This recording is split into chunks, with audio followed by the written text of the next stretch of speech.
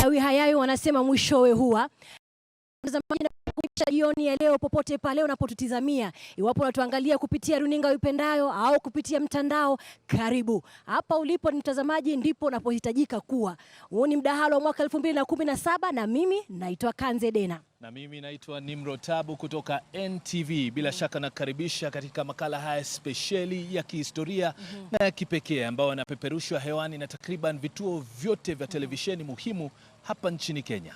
Na bila shaka mtazamaji, iwapo unashangaa inakuwaje kwamba Nimrod wako kwenye runinga yako, usitie shaka. Runinga ya Citizen, runinga ya NTV ambao ni Nation Media, runinga ya K24, runinga ya KTN, runinga ya Kass Media mtazamaji, na bila shaka zaidi ya yote redio zaidi ya 20 nakwambia ujue mambo si mchezo. Zimeshirikiana zote ili kuweza kukuletea wewe mdahalo huu wa mwaka 2017. Na bila shaka tunakuletea ama tunakuperushia matangazo haya ya kipekee ya kihistoria kutoka Chuo Kikuu cha Katoliki Afrika Mashariki katika eneo la Karen katika kaunti ya Nairobi. Bila shaka tuna mijadala miwili ambayo tumeiandaa ya kipekee kuanzia sasa hadi hapo mwendo saa 3:30 usiku. Bila shaka na mkakati ama ratiba yote imeweza kuandaliwa na chama kikuu ambao kamati kuu ambayo imeweza kusimamia mdahalo huu ambao unafahamika kama Debate Media Limited. Wameweka mikakati ya kwamba jioni ya leo mtazamaji tutakuwa na midahalo aina ngapi? Aina mbili. Mdahalo wa kwanza utakuwa na wagombea 6 wenza wa urais ambao wataweza kuingia pale, waseme maneno yao mawili matatu, wajitetee vilivyo ili uweze kuwapa kura yao. Hapo itakuwa ni mwendo wa kuanzia saa 11:30 hadi saa 1. Alafu baadaye watakuwa wagombea 2 wenza ambao watakuwa wamebakia, watakuwa wamesalia, nao wataingia bila shaka pia waweze kuuza sera zao, au vipi Nimrod? Bila shaka na hiyo itakuwa imegonga saa 2 usiku ambapo tunawatarajia wagombea wenza muhimu kutoka vyama muhimu katika Jamhuri yetu ya Kenya, chama cha Jubilee na vile vile muungano wa NASA. Naibu wa Rais William Ruto bila shaka amealikwa, ameratibiwa vile vile kushiriki mgaragazano moto kabisa pamoja na aliyekuwa naibu wa rais wakati mmoja Kalonzo Musyoka kutoka muungano wa NASA. Yote hayo yataanza mwendo wa saa 2 usiku. Usiondoke hapo ulipo. Bila shaka kama alivyosema Nimrod, usiondoke. Nakwambia wanasema Waswahili ndo mwanzo, ukoko umealika maua. Wacha basi tuweze kukueleza mawili matatu na pia tukuonyeshe ni kina nani wengine walioko mahali hapa. Larry, hapo vipi lakini? Hapa sawa kabisa. Asante sana Kanze and Nimrod. I'm Larry Bido from NTV. We have such an extraordinary evening planned out for you. And I will be sitting here with perhaps the biggest panel ever assembled on live television because we have 2 big debates to look forward to today. The first one with the 6 running mates at 5:30 p.m. to 7 p.m. And then we're back at 8 p.m. for the other running mates debate between Deputy President William Ruto and NASA Deputy Presidential candidate, that is Kalonzo Musyoka. In between, we will be talking about what does this mean? What are the issues? What is the context? What's the analysis? I'll introduce my panel in a bit and talk about what you're talking about on social media. The hashtag today is DebatesKE. If you have any comments, if you've got ideas, if you've got suggestions, we want to hear them, right? All through this evening, we'll be right here outside the venue, the Catholic University of Eastern Africa, where the auditorium is hosting the very first of the presidential debates of this season. We're starting with this running mates debate. We're back next Monday, 24th of July, for the presidential debate. So please come back out next week. But before that, I want to show you which of my colleagues are also here. I want to take you live right now to Rita Tinina and Enoch Sikolia.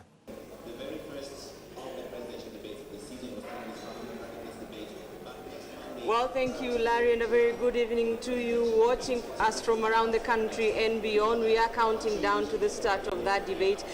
Enoch Sikolia and I are in the lounge, a waiting area where invited guests will be waiting before the debate kicks off, and we'll be engaging them, trying to find out what their expectations are this evening. And after the debate, we'll engage some more to find out whether their expectations were met and whether there was any big win for any of the candidates, as well as whether there was any big loss for any of the candidates. Enoch, tuna mengi ya kutarajia leo. Hapo sawa sana Rita, bila shaka ni siku ambayo Wakenya wengi wanaitazama kwa wingi, na hapa vile ulivyosema tuko na wageni ambao tayari wameshajimwaya hapa ukumbini, wengi wakiwa ni wanaharakati, tuko na mawakili, tuko hapa bila shaka na wakuu wa makampuni kote nchini.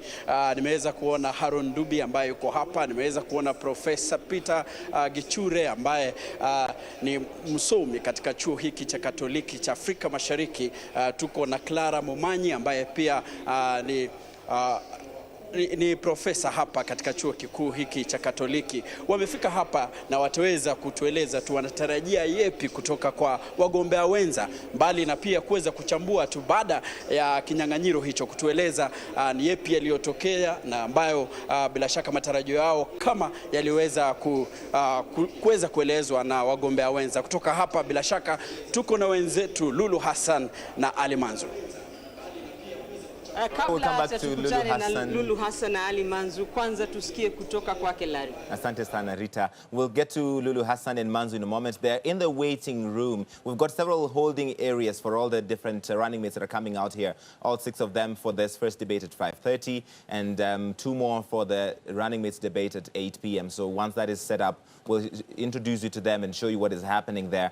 They will come into these waiting areas and they will wait there until we have a balloting process. What that balloting process does is we get to know who will stand on what podium, because there's 6 podiums on the stage. We also get to know who will get the first question and in what order the others will come. The first debate is moderated this evening by my colleagues Fred Ndimuli and Sophia Wanuna, and the debate at 8 p.m. will be moderated by my colleague Hussein Mohammed. So we've got a great evening to look forward to. First off, let me introduce my panel. I'm very excited to welcome all of these people to maybe the first analysis we have done on the presidential debate stage. He is not a stranger to any of our viewers.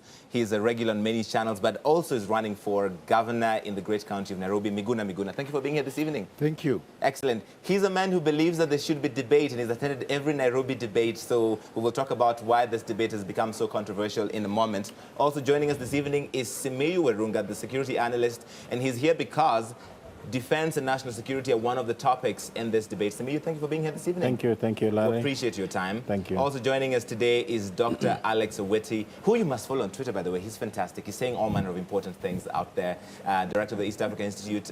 We appreciate your time this evening. Thanks. That's a nice plug. I need an invoice. I am happy with that. Also with me this evening is a man that many Kenyans know because he has been Speaker of the National Assembly. He is now Chairman of the National Cohesion and Integration Commission, Francis Ole Kaparo. Asante sana. Thank you. We appreciate your time this evening. He has a lot to say about leadership in this country. You need to listen for that. And last but not least, my good friend, a lady who has many hats, and she's a political commentator, again, on many channels. Also the organizing secretary for the National Women's Steering Committee, Daisy Mdan. Thank you for being here. Thank you. In a very special place. Guys, we have a statement that came out from NASA a short while ago. And this NASA statement says Kenyans will be hardly surprised by the refusal of Jubilee to participate in the debates. Their atrocious record while in power makes it impossible to defend themselves. President Kenyatta would have had to explain why the scale of corruption and grabbing are at levels never before seen in Kenya, why corruption has been allowed to proliferate when it's decimating Kenyans' lives and businesses, putting most basic commodities, including unga, out of reach of most Kenyans. So this statement signed by Salim Loan, who's an advisor to the NASA presidential candidate, basically says, we're ready to debate if Jubilee will come to the table. Why is this debate becoming so controversial, Miguna? You've been inside these power circles. I'm not sure that it is controversial, and I'm not sure that none of them is coming, because I think that we would have to wait until that day to be able to assess. The day is today, at least for the running mates. Well, but the statement is about the presidential debate as well. They're calling out Jubilee for both the running mates debate and the presidential debate. Yes, I find it a bit disingenuous, I think, for NASA to say we'll only attend if Jubilee attends. They should attend the debate regardless. They are running for office, and they would have to demonstrate to Kenyans what they stand for, notwithstanding Jubilee's willingness to participate or not. In fact, it would be a bonus for them if Jubilee does not attend, and then they have to audition alone. So I don't understand the purpose of that statement. I would have thought that they would be celebrating that Jubilee is not coming. But the last time I checked, I saw that they withdrew after President Uhuru Kenyatta withdrew. I thought that was a mistake. The Honorable Raila Odinga should not withdraw because President Uhuru Kenyatta does not want to debate. I hope that the two of them will be debating. And I hope that both the Deputy President, William Ruto, and Honorable Raila Odinga's running mate, Mr. Kalonzo Musyoka, would be attending the debate today. Okay, NASA's statement, Daisy, basically says it is not too late for Jubilee to agree to presidential debates, including this one this evening. If Jubilee will come, they say, they will also be here. Well, I agree with Miguna on that score, that this is a very unique platform that is being offered to everyone who aspires to the national leadership of this country and says that they have a plan for our nationhood. And so regardless of whether if the president decides that he doesn't want to attend, then we shall judge him on that. But I think that NASA need to be clear that they are seeking the votes of Kenyans, not of President Uhuru Kenyatta.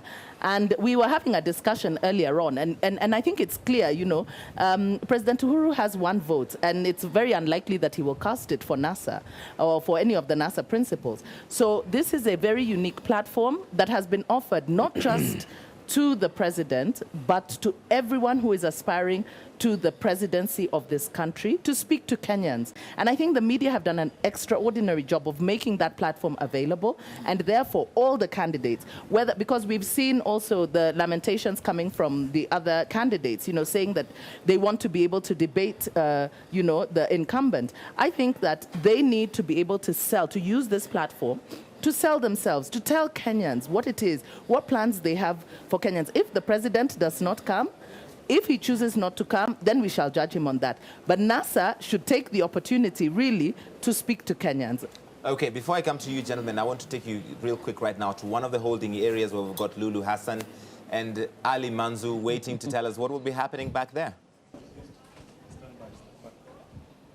Naam, so Dr. mtazamaji, kama ulivyoweza kusikia kutoka kwa Larry Madowo, tuko hapa tukisubiri wagombea wenza, lakini kidogo mmoja baada mmoja naona kidogo wameanza kuingia. Naam, wameanza kuingia mtazamaji, na tutawakaribisha baadaye kidogo. Tutaweza pia kuwasiliana nao kuhusiana na matarajio yao kwenye mdahalo huu ambao kwa mara ya kwanza wagombea wenza pia wamehusishwa, ikiwa ni mdahalo mkuu wa urais ambao utakaofanyika baadaye wiki ijayo. Ni fursa ya kipekee Bwana Manzu, fursa ambao tutaweza kuwajua kwa undani zaidi. Manake tumeweza kusikia majina hapa na pale, lakini leo pia nina imani kwamba wataweza kufika pia na familia zao. Bila shaka familia zao pia ni baadhi ya watu ambao tutaka kujua matarajio yao ni yapi kuhusiana na mdahalo huu. Lakini tunakurudisha kwa Larry Madowo ili aendelee na uchanganuzi kuhusiana na maandalizi haya ya mdahalo 2017.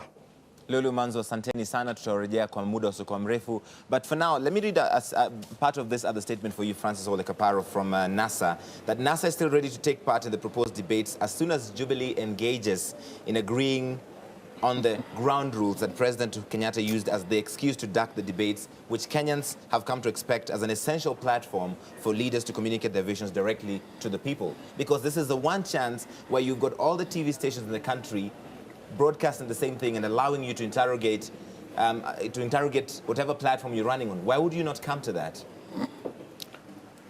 Sielewi mimi hawa jamaa wanatakaje.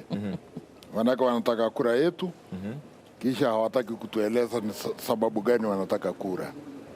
La pili, sielewi NASA wanasema nini, kwa sababu saa ya mjadiliano haijafika bado.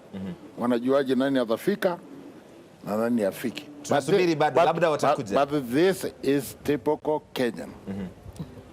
Brinkmanship, grandstanding, trying to outdo each other. In all fairness, isn't that what politics is? It isn't.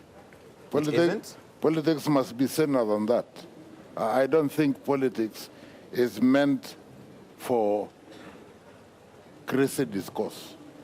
I think people must discuss things sanely. Kenyans deserve to know who wants their vote, what they stand for, what is their background, what is their ability, how do they relate to the ordinary people, under what environment would they want to do certain things. It's much more than grandstanding. It is something that must almost be treated as solemn. You owe a duty to the Kenyan people to tell them why you want to be their leader and what you want to do, and do it differently. You owe a duty to the people, the speaker says. Dr. Awiti, do you agree? I'm just astounded that in a nascent democracy such as the one we're trying to build, that leaders are not forthcoming with the reasons for asking for voters to look at them favorably. I think this is an invaluable moment for them to come and say why they want to be elected. I'll use a terrible analogy, and I think it's a bunch of boys in the field saying my thing must be bigger than the other guy's thing. It's exactly that grandstanding nonsense. You see, when are we going to grow up and begin to treat the electorate as citizens, not as subjects that you speak to only when you feel like? I think this debate is a part of the architecture of a democracy. I don't think they should take it lightly just because it is not institutionalized in government. This is about the people demanding accountability, demanding an explanation for why you stand for what you stand for. Not those humongous hypnotic rallies that they go to, where they basically it's a one-side delivery. But here is a situation where you, the press, a critical part of our society, is putting these guys up there to answer critical questions about the claims that they make about how they want to spend my tax money. So I would be personally offended if NASA or Jubilee does not show up at this August gathering.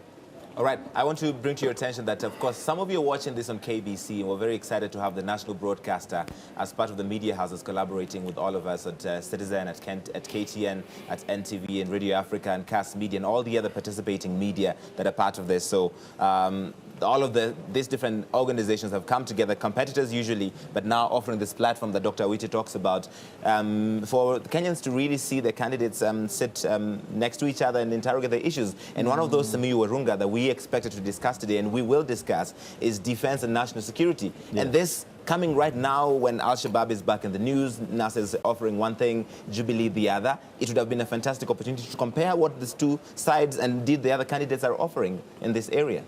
I agree, and that's why I want to agree with my colleagues here. You know, it's an affront to the Kenyan people, really, for people to imagine that attending this debate is a favor to us.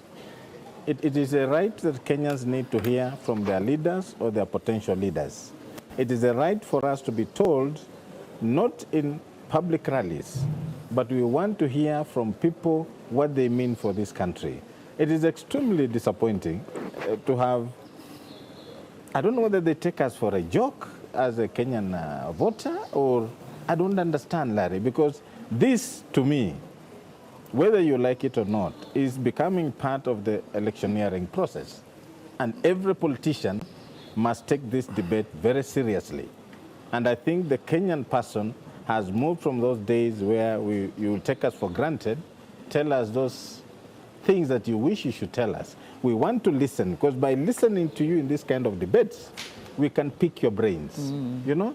Right. The Kenyans can pick your brains, they can know what type of person you are, and even if Jubilee is going to be re-elected, from this point moving forward, we shall know the type of leaders we have. So I think in terms of our national security, in terms of where they stand in the overall security of this country, regional security, and the cooperation of international partners, we will have had this from the ruling party and the people who want to come and take over this leadership of this country. So I think, Larry, it's annoying. It is annoying, you say? Yes, yes. Okay, I want to bring you now to your attention. We've got the first running mate who has arrived. That is Muthiora Kariara. He is Japhet Kavinga's running mate. And Lulu Hassan is in his holding room. Lulu? Naam, so dakta mtazamaji, kama unavyoona tayari kidogo wagombea huru tayari wameanza kuingia, na lango hili ama chumba hiki ni cha Muthiora Kariara ambaye tayari amewasili. Mheshimiwa, habari gani? Karibu sana. Karibu sana. Na kwa kifupi tu labda uweze kutuelezea labda umejitayarisha vipi kutokana na mdahalo huu ambao unaanza wakati wote kuanzia hivi sasa? Niko tayari kabisa kuambia Wakenya Daktari Japhet Kavinga Kaluyu na mimi mwaniaji mwenza wake tuna mpango gani kuhusu taifa la Kenya. Tuko tayari kuwapa manifesto yetu. We have a 6-point plan. And besides that, we would like to tell Kenyans to be ready to hear more about what we're ready to do for them. Because we are ready for duty, like we've said in other forums. Ukiwa ni mdahalo wa kwanza, mheshimiwa, kimtazamo wako labda unahisi vipi kwa hivi sasa? Manake ni jambo ambalo halijawahi kufanyika kutokana na wagombea wenza kwa hivi sasa. Nikikwambia kuwa sina mchecheto nitakuwa na kudanganya. Kidogo ndani moyo una wasiwasi, lakini kutokana na ule uchu wa kutumikia Wakenya, niko tayari na nitajitahidi kuambia Wakenya, manake hii ni kazi ambayo imetuchukua muda mrefu kufikia hapa. Na siko peke yangu, wapo wagombea wenza wengine ambao tunatarajia kwamba watafika. Tumezungumza nao na kumekuweko kidogo kuna misukosuko, lakini imeshughulikiwa. Kwa hiyo tuko tayari kufanya mdahalo. Ukisema kwamba kidogo una wasiwasi, unamaanisha nini? Nina wasiwasi kuwa kuna hawa vigogo wa NASA na Jubilee ambao tungependa kuwa nao katika mdahalo mmoja, lakini waliwashinikiza wenzetu kwamba lazima wao wawe na mdahalo wao na sisi tuwe na mdahalo wetu. Tulikuwa tumejiandaa kufanya mdahalo na wote. Kwa hiyo wasiwasi ni kuwa sina uhakika nitakuwa nafanya mdahalo na nani. Usijali, kila kitu kitakuwa shwari. Mtazamaji, basi namrudisha Larry Madowo. Kidogo mmeweza kumsikia Kariara akizungumzia kuhusiana swala zima la mjadala wa leo kwa hivi sasa, na kurudisha kwako Larry Madowo. Asante sana Lulu. Muthiora Kariara is Japhet Kavinga's running mate. He was born in Isebania in Migori County. He's currently a postgraduate student at the University of Nairobi. He graduated also from the University of Nairobi with a BSc in mathematics and majored in operations research. So he's the first running mate to arrive here. It's a good sign. A few more will be expected. We're expecting 6 running mates to debate in the first 5:30 p.m. debate. And how was this arrived at? Because a lot of people have questions. We did an opinion poll, Debates Media Limited, and those candidates that had less than 5% support in that opinion poll are in this 5:30 p.m. debate. The candidates that had 5% support and above in that opinion poll are in the 8 p.m. debate. That said, there's been 2 statements, Miguna, at least from the Jubilee side. And one just came from Dennis Itumbi, who works at State House. So we assume this is coming from the president or close enough to the president. And he said President Kenyatta will not attend the debate on 24th either. He will be engaging the people of Kenya directly in their homes and in the markets. Because that is a narrative that you don't need a debate if you're already meeting Kenyans at rallies and places where they live and places where they work. That is reprehensible, to put it very lightly. He is the President of the Republic of Kenya. He is the head of state and the head of government. He is the Commander-in-Chief of the Defense Forces. He was elected by Kenyans. Kenyans must hear from the President. They must audit the President. They must vet the President. They must assess his performance. They must evaluate him, and they must determine whether or not he is fit to be re-elected. They cannot do that at a rally where they do nothing but dance. They dance and dance and dance. They do. They shout, they yell, and they quarrel. There is no manifesto they articulate. They don't discuss policy. They don't discuss programs. They don't assess or account for what they have done with the responsibility. It's not power, it's responsibility. This is not a regime, it's a government. It's a democratic government, it's supposed to be. So the president, if you are hearing me, you must come to the debate. There is no if or but. It's a command from the people of Kenya. But that's the argument we keep hearing a lot, Daisy, that we don't need a debate that a bunch of media people have put together when we're already meeting citizens where they're at all over the country. This week, I think the president is going to go to over 5 counties just meeting the citizens. And they also rely on that same media to ensure that their message gets out. Even as they go to the rallies, they expect the media to be able to cover them in those rallies. Likewise, here, this, as you know, I want to agree completely with Miguna. In fact, when you look at the character of the rallies that we have out there, the capacity of the attendees to actually interrogate government or to question them or to even listen out for what it is that the government has planned for them is not there. It's all about hyping stuff. And so a debate like this becomes a very crucial democratic principle where we are able to interrogate their manifestos, because remember, they have put out their manifestos and they are saying we are going to do this. We want to know how much of it do they really understand, because you know a lot of some of these manifestos are just cut and paste jobs, where they are designed in such a manner so as to sound good without any intent of how they're actually going to get down to really implementing those policies and principles that are enshrined therein. More so the president. Remember that the president has been governing this country for the past 4 and some years. It is also an opportunity for us to demand accountability from him.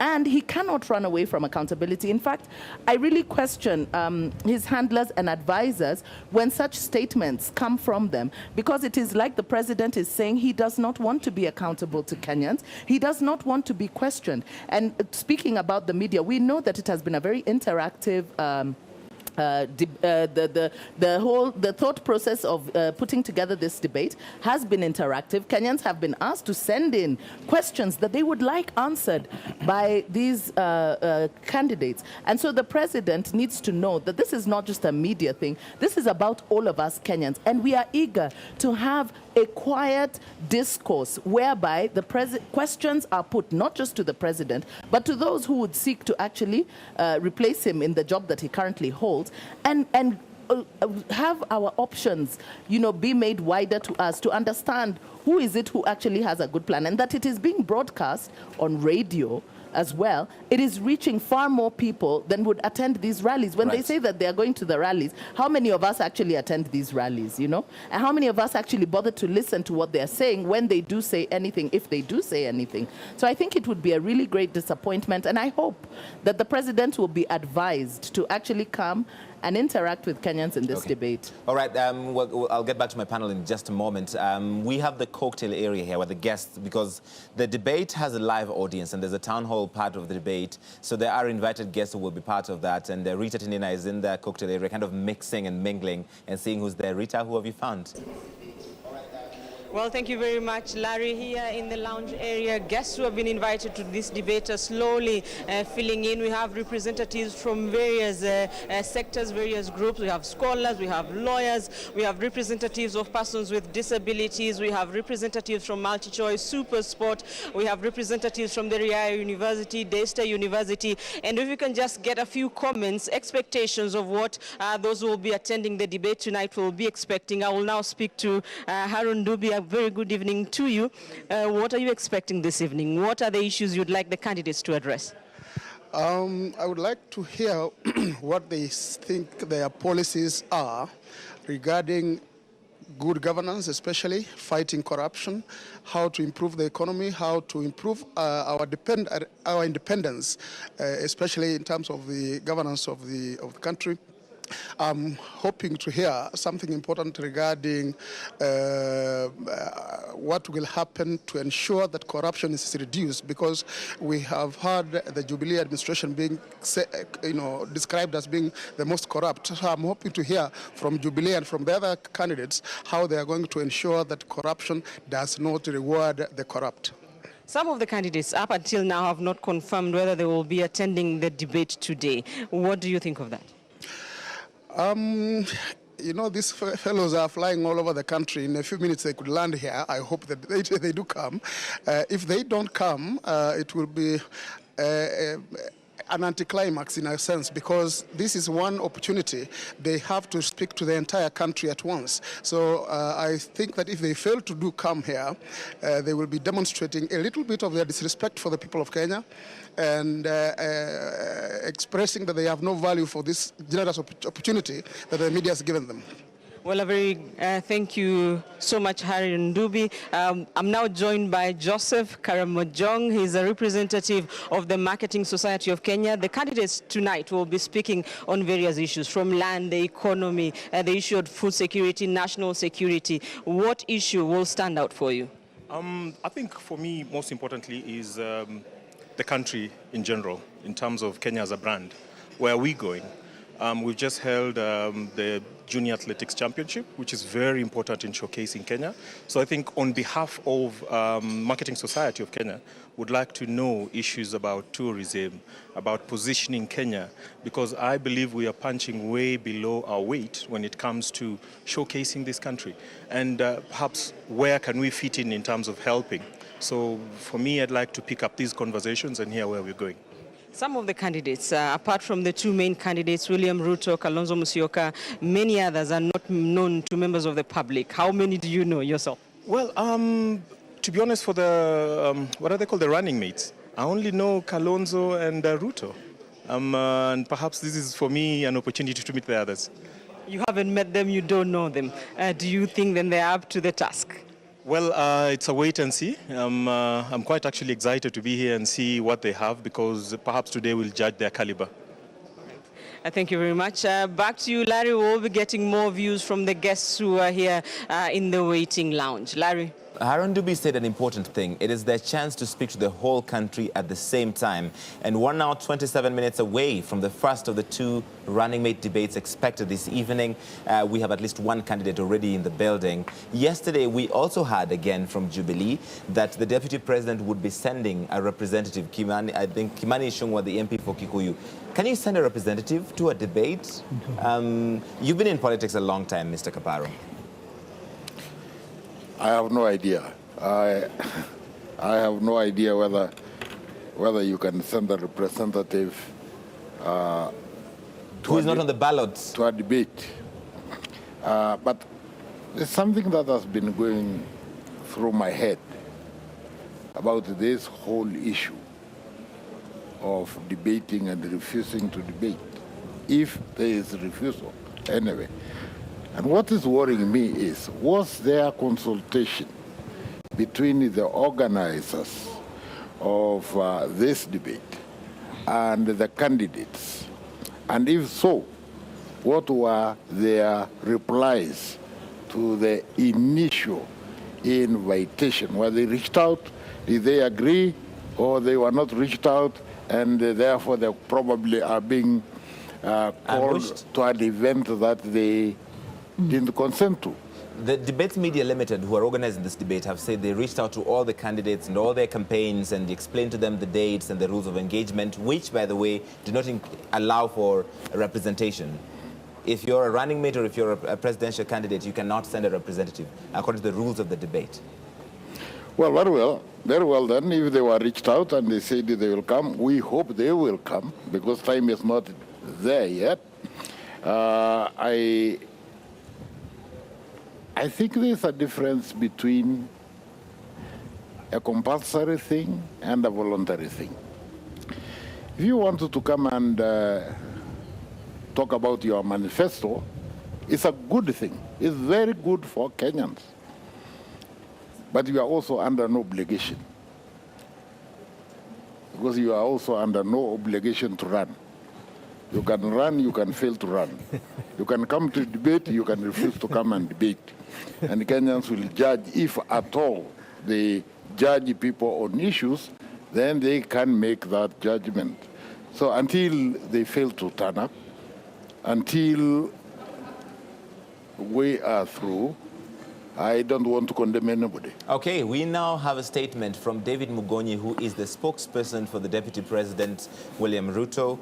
And David Mugonyi says there has been no consultation to agree on ground rules such as date of debate, do's and don'ts, what is expected of participants, etc. There has been no engagement other than an invitation letter that was sent to the Deputy President at the end of last week. Some issues came up, same issues rather came up in 2013, and the organizers said they would rectify such hiccups. And David Mugonyi also goes on to say, we fear no debate. We have made ourselves available to the media before, and we will continue to do so. We can debate all and sundry, including the so-called NASA principles, at one go. That is the latest from the Deputy President's spokesman. Dr. Witi, what are you reading? You see, as Miguna said, this is what is reprehensible about our politics. But it is characterized by a culture of patronage, a demeanor of hubris, you know, this whole idea about euphoria and and mass mobilization, which is a spectacle that we've seen. There's hundreds of thousands of Kenyans thronging these political rallies, but also the grandeur that comes with that.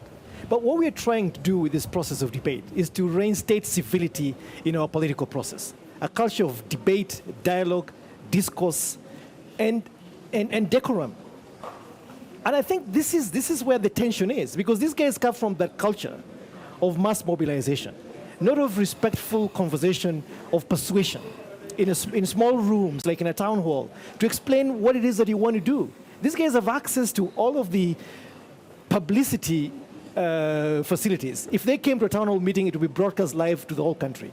It's as if they would reach the 17 million voters that they would want to. So I don't really understand why showing up here for 2 hours out of the millions of hours that they have for campaign time becomes a huge problem, except if it is just outrightly disrespectful to a process of building a culture of civility and decorum in our politics. Civility and decorum in the politics. There's several statements actually from David Mugonyi, and I'm just trying to sift through all of them. And now, in a much more expanded statement, the Deputy President's spokesman says, finally, NASA has confirmed that its political plan is basically a cocktail of shoddy copycat tactics, and they love giving ultimatums and conditions to appear purposeful and competent. He's referring to that NASA statement I opened with at the beginning. He says the latest ultimatum is that the Jubilee Party accepts to participate in those debates to enable the candidates to turn up. And now the statement says Jubilee declined to take part in the debates for considered reasons and made public numerous issues of a fundamental character.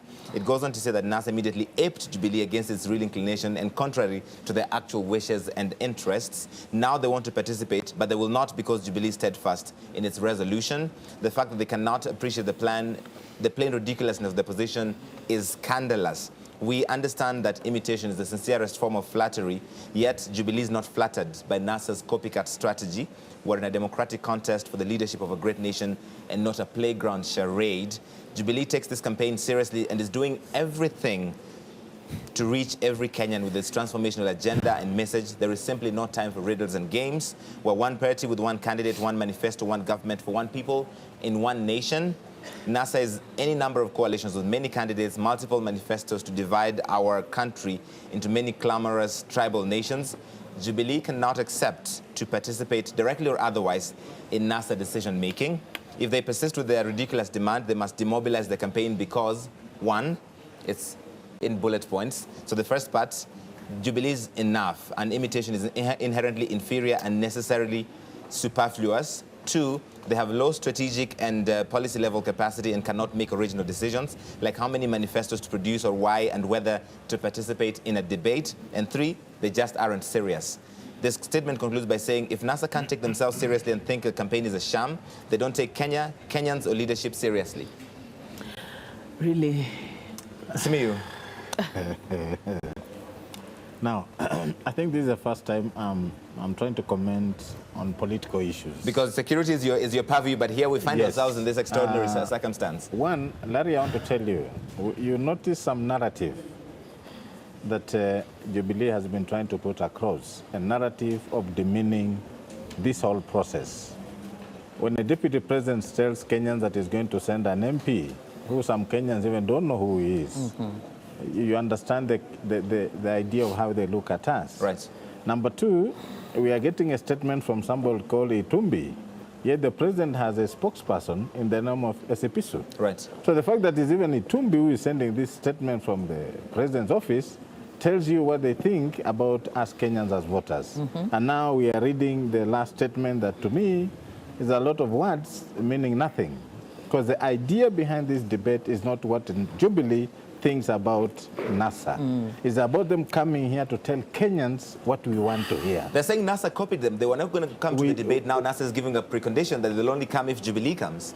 Larry, we want to hear Jubilee tell us what they have to tell us. Notwithstanding the competition that they have with NASA, notwithstanding what they think of the caliber of the NASA leaders, what this country expected of the Jubilee leadership is to bring their person, who is the deputy president of this country, to come and tell us what we want to hear. I think it is completely erroneous and unforgiving for Jubilee to tell us, one hand, they want to meet Kenyans directly, at the same time, they don't want to talk to us about what they believe they are going to do, to give us an audit of what they've done, and therefore give us the way forward on how they want to do what they've not done well. To me, I think this debate is not about what NASA thinks about them. It is not what about Jubilee thinks about NASA. It's about them coming here and one-on-one to face Kenyans and tell them what they are telling Kenyans in their rallies. It's completely wrong, and I find it demeaning for our government to imagine that Kenyans are not clever enough to know what is the difference between a debate and political rallies. Okay, hold that thought. I know the speaker wants to say something, but I want to take you real quick right now to Ali Manzu, who is outside the holding room for one of the other running mates in this debate. Manzu?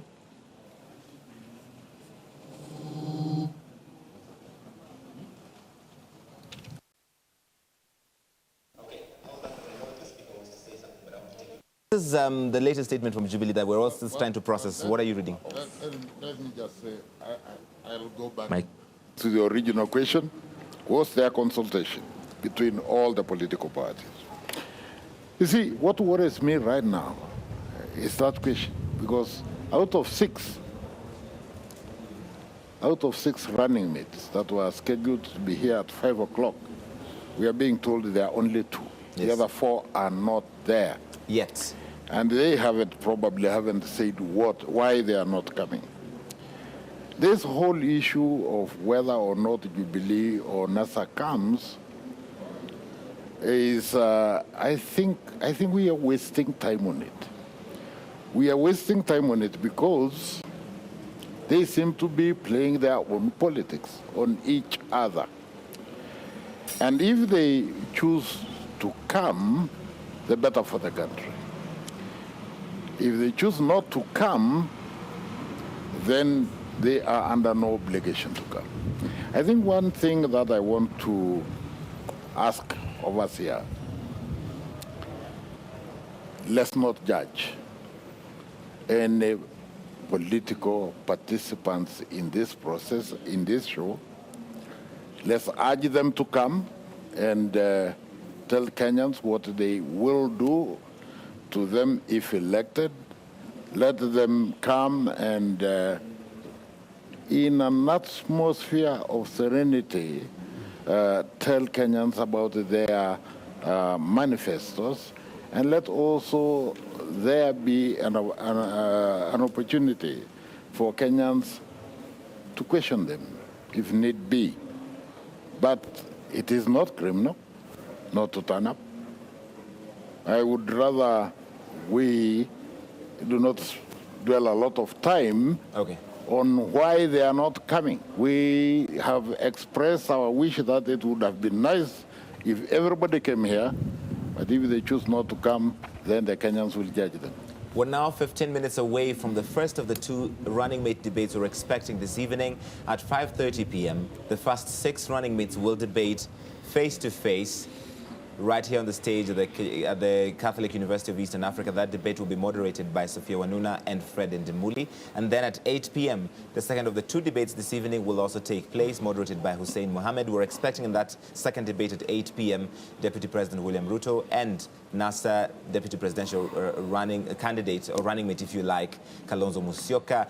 So now we're down to 14 minutes before that happens. The issues that come up, because this brings to the question, I want to go away from this whole whether they're coming or not. Let's talk about the issues here for a moment. But Larry, I want to comment on what you read. The latest Jubilee statement. Yes, go for read. it. I think it is an insult to the Kenyan people. It is. It's an egregious insult. And I would like the President and the Deputy President to hear me crystal clear. It is completely unacceptable that, number one, you would communicate to Kenyans through Itumbi. Who is Itumbi? Do these people understand statecraft? This is the director of messaging and internet, Twitter and Facebook. This is the man now talking to Kenyans about the president's attendance at a presidential debate. Is this a joke, or this is communication from State House? Number two, I agree with my friend Simiyu. Itumbi is not the spokesperson for the president. He does not speak for State House. He does not speak for Jubilee Party. And therefore should never ever have his statement be read on national television. He should focus on Twitter and Facebook, and that's it. 2, this is an independent media. The independence of the media is entrenched in the Constitution. And the media operates without regard to the status of an individual. And the media did not have to consult the president to hold a debate. The president did not have to agree to a debate. It's a positive duty. It does not have to be written in law. Magna Carta was not written in law, but as a constitutional remit, it governed Britain. So I'm disappointed by the former speaker, having been a speaker for a very long time, to be speaking as if law must be written for it to govern anyone. He's the president of everyone. He's not the president of NASA. So why is he quarreling with NASA regarding a debate? If he wins the presidency, he's going to govern Kenyans, all Kenyans. He's not going to govern Kenyans at his political rallies. Statecraft is not conducted at political rallies. Number 3, they did not have to choose the moderator.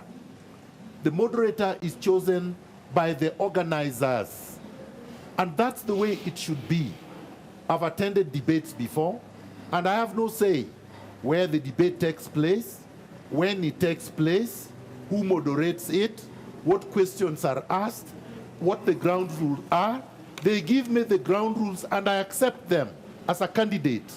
That is our duty as civilized citizens of the Republic of Kenya. Now, the president has no right over us. And I want to be very crystal clear. He has responsibilities and duties. Let him take the responsibilities and duties seriously. Otherwise, we are going to recommend to Kenyans that because he has already surrendered, because it is a surrender, if you don't want to come for a debate, you have surrendered. If the president has surrendered, then he should not seek this re-election. They should say that he does not want to debate his opponents. Similarly, if NASA is trying to play games and they are saying that they can only attend if Jubilee the debate attends. if Jubilee attends, then I will recommend to Kenyans to elect Ekuru Eko. Well, let me just say this. Real quick, Speaker. Let me say, Miguna, yes, I was Speaker for a long time, and for good reason. I wasn't rushed, and I'm not rushed even now, and I don't unnecessarily judge people. I don't think our role here as panelists was to come here and vilify individual candidates. Is there right He's to... the president of Kenya, he's not an individual candidate. Now listen, until you get to that position, just hold your horse. Because he is president and he was met by a lot of people. Let me just say, as panelists, we must also be civil in the approach to this whole issue. We are not seeking any public office except Mr. Miguna. And I think and it is not a crime. No, it isn't. But you know, you don't have to take on others so that you get that job. I think you go to the level of governor and debate there. Hold that thought for a moment. Speaker, I want to cut in for 1 second. I'm coming right back to you. I'm going to come, Miguna, hold your horse for a moment, please. I want to go to Ali Can we have Manzo some right civility? now. I want to go to Ali Manzo in a holding room in a different part of this space. Ali? Naam, asante sana Larry, na vile vile mtazamaji unaendelea kupokea matangazo haya kwa njia moja kwa moja. Kumbuka ni mdahalo wa wawaniaji wenza ambao wanaotarajiwa siku hii ya leo. Baadhi wanaendelea kuingia, wengine amefika mmoja. Hivi sasa tuko katika chumba cha Orina Momanyi, ni mmoja ya wale ambao watakaokuwa wako pia. Labda kidogo tu nikuelezee kinachoendelea hapa. Tayari tumemwandalia sehemu hii mahsusi, sio yeye bali wote wale wanenaji wamewekewa nafasi ili kuja kwanza kujiandaa na vitu kama hivyo. Alafu vile vile kuna kama vyumba 4 huko chini, hapa juu viko 4, manake wote tunawekea nafasi hiyo safi, wote kabisa waje wajiandae. Alafu baada ya kujiandaa katika chumba hiki, mtazamaji, itakuwa wao basi ni wenye kutuelezea yale ambao wamekuandalia kwenye mdahalo ambao utakuwa nao kuanzia mwendo wa saa 12 hivi ambapo watakuwa wanatarajiwa. Hata hivyo tunaendelea kuwasubiri, na pindo wanapoendelea kuingia basi itakuwa ni wenye kuzungumza nao, watuelezee matarajio yao, wamejiandaa vipi. Na kumbuka mtazamaji, hii ni mara ya kwanza katika historia ya Kenya kupata mdahalo wa wagombea wenza, ili wao pia waweze kuelezea sera ambazo wamekuja kuziuza kwa wananchi wa Kenya. Kumbuka imesalia siku 21 kabla ya uchaguzi mkuu kufanyika. Na kurudisha kwa Larry Mado, lakini bado tunaendelea kuangazia kile kinachoendelea kando kabla ya mdahalo wenyewe. Manzo, asante sana. We're now 7 minutes away from the first of the 2 running mate debates this evening. The auditorium is all set, just waiting for the candidates to come into that auditorium, and that debate will begin shortly. There you see it, the stage for the moderators and the stage for the candidates to come out here and debate in now about 7 minutes. Out from that, we have at least 1 candidate, I believe 2 who are already here at the Catholic University. We're waiting for the others. Either way, the debate will go on at 5:30 p.m. That is what is set up for them. It is a fantastic, world-class debate. The technology and the team that has worked behind this to make it possible are incredible. And you see the moderators already set up there. Sophia Wanuna and Fred Indimuli waiting for this debate to begin at 5:30 p.m. In the meantime, we're still out here talking about the importance of debate and whether or not all candidates should offer themselves up. And Speaker, I cut you in, so I would like you to finish your point. Well, I was just saying, as panelists, we don't have to get into the business of vilification. I think those who wanted to come and avail the opportunity given. And this is a wonderful opportunity. You can't get a better opportunity to talk to Kenyans than this. It is an opportunity that is free for you. It's an opportunity that comes once. Every 5 years? Every 5 years.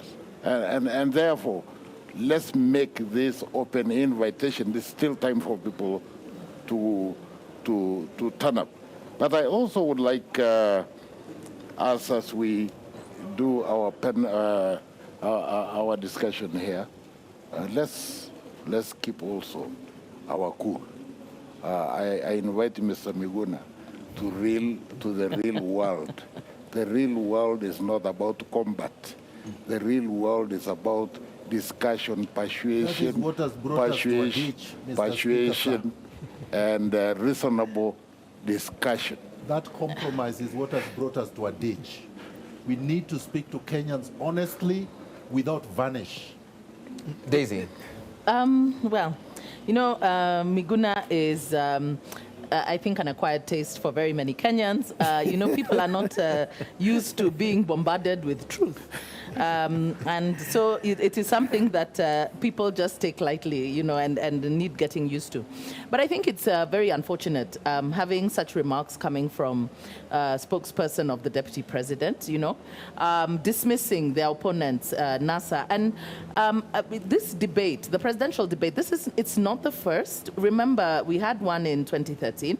I think it's a very positive development in our democracy where it gets to demystify leadership, you know, because for so many Kenyans, leadership is so far removed from them, and we haven't built a culture of holding leadership to account and demanding answers, you know, from our leaders, or interrogating them or auditing their performance. So I want you to speak faster because we're 4 minutes away from the debate. I want to get a final comment. I think that number one, you know, when we hear these kind of statements coming from leaders, it shows that they have this sense of entitlement, that they are entitled to leadership without question. And I think that that's a very wrong approach. And and it should be discouraged. The presidential debate, this is not the first we're hearing of it. It's been in the media. They should have even reached out to the media and said, you know, if there was no consultation, they could have reached out and said, hey, we're seeing this, you know. So I think it's very unfortunate, and I hope that there will be a change of heart on their part and that they will come and debate. I remember the last time we also had, you know, we were not sure until literally an hour or so before the debate. So I hope that they will change and understand that this is, they will be speaking to Kenyans and not talking at each other and, you know, trying to score cheap brownie points as politicians, but really get to tell Kenyans what plan they have for us. Dr. Witi. I would really seriously beseech the Deputy President to reconsider his decision not to come to the debate. I think the issues that have been raised by Mr. Mugonyi actually go at the heart of a debate. You know, they've basically attacked the NASA manifesto, they've attacked NASA's approach, they've said NASA is incompetent and disunited and divisive. I think that's exactly the debate that Kenyans want to hear. So they are ready, they should just show up. I don't understand why they should send these things on WhatsApp and Twitter and all of that. Face the people and tell them why you deserve to be re-elected. This is your moment. Mr. Ruto, please take this opportunity, show up, face Kenyans and tell them why you, as a running mate and the president, should be re-elected. You talked about Itumbi, but we were discussing this on last night on NTV, and he said, let me answer Larry, the DP William Ruto will not attend the running mates debate tomorrow. He will be in Lamu, Garsen, and Kilifi. That is what he said. So unless we know what his itinerary is, he can still be in Lamu, Garsen, and Kilifi and make it the debate that his debate is supposed to be at 8 p.m. Simiyu, you were just about to come into the debate itself. As you can see, it's all set up. Yes. What are you reading from? Obviously, I didn't give you a chance to respond to the statement we had from Jubilee. I think one, I said, we don't expect to read statements from Itumbi. We expect to read statements from Noah Esipisu. Yes. That is the person Kenyans, serious Kenyans, listen to. Because once Esipisu gives us a statement, then we know it is coming from the core of the president himself. So this idea of some fellows coming around with statements, whether that's how that unit works, it's not for us Kenyans, because we know who the spokesperson to the president is. Number two, Larry, you can be in Lamu, but you have choppers. You have planes. I was once a pilot, a chopper pilot, so I know. It's 30 minutes. Yeah. You once a chopper pilot? Oh, yes. What is it you haven't done? In the military, I flew for 12 years, so I know. You can be in Lamu, up to 6 actually, and you'll be in Nairobi in 1 hour. So the idea of people telling us that they can't come, to me, and I want to use the same word, is an affront. Sometimes people don't like the way Miguna speaks, but you know, sometimes he tells us exactly the way it is. When we ask you as the president to give us 1.5 hours to debate issues that Kenyans want to hear directly from your mouth, I think it's just incumbent upon our president to come and speak to Kenyans. Number three, I think it is extremely wrong for NASA to pretend or to wish not to come. Because if I were them, this will be an opportunity for 1.5 hours to speak alone and tear down the Jubilee manifesto, tear down the Jubilee promises, and tell Kenyans directly what I believe is supposed to be done. So I don't understand what's wrong with NASA. Surely, because if it were me... They are also not ready. Yes, if it were me, Larry, I'll be here and speak alone for 1.5 hours. Because when the NASA deputy president, running mate, comes here, you will not stop the debate. The debate will go on. Run. Media has said it must run. So for 1.5 hours, we will have expected Mr. Kalonzo Musyoka to speak alone and tell Kenyans what NASA stands for. Absolutely. I don't understand their strategy. There's precedent for this, by the way. In the most recent UK election, Theresa May did not show up for a debate, and Jeremy Corbyn had a chance to basically sell himself. And he ate into her block. Yes. You know, the landslide she was expecting didn't happen. Yes, it so didn't happen. Maybe they can reconsider. If they're not too far away, you can send them a chopper. I'm sure you could even change the structure of the debate to a town hall if Kalonzo shows up by himself. Yes. The debate is one part Q&A, the other part is the town hall. Absolutely. There are people in the hall who are... Kalonzo show up. Otherwise, you're not prepared for this thing. Macron won. Emmanuel Macron won in France, largely because of his performance at the debates. Debates are important. I've had Kenyan commentators and analysts pretending that debates do not change the way people vote. They do. Yeah. Is that why you've been showing up to all the Nairobi debates? No, it's because I'm serious, I'm consistent, and I mean what I say. This is not a game for me. Larry, you've got to wonder. Imagine the media is providing you with a free platform to get to speak to all Kenyans. Away. This is being broadcast across the country on radio. So this is this is free access. It's a free pass. Why would any politician, you know how they're always after the media to cover every event, you know, when they take advantage of opportunistic gatherings, funerals and church services. And here you have cover the cartel. You have a free platform. Well, can I just say yes, sir, Mr. The last one. I think this kind of debate, the presidential debate, going to an election, it's new. It's new, yes, but I think it's absolutely important that we embrace that concept. And to do that, I think all players must have faith, A, on their own ability to convey the message, and number two, that all of them must be civil to one another as they meet in the debate. And thirdly, that adequate consultations be given a chance and the ground rules agreed. And finally, I still hope that all invited candidates will take the opportunity given to them through this very unique forum. It is, I think, something that you need not escape at any time. This is only one of the two controversies regarding this debate. There's more? There's another one. This is about the 6 other candidates who did not get 5% support in that opinion poll commissioned by the Debates Media Limited, and who were supposed to be in this first debate at 5:30 p.m. Today, most of them held a press conference, and they said they would not come to the 5:30 p.m. debate because they want to be in the main debate at 8 p.m., all 8 of them together. So it makes it complicated because my understanding, at least from Debates Media Limited, if you've got 8 candidates for 90 minutes, you don't have a lot of substance to cover, because if you give everybody speaking time, that leaves very little room to be able to interrogate the issues. So the candidates have said, most of them, the 6, that they will not come for 5:30, they will come for the 8 p.m. debate, which creates the other complication. I see Miguna, you're ready to respond. Go for it. Yes, 2 things, Larry. In 2013, Debates Media Limited held debates, both running mate debates and also presidential debates. And the debates included all the candidates. I actually don't understand why that was not done this year. The explanation, if it is an explanation, was that because there were so many. There are 8. 8 is not so many. You saw the presidential candidates for, let's say, the Republicans or the Democrats at the beginning. There were 12, and they had debates. They had debates in 2 tiers, by the way, Miguna. They had debates at the end. At the end, At the beginning, they had debates for all of them. And all you need to do is structure it well and extend the period of time, and you can still have it. So that's the first comment. The second comment is that Dida went to court challenging that structure, and he lost.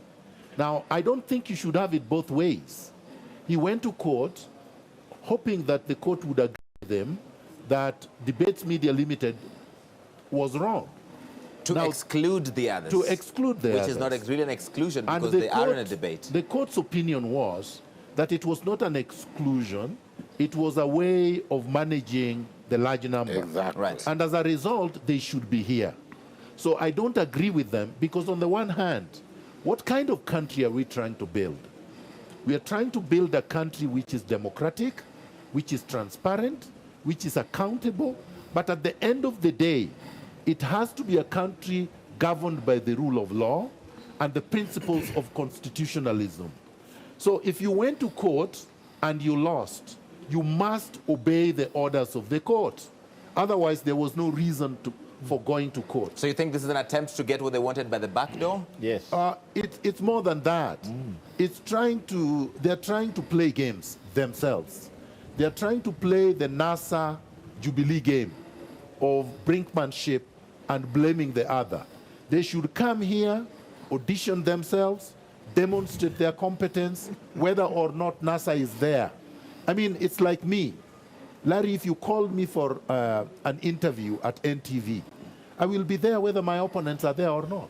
And I will be able to tell Kenyans what it is that I am proposing to do for them in Nairobi.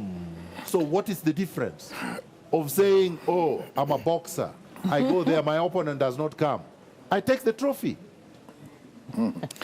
Larry, I think the issue of having a two-tier debate, I think it's reasonable. And I have had experience in the past of going to live talk shows on various television stations with a huge number of people. And you end up being there just for viewing. In the end, you are unable to send the message you wanted to send. And I don't think anybody is just going there for show. I think people must be there to be able to send the message. 8 people in 1 hour.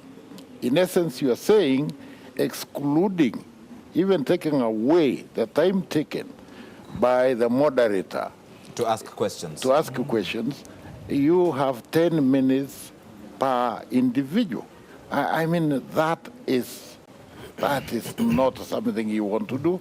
Right. It's a great joke, in my view. If you were to give everybody equal speaking time without the moderator's questions, 8 people in a 90-minute debate, each would have 11 minutes and 25 seconds. Exactly. But you see, it's not an awful lot of time. No. If I may come in here, I think the rules at the beginning were very clear. If you don't poll above 5%, you're not in the first year. Yes. They should have contested that if they had a problem with that.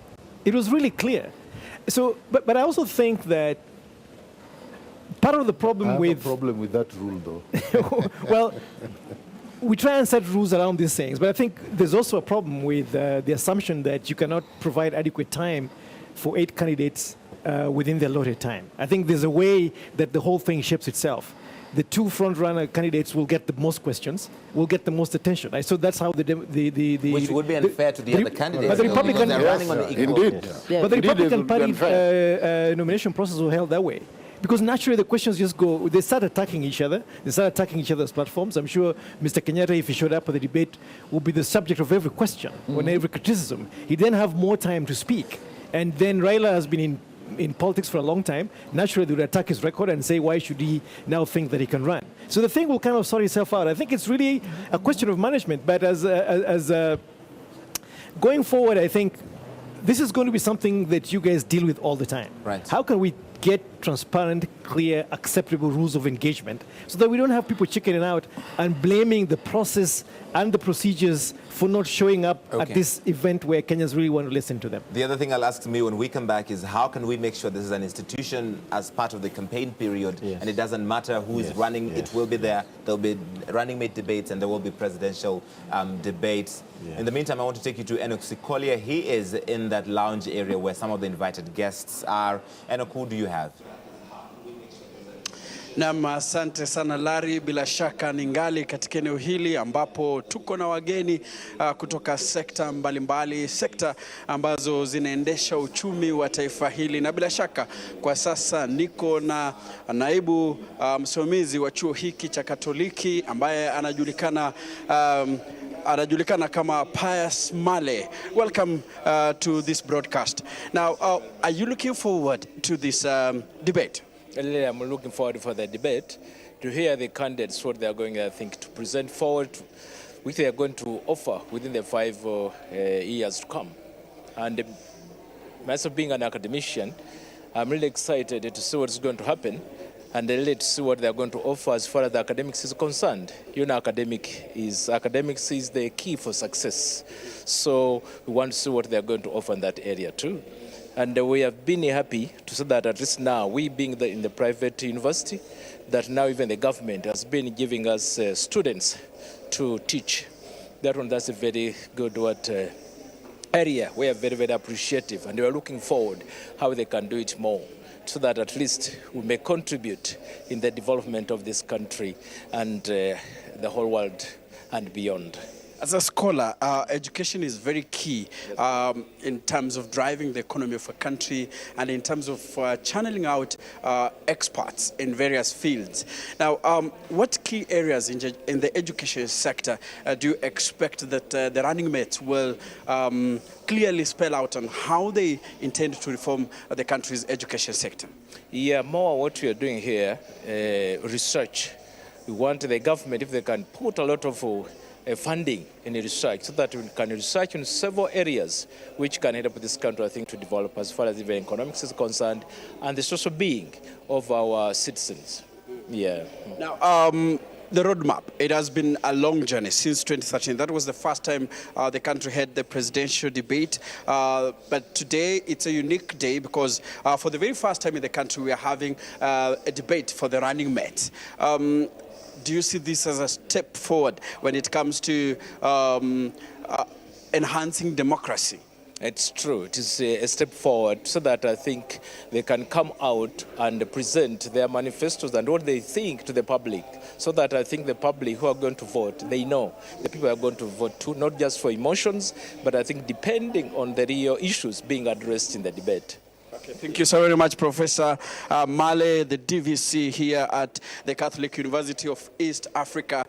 He's just talking about matters education and how he anticipates the forthcoming contest here to be. Nam, Larry vile tulivyozungumza, niko hapa na tuko na wageni, tungali na wageni ambao wako hapa kuweza kufuatilia mdahalo wa leo na wataweza kutujuza tu, kutueleza vile mambo yalivyo, na hapa bila shaka niko na mgeni hapa ambaye atatueleza kwa kifupi ni yapi anatarajia. Welcome to this broadcast. Probably you can tell me your name and what is your area of specialization.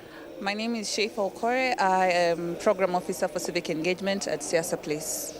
Now, we are looking at a very special debate here. For the very first time, Kenya or the media is holding or staging this debate for the running mate. What are your expectations, especially in your area, and several issues, array of issues that are affecting the country?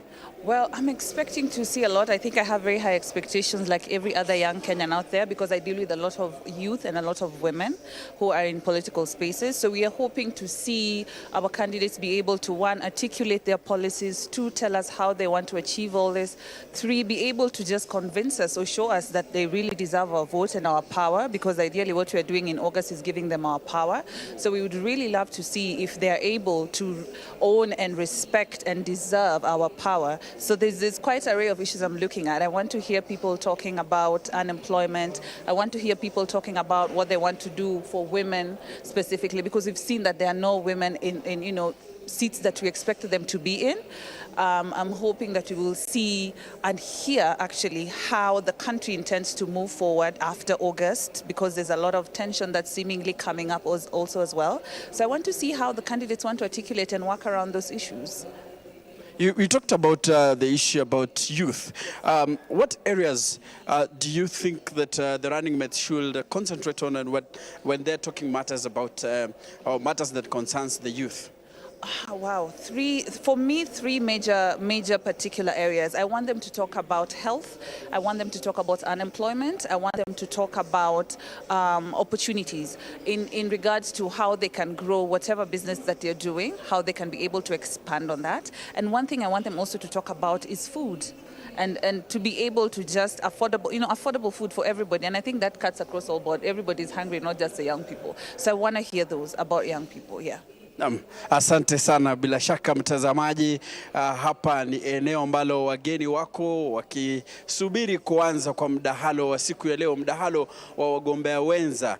Na bila shaka wamesema kwamba wanatarajia wagombea wenza kuelezea masuala hasa vile wanaweza kutatua matatizo ambayo yanakumba wa Kenya. Kumbuka kwamba uchaguzi ni tarehe 8 mwezi Agosti. Kutoka hapa na kupeleka kwa mwenzangu Ali Manzo.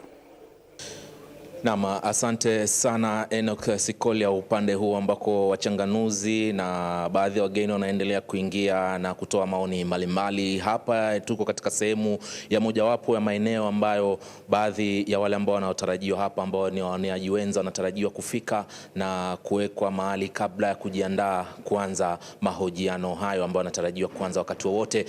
Wako njiani, tunaarifiwa kwamba wanaendelea kuja. Mmoja tayari yuko hapa, lakini wengine tunaarifiwa kwamba wako njiani wanaendelea kuja, na hiki ni mojawapo wa chumba cha mwaniaji mwenza ambaye tunamtarajia wakati wowote kutoka sasa, ambaye pia kama tunavyoona hapa niko na mwenzangu Lulu Hassan, ili tuweze kujua maandalizi yako kabambe kama unavyoona mtazamaji na mambo kama haya. Na Mazu, kama unavyoona kwamba kila kitu kiko shwari, tunamsubiri Bwana Emmanuel Nzai, mgombea mwenza wa Ekuru Court kama sijakosea. Kwa hivyo wamesema wakati wote kuanzia hivi sasa wataweza kufika hapa na mdahalo utaanza rasmi. Kwa hivyo ukiwa nyumbani usiwe kidogo na tashwishi, manake kila kitu kiko shwari kabisa. Kama alivyokuelezea, nimewasiliana na Nzai pamoja na timu yake ya wale ambao wanaendelea na kampeni, na wametuahidi kwamba wako njiani na watafika, manake wanataka sana kupeana hisia zao na vile vile sera walizonazo kwa wananchi kwenye mdahalo huu ambao kama alivyokuelezea hapo awali ni mara ya kwanza hapa nchini Kenya katika historia ya taifa kufanyika kwa wagombea wenza nao pia kupewa fursa ya kueneza sera zao, siku ikiwa zimesalia 21 kabla ya uchaguzi mkuu hapa nchini Kenya. Manzo, ni mdahalo ambao unatazamiwa na taifa zima, ukiwa katika vituo vyote vikuu humu nchini ikiwemo KTN, Citizen, NTV, vile vile watu wote kila mmoja anashughulikia masuala ya mdahalo hii leo. Kwa hivyo basi tutaweza kujua mengi kuhusiana na wagombea wenza hawa siku hii ya leo. Kama nilivyosema hapo awali, wengi huwa tunawasikia tu, lakini leo ni kuwaona live na kusikia sera zao. Wamepewa fursa kupitia vyombo vya habari kujitokeza na kueneza sera zao. Hivyo basi tuko hapa, tutazidi kuwasubiri ili tukuletee popote pale ulipo, uko nyumbani ama unafuatilia pia kupitia mitandao ya kijamii, kupitia vyombo vya habari ambavyo vinapeperusha matangazo haya kwenye Facebook, kwenye Twitter. Basi itakuwa ni kukuletea namna hali ilivyo na jinsi ambavyo watakavyoeneza sera zao, haya yote kukuletea wewe mtazamaji, ili uweze kujua ni kiongozi gani ambaye labda sera zake zinakufaa, ni kiongozi gani ambaye labda ukiangalia anafaa kuwa kiongozi wa taifa hili ama rais, ikiwa imesalia siku chache kabla ya uchaguzi. Kwa hivyo sasa, mtazamaji, moja kwa moja tunakurudisha kwake Larry Mado akiwa na wachanganuzi wa masuala ya kisiasa waweze kuchanganua swala zima la mdahalo wale.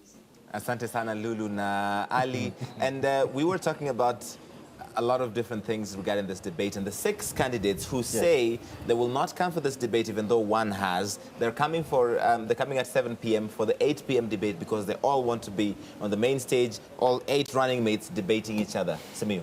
I think let me be cheeky a bit on this one. You see, if you're organizing your own thing, you can choose what you want. But if the media and your partners have spent this kind of money to organize a debate as this one, you must respect the rules that have been put in place. You don't choose what fits you. The essence of this debate is for us to gauge you. Is this inability for you to accept that this debate has rules and regulations which I must fit in. Now, you might disagree about the 5% issue. You might agree about being the second tier, but this is an organized debate that has been done by this organization or the media companies. So to me, I think, Larry, this is the Kenyan thing. You know you are getting 0.110, but you still want to be with the person who is getting 50%. We must have leaders who are realistic in the way they look at issues. We must have people who want to enter into positions of political leadership who understand that everything is regulated. And if you want to force yourself to be part of this mega debate, and I heard what Miguna said, yes, we know in the US we have the Republicans who are 12 and whatever, but when it comes to the presidential, you know, there's a lady, I think, who even got about 5%, but she was never part of the presidential debate. Yes. So rules are made, rules are made to ensure that people who are watching and listening to you and who are going to vote for you have quality talk from the person. And therefore, at the end of the day, I don't agree with these fellows. We know they are getting 0.001. They must accept that some of them are actually joining politics and we are giving them space to grow their reach. But if the front runners, the 40s, can demand that, no, we don't want this moderator, we don't want this location, then why shouldn't these others also demand? Because they're just doing the same thing NASA and Jubilee are doing. Well, there is a reason why they should be here. The 8 should be here. I mean the 6. There's a good reason why they should be here. First, a lot of Kenyans do not even know their names. So the first thing is for them to come and tell us their names. We don't know them at all. They should tell us who they are so that at least we have a rough idea. We're allowing 90 seconds at the opening of the debate for opening statements and introductions. Yes, that's right. So anyway, if they don't come at all, then we want to know them. And then, of course, we are denied the opportunity to know our candidates. Secondly, this grand-standing thing that has taken root in Kenya, that unless so and so does this, I won't do because we are the same age. Who doesn't know Raila Amolo Odinga? Who doesn't know Uhuru Kenyatta? Would you say the same about the other 6? Surely there's a difference. You know? There is, and I think that it's important, you know, Simiyu has raised a very important aspect, and that is one of the things that seems to be bedeviling, especially the leadership class, a lack of respect for rules and laid down procedure, because you either refuse to engage, but if you agree to engage, you must engage within the rules that have been set. You cannot decide to make your rules as you go along, because the same may obtain if you are given access to power. Then you begin to pick and choose what part of the law you want to abide by. And I think it's the same thing. They are displaying the same kind of entitlement that is being displayed by the leadership, the established leadership. And it is true. Some of these candidates, we have no idea. I remember when we were in the lounge, in the waiting room with Chairman Ole Kaparo, and we saw one of the presidential candidates, and we actually had no idea who that was. And we were like, oh, is that a presidential candidate? So to demand that you want to share the same platform with an established leader, I think it's also, people must be reasonable. The media are actually giving equal opportunity because it's an equal platform. The deputy presidential debates and the other candidates are not being aired differently. They are being given the same airtime, on all the stations, same access on all stations. So unless they feel that they are debating the president or the opposition leader, they need to understand that they are being given an opportunity to sell themselves to Kenyans. They are being given a free pass to speak to all Kenyans. So I think it's very disappointing, and I hope that when they do come, they shall be denied the right to join in the debate that is not for them. They either engage in the debate that is theirs, or they don't engage at all. They cannot craft their rules, because if the presidential debate limited gives in to them, then at what point? Then people will just start, setting their own rules and their own boundaries. If it has been set that if only 2 people turn up, then let us engage the 2. If the others come at a time when it is not their space to debate, they should be denied the opportunity. Okay, Miguna, I'm coming back to you in just a moment. You're watching this live on all the TV stations, including our partners at the national broadcaster KBC, KTN, NTV, Citizen, Cast Media, Royal Media, Radio Africa, and a lot of other participating media. I want to take you right now to Kanze, Dena, and Nimrod. Tabu, we have a balloting area, and that will tell you what this is supposed to do. Naam, wanasema Waswahili kwamba ngoja ngoja huumiza matumbo, lakini sisi wawili hapa matumbo bado hayajaanza kutusokota. Tuko katika sehemu maalum. Kwanza nikufahamishe, naitwa Nimrod Tabu kutoka NTV na nimesimama pembeni na mwenzangu Kanze Dena kutoka runinga ya Citizen kukujuza tu ambao matarajio mengi ambao tumekuwa tukiyasubiria kwa muda mrefu. Kwanza tuko katika sehemu ya ukumbi ya kupokelea wageni, waheshimiwa pamoja na wageni ambao wangetazama moja kwa moja mjadala wetu wa leo katika ukumbi ambao uko nyuma yetu. Nafikiri mlango uko upande wangu wa kulia. Bila shaka ni sehemu ya kuwapokea vizuri, kuweza kuwaingiza katika sehemu hiyo, kusubiri tu kuanza rasmi moja kwa moja mdahalo wetu wa leo, kama tulivyokuarifu hapo awali tukianza kipindi chetu maalum katika vituo vyote vya televisheni humu nchini. kwamba tumetarajia kuwa na mijadala miwili muhimu. Mjadala wa kwanza ukihusisha wagombea wenza 6 na wa pili ukihusisha wagombea wenza 2. Mpaka sasa hivi tunafahamishwa kwamba tunawasubiri wengine wengi, na ndio maana nikatangulia kwa kusema kwamba ngoja huumiza matumbo, lakini kwetu sisi bado tutazidi kusubiria. Lakini tuko sehemu maalum. Nafikiri kuna wengi ambao wanashangaa tuko sehemu hii, kuna bilauri hapa. Umuhimu wake nini, Kanze? Wacha kwanza niweze kukueleza mtazamaji, na iwapo umeweza kuungana nasi kwa hivi sasa usitie shaka, bado tuko hapa tukiwa na runinga nyingi ambazo zimeweza kushirikiana pamoja na zaidi ya stesheni 19 za redio nchini. Sehemu hii mtazamaji, baada ya muda usio mrefu tutaweza kuita wagombea wenza ambao watakuja hapa, halafu tutaweza kuwapa nafasi ya kuweza kuchagua nambari. Wataweza kuchukua kijikaratasi hiki. Ndani ya kijikaratasi hiki basi kuna nambari ambayo tutaweza kuiokota sehemu hii itakuwa inaonyesha sehemu watakayoketi katika jukwaa, na pia inawapa fursa ya kuweza kujitetea wa kwanza. Yani this is what you're going to be calling balloting. And so ile namba watachukua hapa ni nambari watakuwa wameweza kuiokota hapa. You will give them the position on the podium as well as give them the opportunity to give their opening remarks. Kwa hivyo tumejiandaa vilivyo, tunangoja. Kama alivyosema Nimrod, matumbo hayatumi. Nafikiri kuna mwingine pengine anauliza sababu gani kuwe na zoezi kama hili. Kama wanahabari, kama vyombo vya habari na kamati andalizi ya mdahalo wetu wa leo kuhusiana na umuhimu wa sherehe ama shughuli hii, ni kwamba tunataka kuwe na usawa. Sisi hatujampendelea mgombea yoyote mwenza, mgombea wa rais ama mgombea mwenza wake. Kwa hivyo wakija hapa tunatarajia kwamba wote 6 ifikapo wakati ambapo wataweza kufika wote kwa pamoja, basi wataweza kusimamishwa pembeni tu, sio mbali na hapa tuliposimama. Kila mmoja aweze kuchukua nambari yake ama kijikaratasi kama alivyosema mwenzangu Kanze, na kuweza kuchagua nambari ambayo itampa fursa yeye kuwa wa kwanza kuingia jukwani, kuweza kusimama katika sehemu ambayo imetengewa nafasi yake kulingana na nambari, na vile vile kama ulivyosema kumpa na fursa yake ya kwanza kuweza kujitetea au kujizungumzia yeye kibinafsi, na vile vile chama chake na msimamo wa chama chao, na kwa nini pengine wanaona wao wako sawa kuongoza taifa hili au la ifikapo Agosti 8. Vile vile itakuwa fursa kwa wao kuwa wa mwisho au wa kwanza katika kukamilisha mazungumzo yao ama mjadala wao. Kumbuka kwamba mijadala kawaida umuhimu wake huwa muda ambao mtu anatumia katika kujitetea. Sasa wajua Nimrod wetu wamezoea kutuona tukizungumza lugha ya Kiswahili. Pengine hawajui kwamba pia tunajua Kimombo. Hasa kwanza wakijua kwamba sisi kutoka mwambao wa pwani. So, let's do this in English. So tonight, where we are standing, exactly where we are standing, tonight is calling it the balloting area. And in this balloting area, there are a few things that we are going to tell you about this place.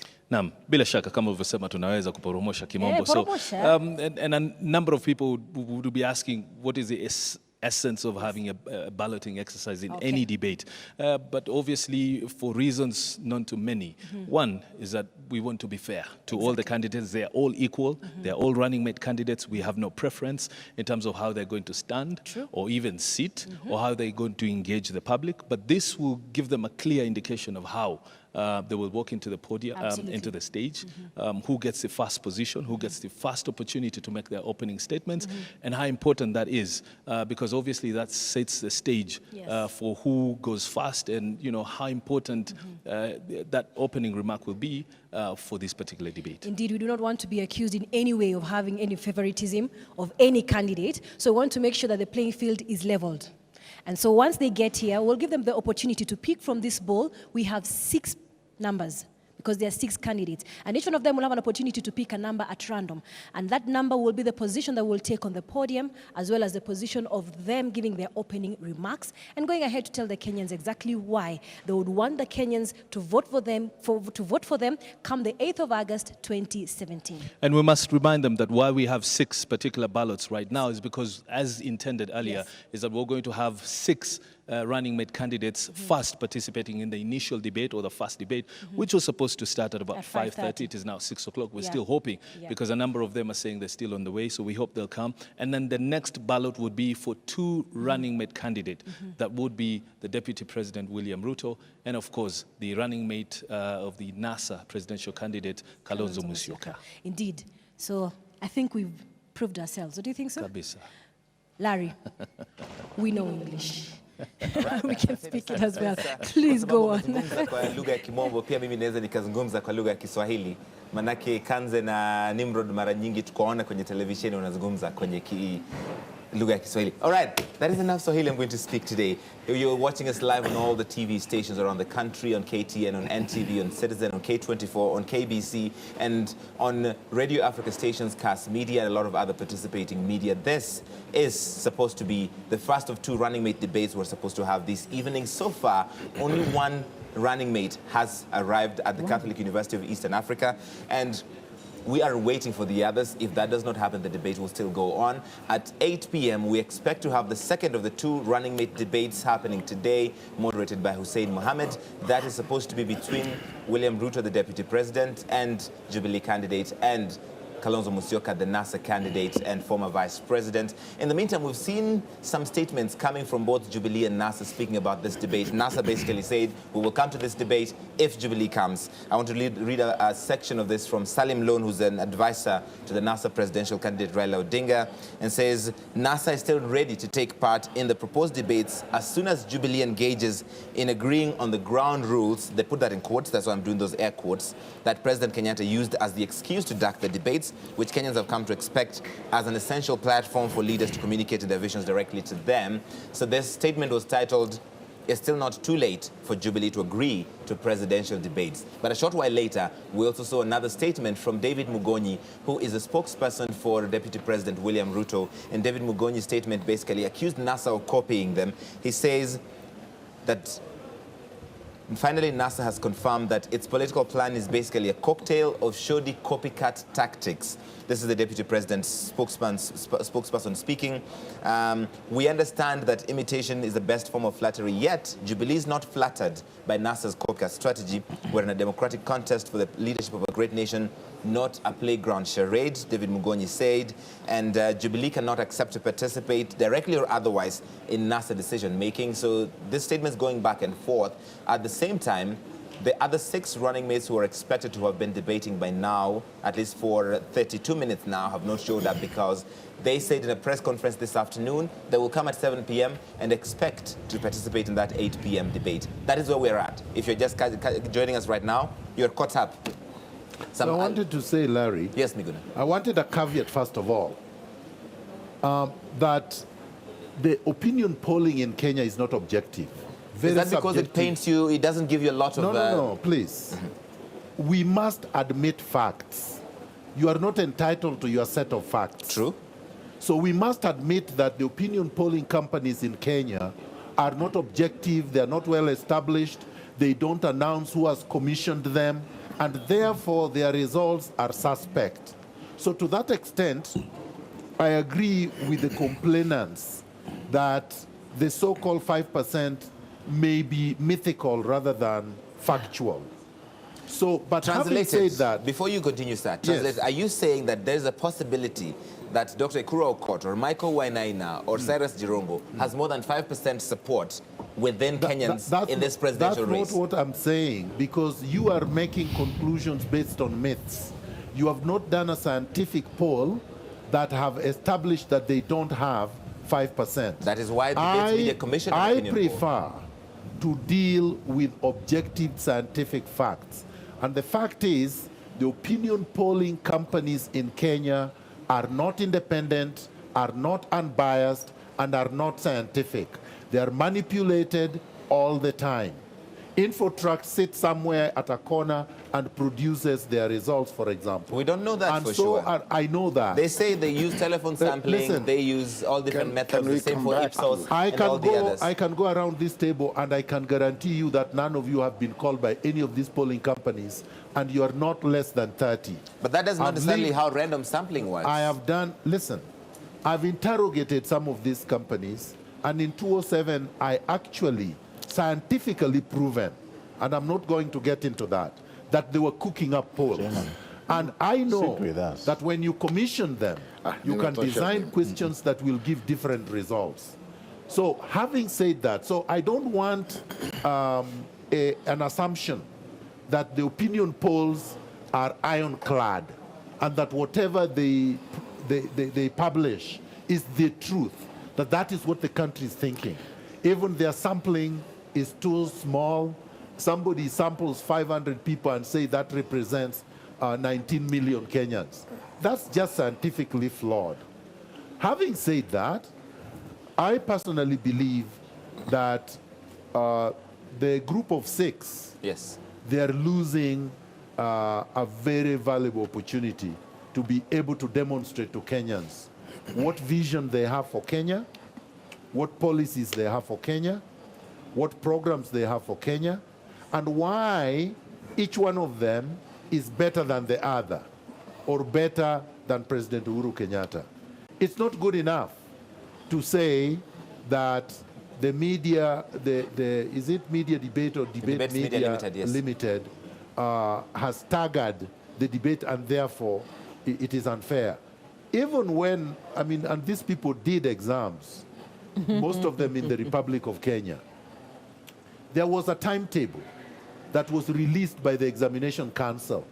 And maybe they said, we start with history, then we end with maths. You didn't say, I'm not starting that exam until maths is the first examinable subject. And I'm not doing it until the investigator is Mr. Kamau. No, you went there, the papers were presented, you wrote them, you didn't know who the examiners are, you accepted the results. We must come to a point where we are governable. We have to be a governable society that accepts rules. The Speaker agrees with you very, very vehemently. A very rare occasion. And it is wonderful to see the two of you getting along again. Very rare occasion. Because Mr. Speaker picks and chooses, and Mr. Maguna is objective. No, if you know, I believe in an orderly society, which I'm sure is very foreign to Mr. Maguna. An orderly society is foreign to Mr. Maguna. I actually practice law. I'm so sorry. You see, even God is refusing to accept that statement. I practice law in a more orderly society than a society you functioned as a speaker for a very long time. So you are used to chaos. I hope Mr. Maguna will give others an opportunity to say their piece. Yes, Mr. Kaparo. And there must be an orderly society. Please go ahead. And I will protect you from Mr. Maguna. I am capable of protecting myself. But the gods are angry. Why is that why his water spilled? Yes. Well, I think that water spilled because they had to cleanse what you have said. So we can say it is water under the bridge. It's water under the bridge. But seriously, I think we need to come back to a situation as a country. We need to get to a position where we can soberly discuss issues and where we don't have to carry our egos wherever we go, and where we don't have to take along with us brinkmanship and one-upmanship wherever we go. I think an opportunity like this, people should take it and make their point known to the Kenyan people. And the Kenyan people will be the better for it. I hope also one day, I hope at some stage one day, we will be able to elect our leaders on questions of principle, on their programs, not basically the current situation where we had communities together and we don't even have to think who we elect, and therefore it may not be necessary to have a debate because you already know you have some hand. Which is why this kind of debate is very important. Exactly. And it's setting a good precedent. Exactly. And it's unfortunate that some of these candidates really don't see the advantage that is being offered to them. I mean, given the fact that one of the biggest challenges we've had is reluctance to put in place a campaign financing regimen. So it makes it very difficult for people who really have issues to present their issues. It's mainly been a money contest and of course ethnic balkanization. But then this is an opportunity for those who don't have as much money available to them to bamboozle people with, all this stuff, to actually get to speak to sober-minded Kenyans who can begin to influence different spheres, so that we begin to move away from the tribal voting blocks and the money, incentivizing using money. So it's a wasted opportunity, and the loss is theirs. I mean, even to Kenyans, yes, it is a There's loss. something I because we really don't get wanted to see. add. Okay. If for nothing else, I would have loved you to see presidential candidates, all of them, and all their running mates, coming to say just one word, which is we must go through this election in peace and hold this country together, irrespective of who wins and who loses. Maybe they are not candidates. Maybe these guys are just jokers. Well, you know what? I want to agree with Ole Kaparo, but the other thing is that we also want leaders who, aside from ensuring that they message, that they give the peace messaging, also commit to playing by the rules. Exactly. Because one of the reasons why that threatens the peace of this country is because we have leaders who want to win by any means possible, any means available to them. So I think that that's also a commitment that we want to see, that people are willing to play by the rules and accept the outcomes when those rules are abided by. Samir, you say something real quick because I have to go into a break.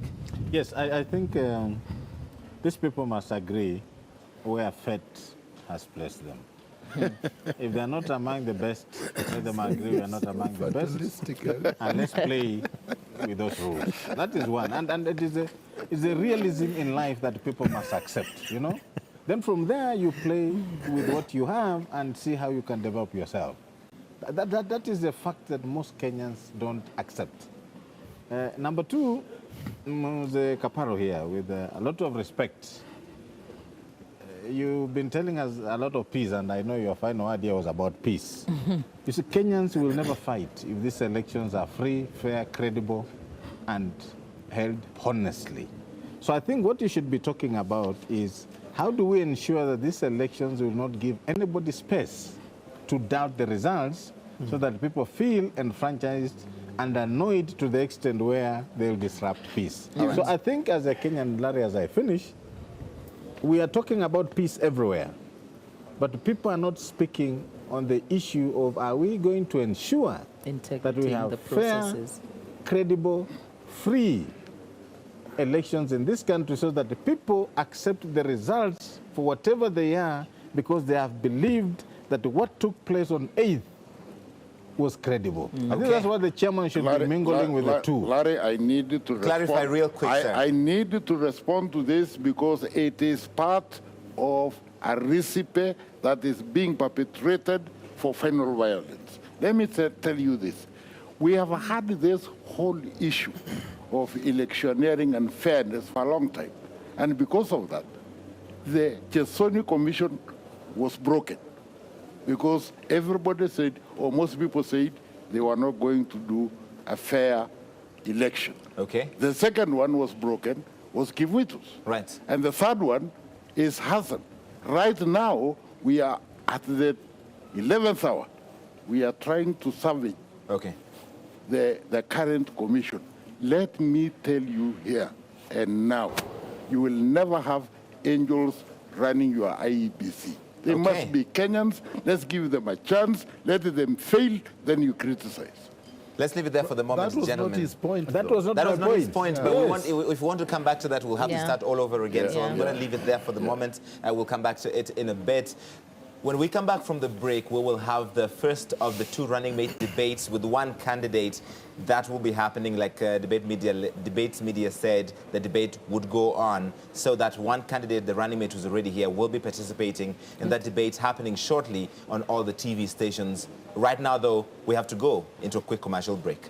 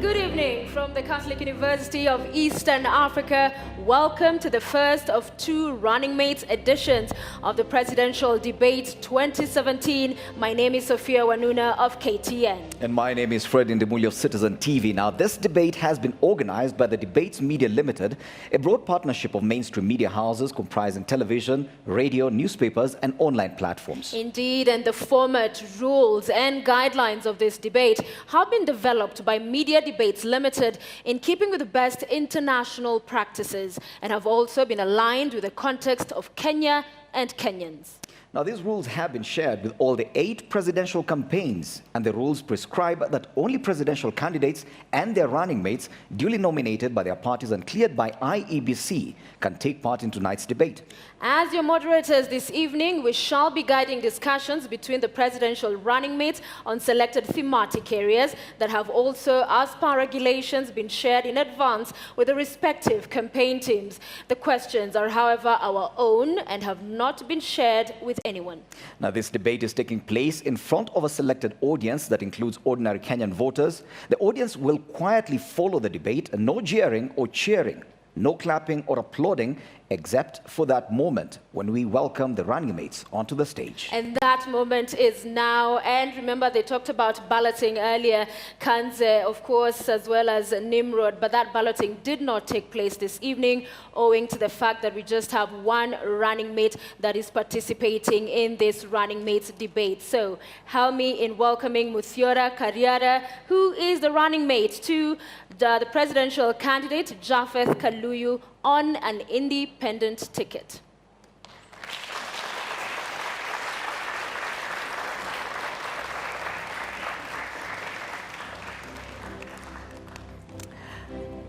Thank you so much, Muthiora Kariara.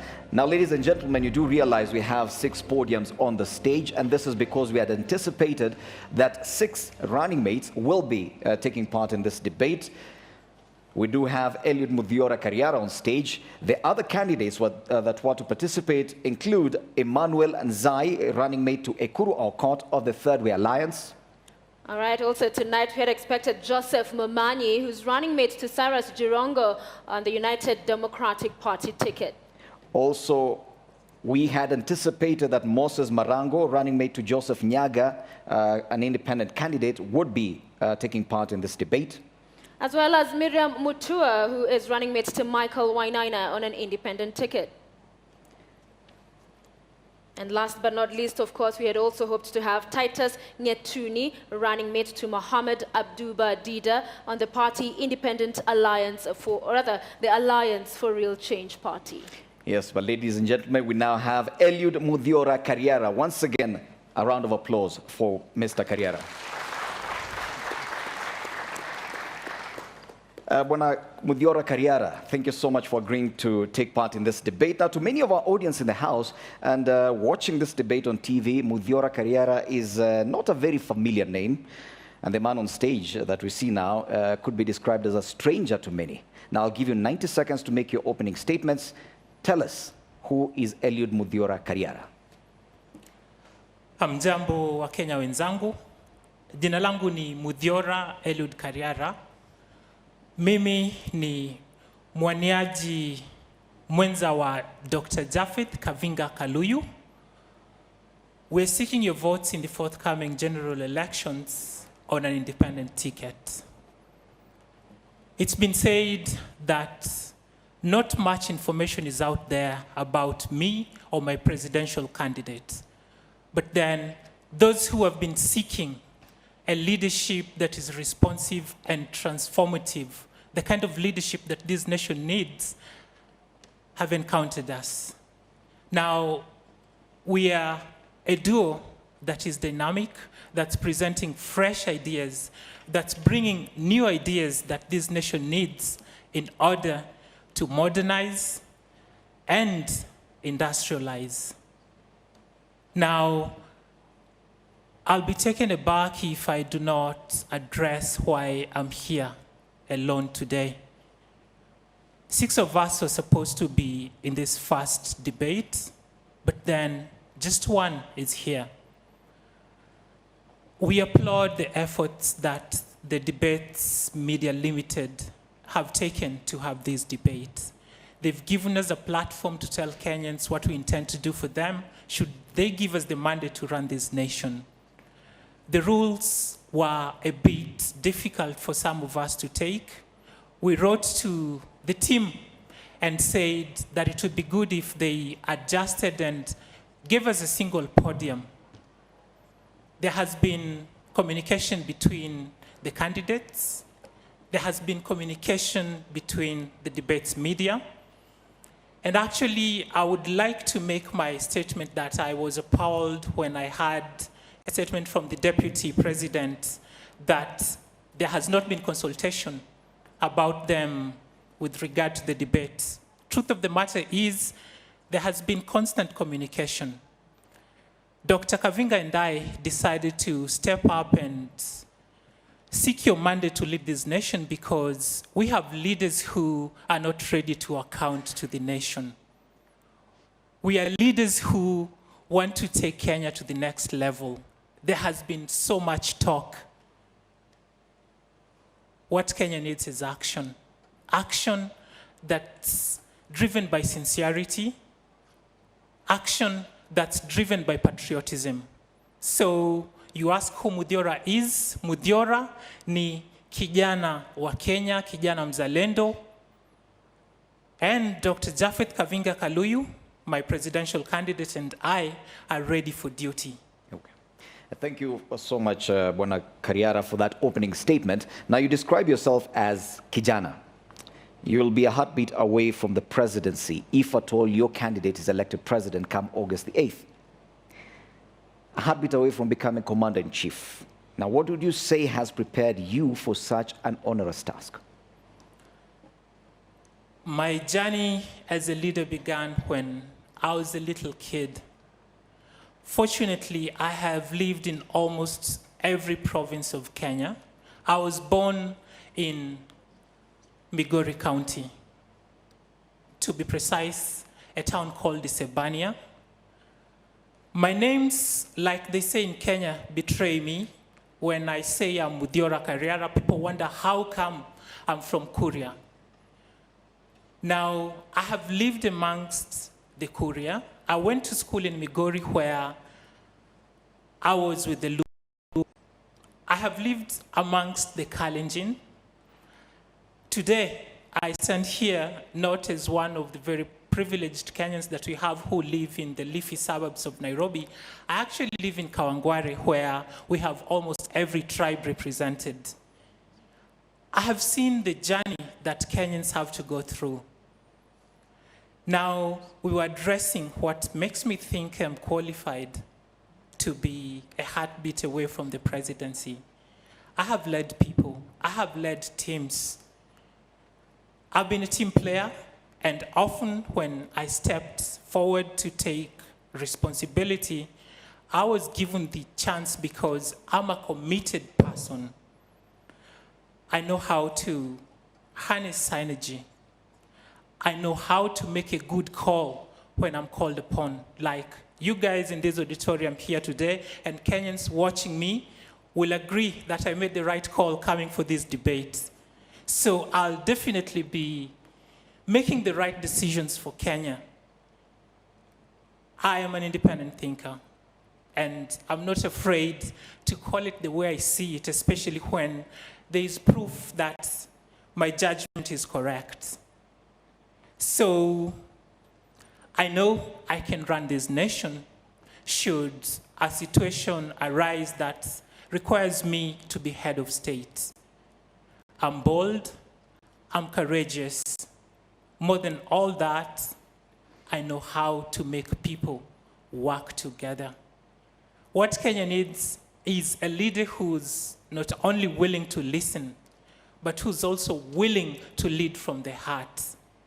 Like I said earlier, I know Kenya's struggles because I go through that every day. So again, like I said in my opening statement, I'm ready for duty. You can count on me. Muthiora, you mentioned that you've led teams. What teams and in what way are you leading them? I've been a soccer player. I'll start at that. I remember at age 16, I was the CEO to a team down in Isebania. I brought these boys together because they needed a leader. Now, that's where I began to mobilize people for a common purpose.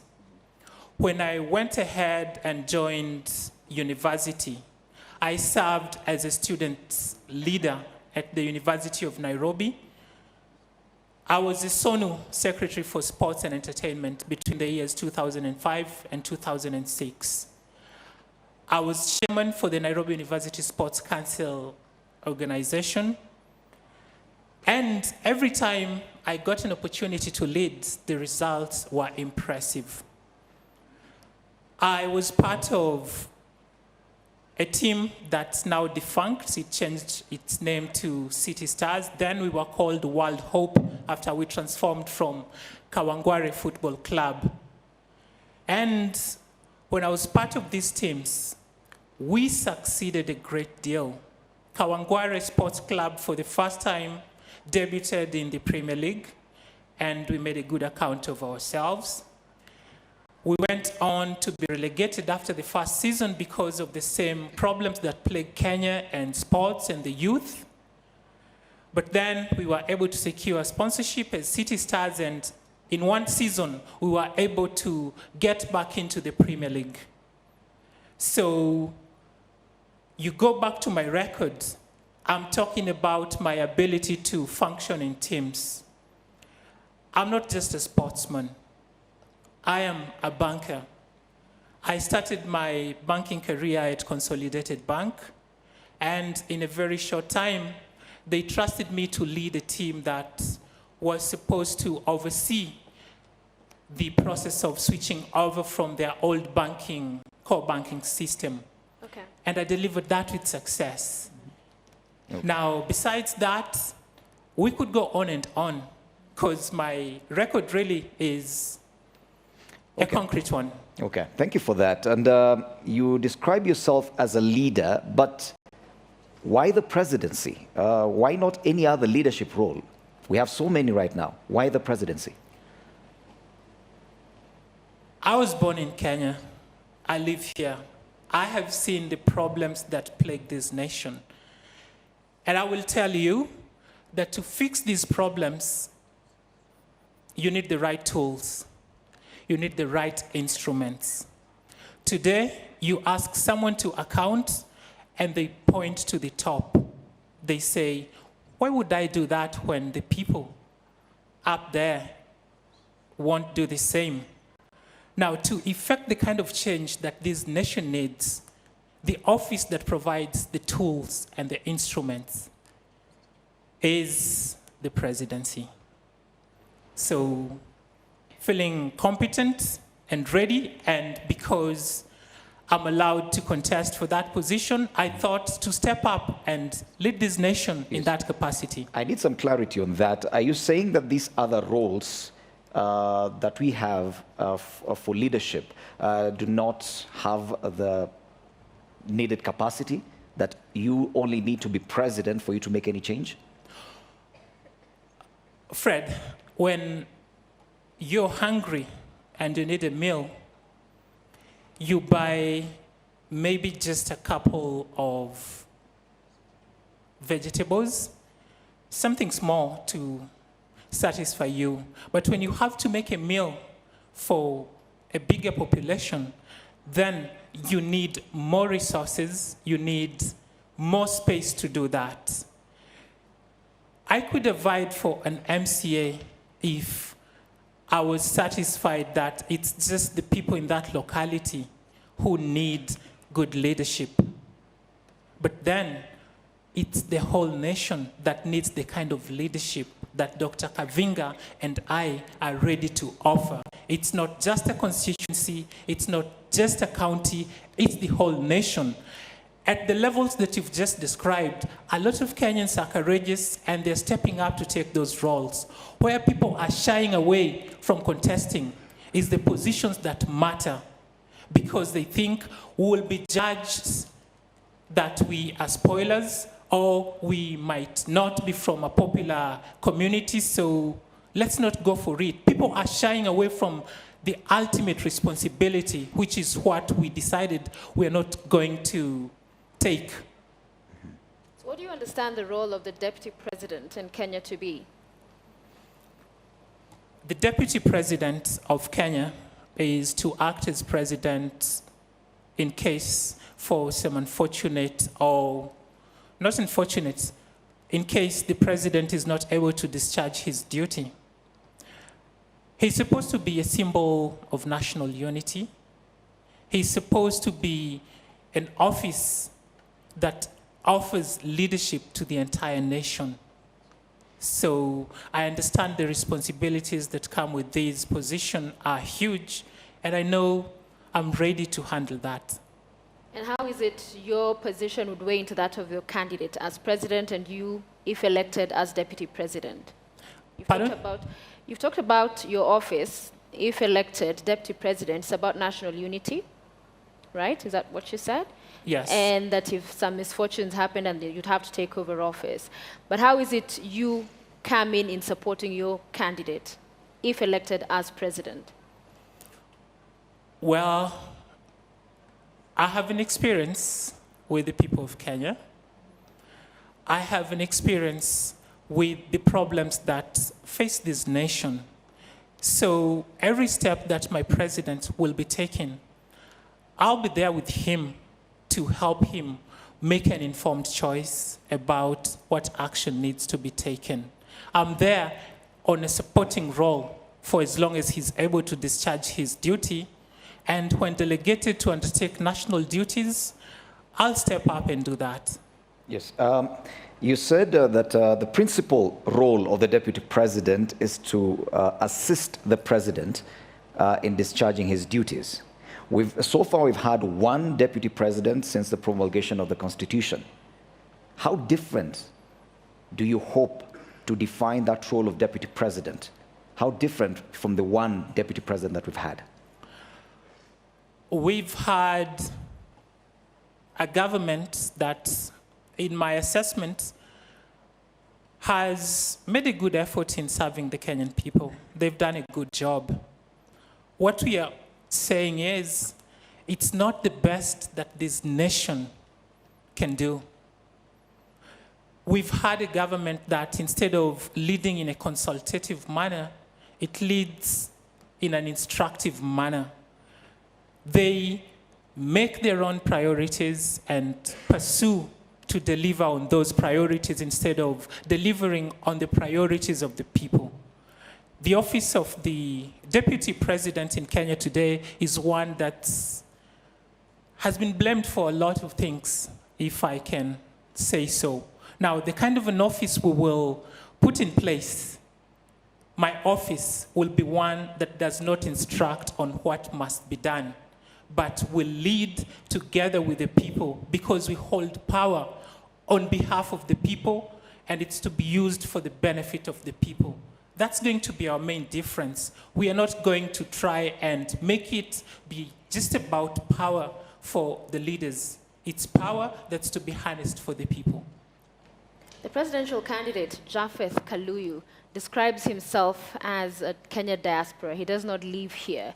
And many have criticized that, arguing that how is it he desires to be president and yet does not appear to be in touch, physically even, with the country and the needs and struggles of the people. What do you say to that? I would say, number one, there's nothing wrong in a Kenyan living abroad. They go out there and there are hundreds of thousands of them. Check your records, you'll realize that the number one forex earner in Kenya today is remittances from the diaspora. That's how significant the diaspora is. My president, Dr. Japheth Kavinga Kaluyu, in the last 12 months, in the last 10 months, has visited Kenya 12 times. He came here to consult with people, to see how they are coping with whatever challenges that exist here. He's very much in touch with what's happening in Kenya. And besides just engaging with the youth, he has the backing of the older generation because they see him as the visionary that he is. He's a leader who stands out, not just because he has clarity of purpose and vision, but because he's passionate in his pursuit for excellent service to the people. So Kenyans should not fear that he's from the diaspora. No, that's just where he works. That's where he makes his daily bread. But then, after he makes the money, what does he do with it? He sends it back home. It's invested here for the benefit of Kenyans. For the benefit of Kenyans, and those are remittances that are coming in, but you also have taxpayers here in Kenya. There is a lot that's coming from within. So to those who argue, because one of the things you said that makes you competent for the job is that you live with the people, you understand the people. And you have just said he's come 10 times in 10 months. All right? And before that, for a long period of time, he was not here. So how do you convince a Kenyan watching you tonight that these are people who really understand and will lead this country to where it needs to be? I'll give you a brief description of Dr. Japhet Kavinga's story. Back in the days when he was still based in Kenya, the community in which he hails from saw that there was need for one of their own to be sent abroad to go and learn something that could not be learned here. So he went abroad, specifically to the United States, and while there, he was able to obtain the best education offered by the universities in the United States. So he's been learning, gathering skills and knowledge that may not have been possible to gather locally. He has worked in Wall Street. He has consulted and worked for foreign governments. So when we talk about his experience, he's bringing in something that someone who has not left Kenya may not actually have. Now, look at me as his deputy president. I've told you that I'm born and bred here. I'm in touch with the heartbeat of Kenya. Now, look at the fusion of the two worlds. By the way, it's not that he does, every month he has to send remittances to support his friends and families here in Kenya. So it's not like he's coming to learn about what Kenya's problems are. He has researched and he has a concrete document. It's actually our blueprint for our manifesto. We call it the 6-point plan. This we developed together. His inputs, my inputs, in between Kenya's inputs. So make no mistake, he's a guy who's ready for duty, and he's bringing all that experience and knowledge that he's learned out there for the benefit of Kenya.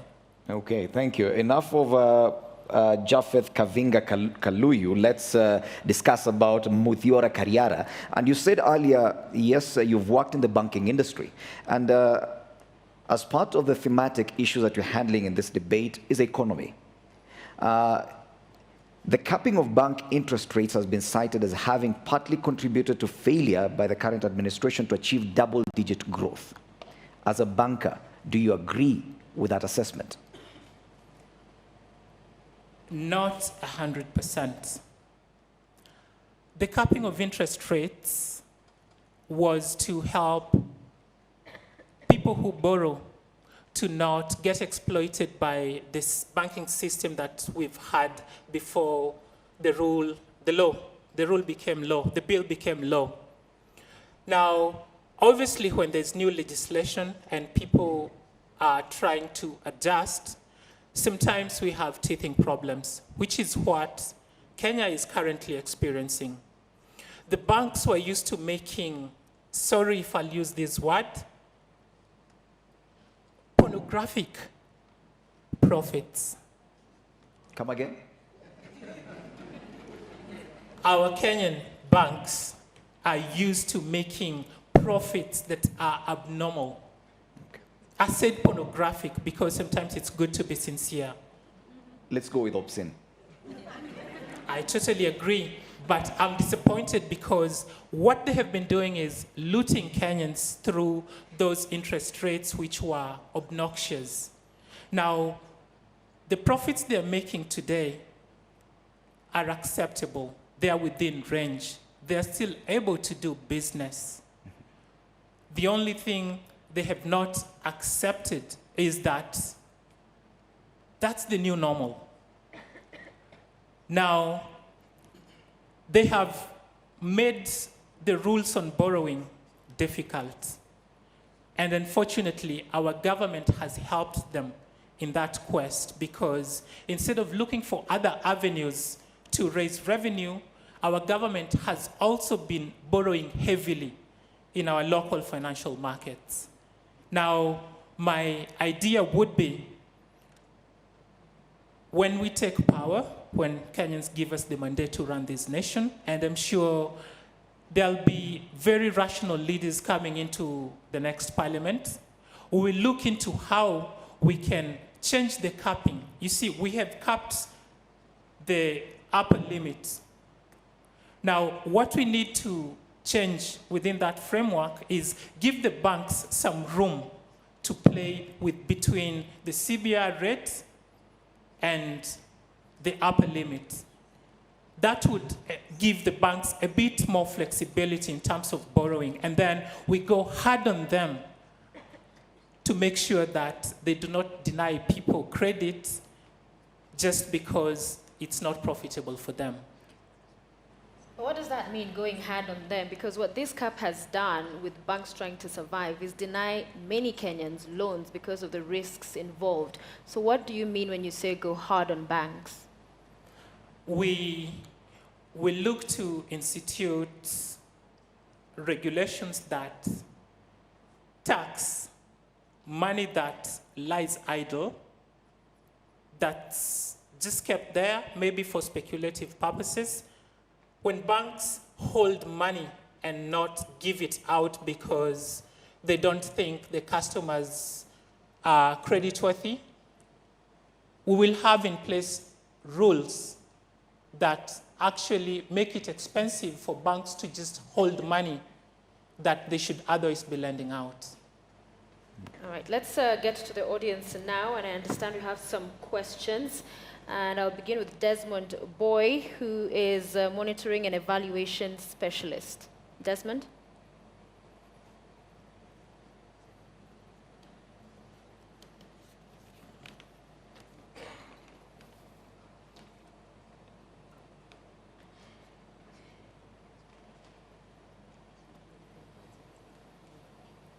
Thank you, and thank you for your good presentation. Now, just on the economy bit, I want to ask what you'll do about the national debt. We are being weighed down as a country because of the national borrowing that we are experiencing in the current government. What do you plan to do? How will you manage the national debt? Simply that. Go ahead. I want to start by saying that borrowing is beneficial when the funds are utilized for the purpose for which they were borrowed. We have not reached a level where it's unsustainable. We still have projects that will give return to this nation. Now, I can't tell you that when you give us the mandate to run this nation and fix the economy, we will not continue to borrow. We will borrow when we need to, when it's feasible to do so. But before we get to borrow more than we actually can afford to pay, Desmond, we will first go into trying to get revenue from domestic sources, and that is, we will focus on tax collection. You realize that a very small fraction of Kenyans actually pay their taxes. Our main idea is to increase the tax base so that we can raise revenue, not through borrowing, but through getting money from taxes. So you intend to tax more Kenyans? And where is this you'd be extending this bracket to cover? Actually, you have it the other way around. In our 6-point plan, we intend to cut taxes. What I said we are going to do is we are going to increase the tax base. So Today, tax more people for less. yes, there are a lot of people in Kenya who make money, but then they do not contribute to our nation building by sharing their income with the rest of the country. Maybe because there are a few loopholes here and there in our tax collection. So we actually intend to put in place an integrated database where we will get everyone in Kenya who's working to be captured, so that whatever money they make, we are able to tap onto that. And at least within the first 3 years, we would like for our tax base to go to a level of at least 40%. That's our target. With that kind of revenue, we know we'll be able to take care of a lot of development in this nation. So cutting taxes, that is key for us, because we intend to make life affordable for all Kenyans. VAT, if I can continue in the line of taxes, we actually are purposing to abolish VAT. Now, you'll ask, how are we going to be able to get money? Now, instead of VAT, we are proposing to have a sales tax of 4%. That we believe will give Kenyans an opportunity to have disposable income, so that even as they go to work, they have some income that even after spending or consuming, they have something to save. We do not want to lead a nation of the working poor. We want to trust Kenyans more with their money. And if anything, while we still try to slay the monster of corruption, we want you to have your money and decide what you do with it more as we fix this country together. Okay. Let's take the second question from a member of the audience. And once I call out your name, kindly walk to the aisle. You'll answer the question from that point. The next question will be asked by Marcellus Otieno from the Catholic University of Eastern Africa. Marcellus?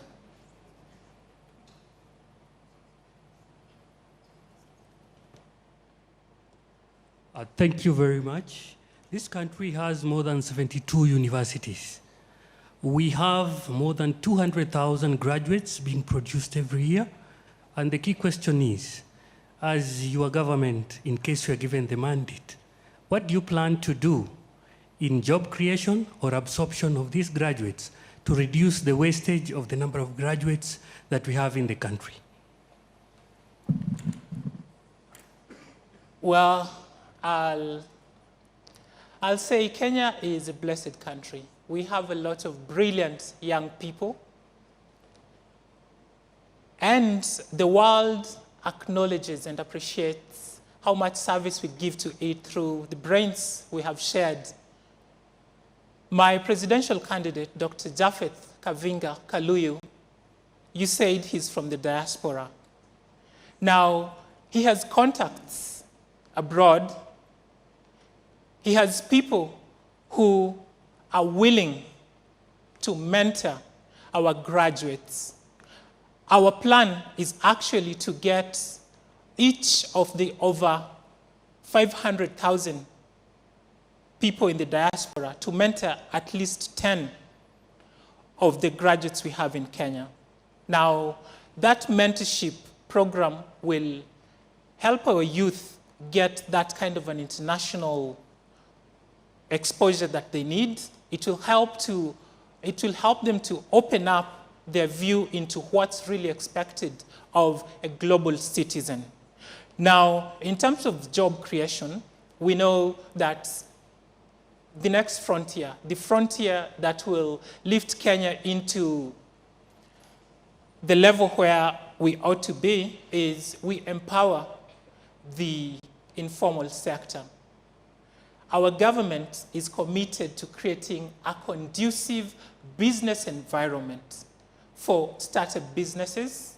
It's committed to ensuring that the businesses we have currently prosper. Now, the question is, how exactly are we going to do that? Now, number one, we will focus on creating the kind of jobs that the youth actually want. Our problem has been the governments and regimes that we've had treat the youth like they are a problem.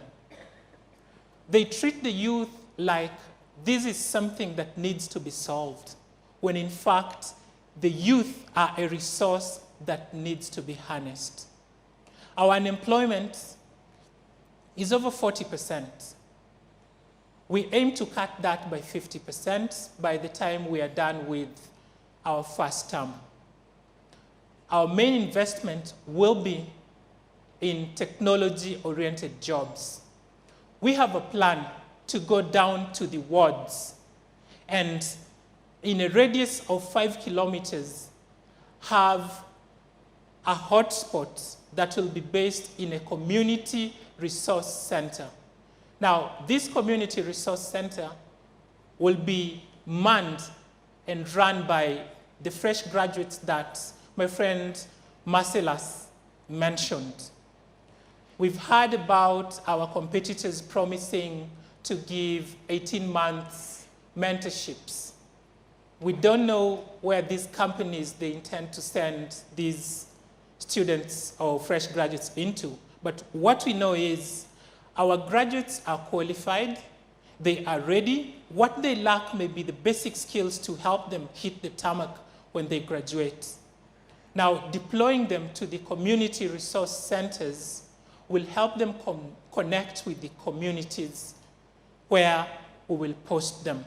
Now, we had figures allocated for this, and within our first year, we intend to roll this out by committing at least 10 billion to these community resource centers. Now, these are centers where we will help to connect the diaspora to the communities through the fresh graduates that are coming out of our colleges every day. Now, one of the biggest challenges we have in Kenya is people lack basic skills to do even the most basic of jobs. Our government promises to offer free basic skills training to anyone who is of age and is ready to contribute to nation building. Now, when you equip the people with the right skills and give them information, and then you show them where the opportunities are, we'll be able to create employment in a way that has not been done before.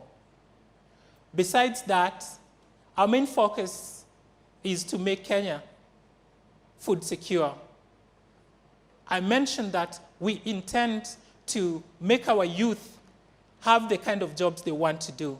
So we'll focus on making agriculture something, an enterprise that the youth will be willing to venture into. All right, Muthiora, let me pick up something. You've been talking about creating jobs for youth that they actually want to do. Talk to us more specifically about those policy programs you'd come up with to achieve this.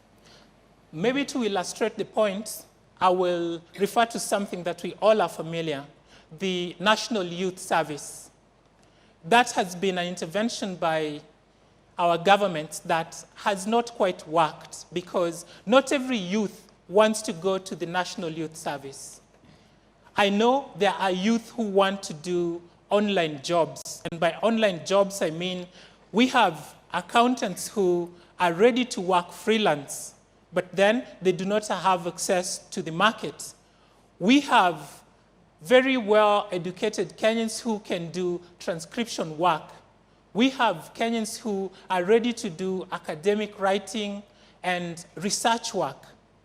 Now, most of them do not have information about how they can engage into these kinds of jobs.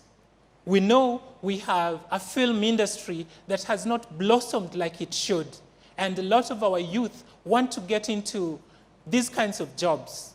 Now, when I say we will be committed to giving the youth the kind of jobs that they are willing to do, that's what I'm talking about. Sio kazi kwa vijana, pesa kwa wazee, twende tuchimbe mitaro. The youth, yeah, they'll do that because there's nothing else to be done. But then, give them the kind of a job they need, and they will do it with all the passion. Okay. Let's take another question from a member of the audience. Nerima Wako from Busia County, kindly move to the aisle. Nerima Wako with the third question from the audience. Hello, Nerima. Hi. I commend your brevity to stand for national leadership. The question that I had for you, you've mentioned youth and you being a youth leader, and you've mentioned the job creation and food security.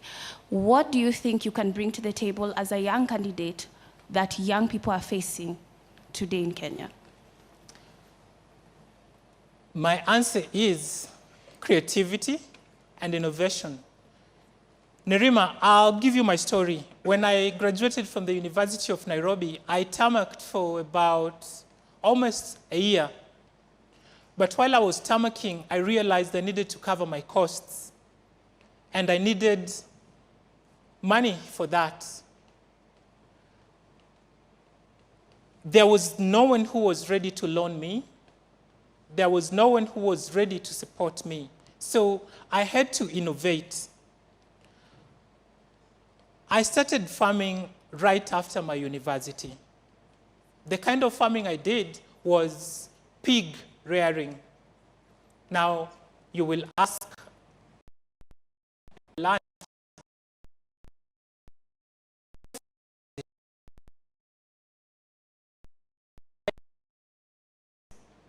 I did not have the capital, and this is how I want the youth to tackle the problem of unemployment.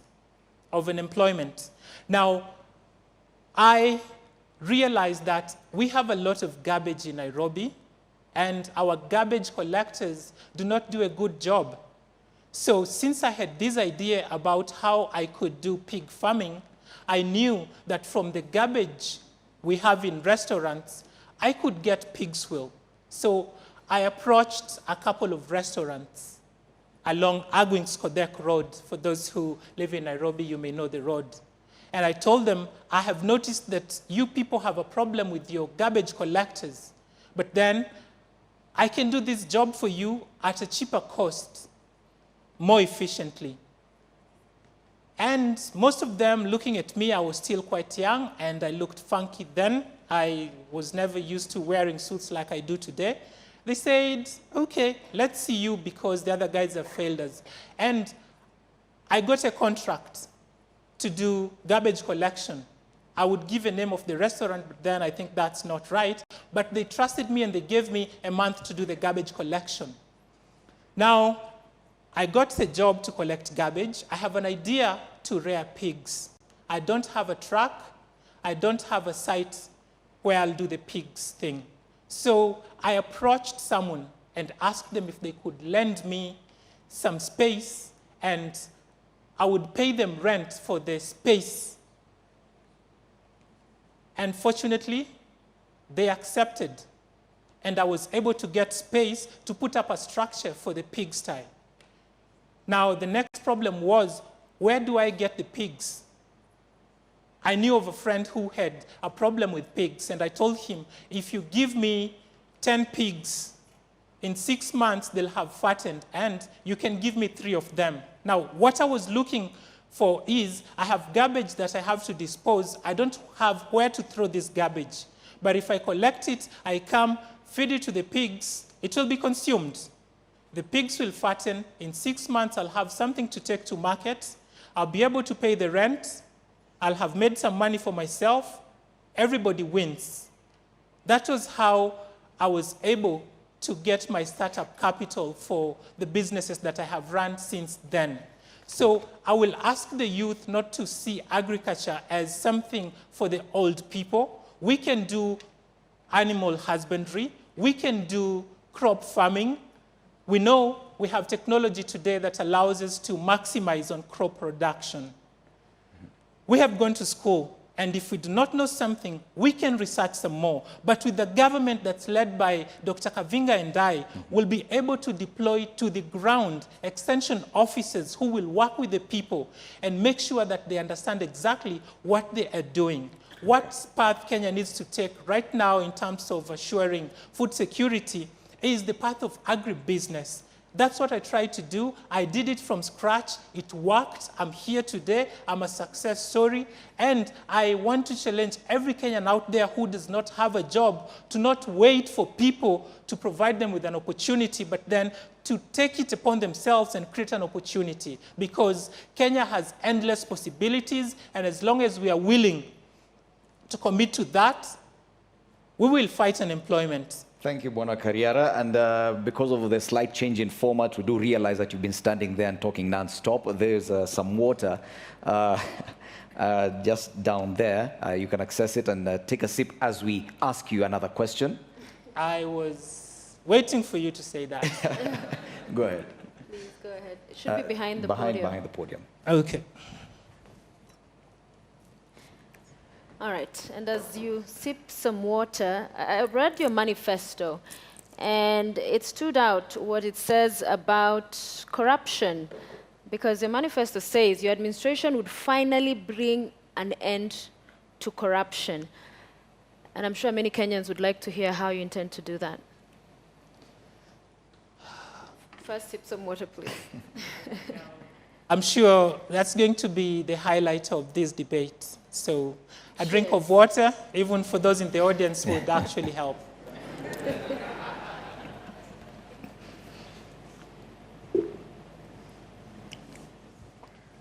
Kenya loses over 700 billion to corruption. That's about a third of our budget, national budget. You make money and then you throw it away. What's the point in making the money in the very first place? We intend to use common sense. Where I come from, I told you, I live in Kawangware. Mwizi akishikwa, I don't know, is anyone here from the ghetto? Do you have experience in the streets? What do we do to the thieves? Do we wait to take them to court when we catch them red-handed? We deal with them right on. Now, I do not represent any special interest group. Most of you have not known about me because I was not funded by any cartel. My president has no affiliations to any cartels in this nation.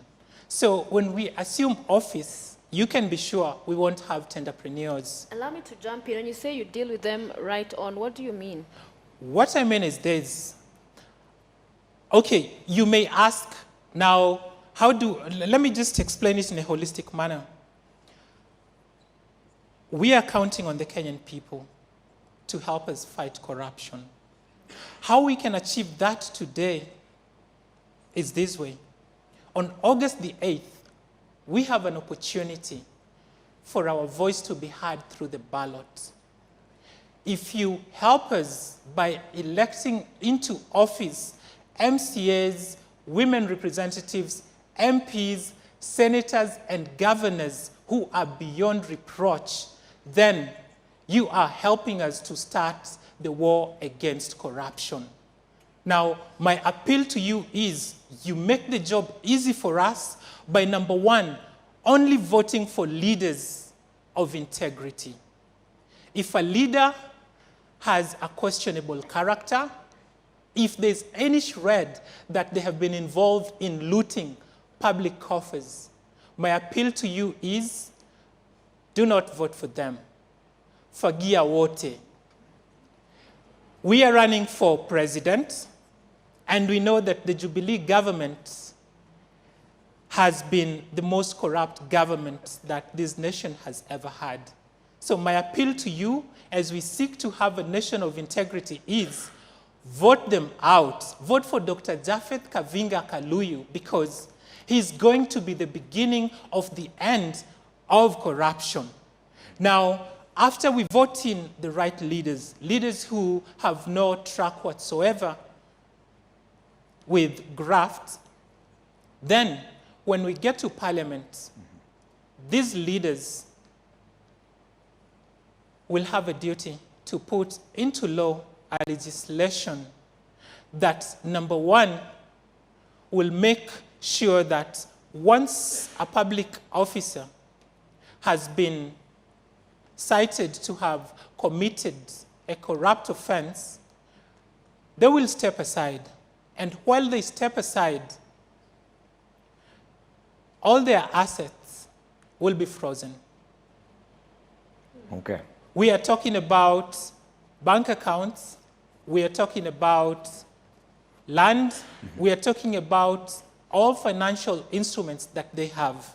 Okay. So that while they are under investigation, they will not be able to transact on anything. Thank you so much, Bwana Eliud Muthiora Kariara. I want to give you 90 seconds more for your closing remarks because we've come to the end of this session. 90 seconds. Dear Kenyans, I told you that my name is Muthiora Kariara. Sometimes it gets difficult, and you guys have been very serious here. Now, nitazungumza kwa Kiswahili ili tuelewane na wote. Kuna kasumba ambayo imetembezwa nchini kuwa uchaguzi unaokuja ni kuhusu NASA na Jubilee. Nataka kuwakumbusha kuwa uchaguzi unaokuja ni kukuhusu wewe, Mkenya. Jiulize, hali yako ya maisha leo hii ni bora kuliko ilivyokuwa miaka 4.5 iliyopita? Huduma ya afya ni bora sasa ama imedorora kuliko ilivyokuwa miaka 4 iliyopita? Tuna jinamizi la ufisadi limekithiri mizizi zaidi ya ambavyo hali ilikuwa miaka michache iliyopita, ama tunafaulu? Ni rahisi kupigana na ufisadi Kenya kama itakavyokuwa kujaribu kuuza kiberiti Jehanamu? Iwapo jibu lako ni kuwa vitu viko sawa, basi kura yako ni wazi utaiweka wapi. Niambie kama kiongozi unaipania kumpa kura yako amejitwika majukumu ya kutumbuiza Wakenya kwa njia ya vitendawili, mbwembwe na namna zingine za kutangaza mpira badala ya kuongoza chama chake na wajumbe kukabiliana na serikali badhirifu ya Jubilee. Okay. Kama chaguo lako ni kuwa Kenya iko sawa, then we are not your kind of candidates. But if you're tired of status quo, then you know that you have to vote for Dr. Japheth Kavinga Kaluyu, because status quo favors Uhuru Kenyatta, status quo favors Raila Odinga. For you, fellow Kenyan, and me to have a fair chance at making it in Kenya, everything must change. But for these two political elites, everything must remain the same. Okay, let's move the nation forward. We're ready for duty, and we urge you to join us and vote for us. Thank you very much. Thank you so much, Eliud Muthiora Kariara, running mate to candidate Japheth Kaluyu on an independent ticket. Ladies and gentlemen, a round of applause for our running mates.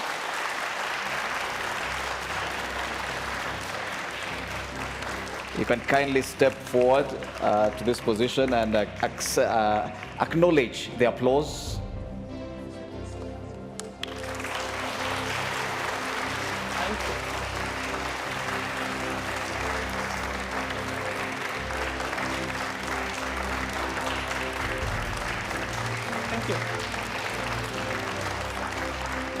All right. and that was our first edition of the Running Mates debate. Eliud Kariara being the only aspirant present by the start of the debate. The Mates Media Limited therefore took the decision as a no-show on the part of the other aspirants. The next edition of the Running Mates debate takes place at 8 p.m. tonight and is expected to feature Deputy President William Ruto and former Vice President Kalonzo Musyoka. Now that debate will be moderated by Hussein Mohammed of Citizen TV starting 8 p.m. But for me, my name is Freddie Ndimuli. Have a good night. And me, Sophia Waluna, stay on for the next debate. Good evening.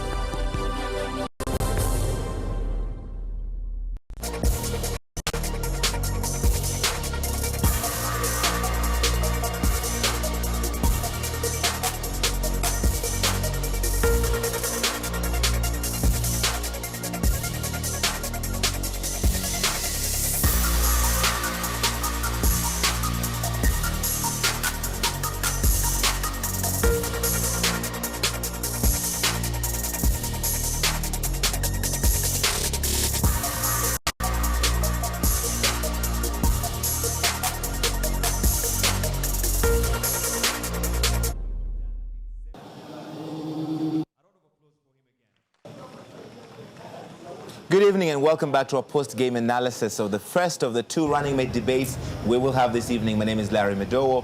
I am sitting here with a very distinguished panel. Thank you for staying with me, Simui Werunga, Miguna, Daisy Mdan, Dr. Alex Awiti. And joining us is Nerima Wako, Executive Director of the Siasa Place. You try and get young people involved in politics. Yes. The man the whole country will be talking about tomorrow is Eliud Mudiora Kariara, the only running mate who was here at the start of the debate, and Debates Media Limited made the decision to go ahead with the debate with that one candidate, and he has told people to vote for his candidate, Dr. Japhet Kavinga Kaluyu, who he says is a man of action. And in fact, he said in one of his most outstanding statements from the entire period he was speaking to Sophia and Fred was, don't vote for the others, fagia wote. I want to get quick reaction, starting with the lady who was not on the panel before. You asked the question, you're now back on our panel. We're very excited. Nerima, what did you think?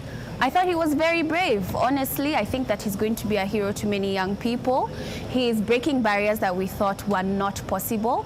And I commend him for being on that panel alone. It was disappointing not to see other candidates. This is their opportunity to talk to the populace, and they threw it away. So for me, I say it's a plus. It's great to see young people such as those in such positions. Miguna, what did you think of the only man to show up on that stage? I also agree that it was brave.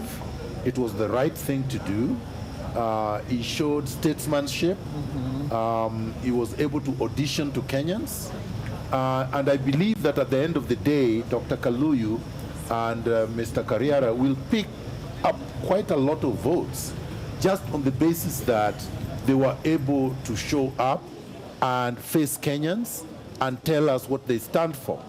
It is unfortunate that my friend Ekuru kept his deputy away. Ekuru Court is here, by the way. He's right, literally steps away from here. He and his deputy are here. And I think that they should have come and demonstrated that they are better than either the president and his deputy or the NASA presidential candidate and their deputy, whom I hope will show up.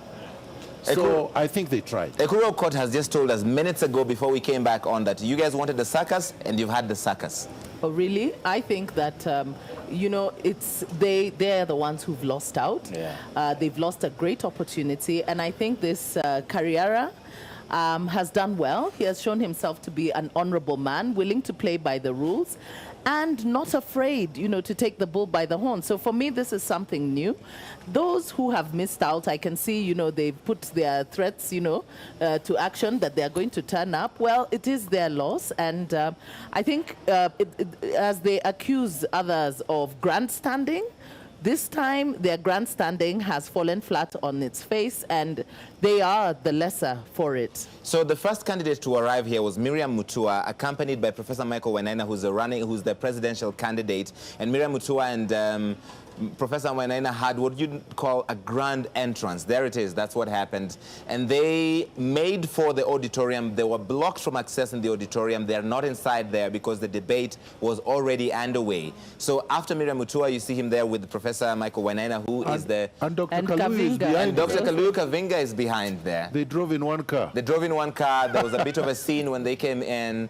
And then, since then, we've had other candidates come in, including Dr. Ikuru Aukot and his running mate. They're all trying to access the auditorium, and they have been blocked from doing so because their next debate we're expecting is at 8 p.m. with Kalonzo Musyoka and William Ruto. Dr. Awiti, what do you think? I think this is exactly what the country must say no to. Yes. Yeah. This is arrogant, it is hubris, it is unprecedented, it is uncalled for. But having said that, I think Karriera is my hero tonight. This is the face of the future. This is the face of Kenya post-2022. And I think, as Narima said, a lot of young people are looking at this young man today and saying, oh my God, me too. Yes, I can do it too. And I must say, I must commend Dr. Kaluuya, because he's been a sportsman, he's played by the rules, he got his candidate on the podium when all the other guys refused to do that. And I really think that this is a teachable moment in our democracy and in trying to reinstate the rule of law and due process. And just basic civility and decorum. Play by the rules. Just show up. And as Miguna said, you had the whole country watching for you to come and say why you are the alternative leadership, why you will be the difference. And they don't show up. Then they come back here and say that they served us the suckers. How arrogant and disrespectful is that? Is he a candidate or a circus owner? A clown. he told us, you wanted a circus, Dr. Ikuru Aukot, you have a circus. And he's the clown. I think... before you come in, Simiyu, I'm looking at some of the feedback right now on #DebatesKE. Dominic Wambua says this young man is young, bold, and intellectually sober. And the country has had a chance to see that. Eric Onchonga says the young guy was brilliant. Now I understand why the others chickened out. Cliff Njora Njuguna says this is the beginning of an amazing journey for you, such a realistic individual. Simiyu. Yeah, I think, one, I have no idea why these fellows refuse to bring the running mate, then they show up. More of them are still coming in. I can see another one of the running mates coming in right now. I'm surprised how insidious, not even arrogant, they are to the people of this country. Really? And I think this country, this kind of characters, and with nothing personal, do not deserve to lead anybody in this country. Because if this is how they are going to behave when they are minority candidates. And they have no power. And they have no power, and they are behaving this way. So you can imagine if, God forbid, one of them can have space to lead this country, what they can go to this country. I think God is, I'm religious, so God knows what is happening. And this young man, I can assure you, if he doesn't get himself out of politics, is a man to watch. You could see he spoke. He was very sober. He was very measured. And it's like it was a textbook thing. So if he continues playing what he's doing now, I think he has a future in politics. And probably these are the people we are saying this country needs to have them, people who are sober, who are not corrupted yet, and therefore we need them in the future. At our age, some of us are looking at them at people who can be brought up. But when you look at the circles of these presidential candidates, and they have the audacity to walk into this auditorium at this time, when they refuse to send their own deputies, Larry, I think these are jokers. And I'm happy the media took the bluff and played it. Yeah. You know? And who is looking more foolish? Is it the media? Or is it them? So the jury is out there to the Kenyan people to know who between the media and these fellows has done the right thing. You work with a lot of young people and trying to get them engaged in politics. And here's an example of the kind of people you're trying to get involved, right, Nerima? Simply one boy says, I give it to Mudiora Karriera. He kept time, his commitment, and has made a mark in my mind. If not now, next time. Yeah, I think what he's done, like I said, is rewrite history for young people, because here we are feeling like we don't have much choice to select from, and we had a new option today. Even though more than likely they might not win, there's a good chance he's going to receive some votes because of how he spoke today, because people now know him. What I'm curious to know is, why are the candidates finding this forum now important? Why wasn't it important before? Perhaps was it when they saw him speak and now they realize, man, we lost an opportunity, now we need to send our candidates there.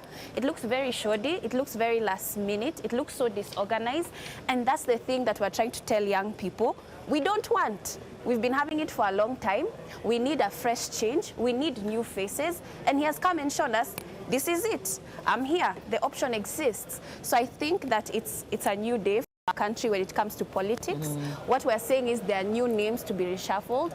We don't have to worry about seeing nominations coming in and seeing the same old faces, the same old names. Now we can look at young people who are intelligent and capable of leading this country. I want to read some of the comments right now on #DebatesKE just to get a sense of what you thought of Karriara showing up and being the only candidate on that stage. This is DJ Slim. The other candidates are arrogant. What time are they arriving, he says. Njihia Kelvin, leave Ekuru arrogance. That shows the caliber of the so-called alternatives. This other one is... Robin says, Karriara is my hero tonight. G_Ikuro, I was so undecided for the presidential candidate, but now I have seen the kind of leader I want.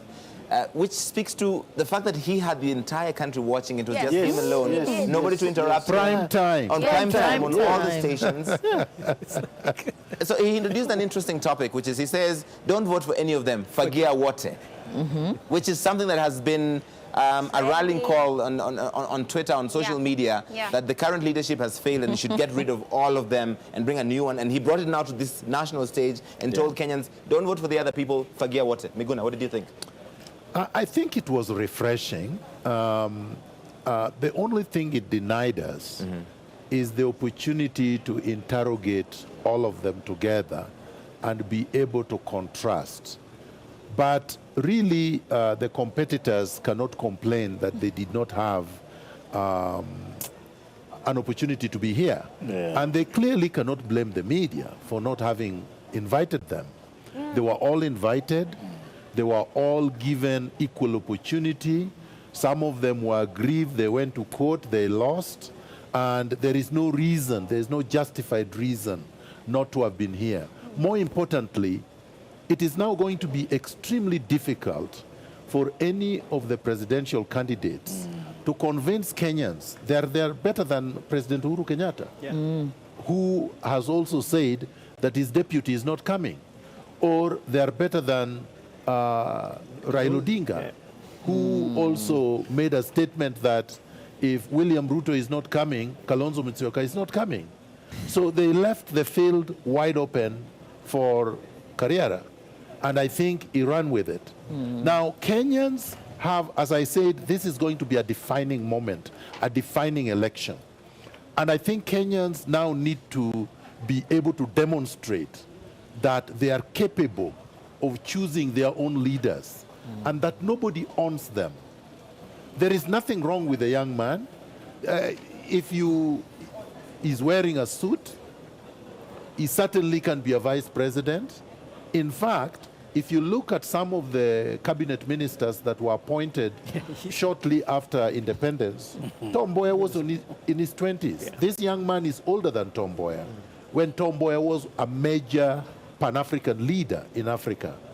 If you compare him to Musalia Mudavadi, when Moi plucked Musalia Mudavadi shortly after graduating from the University of Nairobi, he was in his 20s too, and he was made a cabinet minister. I can go on and on. So nobody was born a leader. This man seized the moment, and I think that I say congratulations to him, bravo. Absolutely. Dr. Wita, I want to bring out something he said about the banking sector. He says the banking sector, banks used to make pornographic profits. And he raised the issue with that. Just talking about that maybe... sounds like Miguna's language. No, I don't say things like that. No. I'm very scientific. He was concerned about, obviously talking about the interest rate caps and the changes therein, but pornographic profits, one as a term to use the supernormal profits is interesting, but talking about the need for more regulation to make sure that services, financial services are available to ordinary citizens. No, I think, just on that, I think he made several very substantive points about the fiscal management of the country. Yes. You may not agree with some of them, but I think you appreciate the effort, the intellectual activity around thinking around those issues. He talked about mobilizing domestic revenue. Yes. And I think it goes at the heart of the banking sector because they're mopping up all the revenue through the interest rates that they rake from us. Right. He talked about expanding the tax base. He talked about cutting taxes. He talked about, and Miguna and I were laughing when he talked about reducing sales tax from 16% to 4%. To 3%. Yes. To 4%. He talked about stemming runaway external debt. So I think he's really onto something. And I think what you must give them is, and I think it's exactly the point we've been talking about. This moment, this debate today was not about the second-tier candidates and the front candidates. It was about a conversation with Kenyans on the issues that they want to put on the table. And the boy, the gentleman just nailed them. I'm sorry to call him a boy. He just nailed the questions. It's around the economy, opportunity and youth, taming runaway debt, and talking about jobs and training and mentorship so that young people can ascend to positions of wages that don't pay starvation salaries. Right. So I think really that's where we ought to go. He basically brought out the issues, and I think that's what debates are about, competing visions for our country. You may not agree with their points, and that's why Miguna says they denied us an opportunity to then look at his vision vis-a-vis the other candidates. But on the face of it, you know, as panelists, we may overreach ourselves by criticizing. Right. But that's not the point. The point that we were supposed to address here today is which visions and what is the extent of differentiation, and therefore what should Kenyans start looking out for come August 8th. So the question here, Daisy, is not so much as we won't even discuss what the substance he offered or not, just by the fact of him showing up, there's so much goodwill that has been garnered. For instance, Harrison Mwale asks, why should we give jobs to people who don't show up for the job interview? Who don't want True. I mean, you know, I think and now that, we know his name, like and we don't know the others. Absolutely. You know, we had said we didn't know the names, but now we know at least one name. Yes, we do.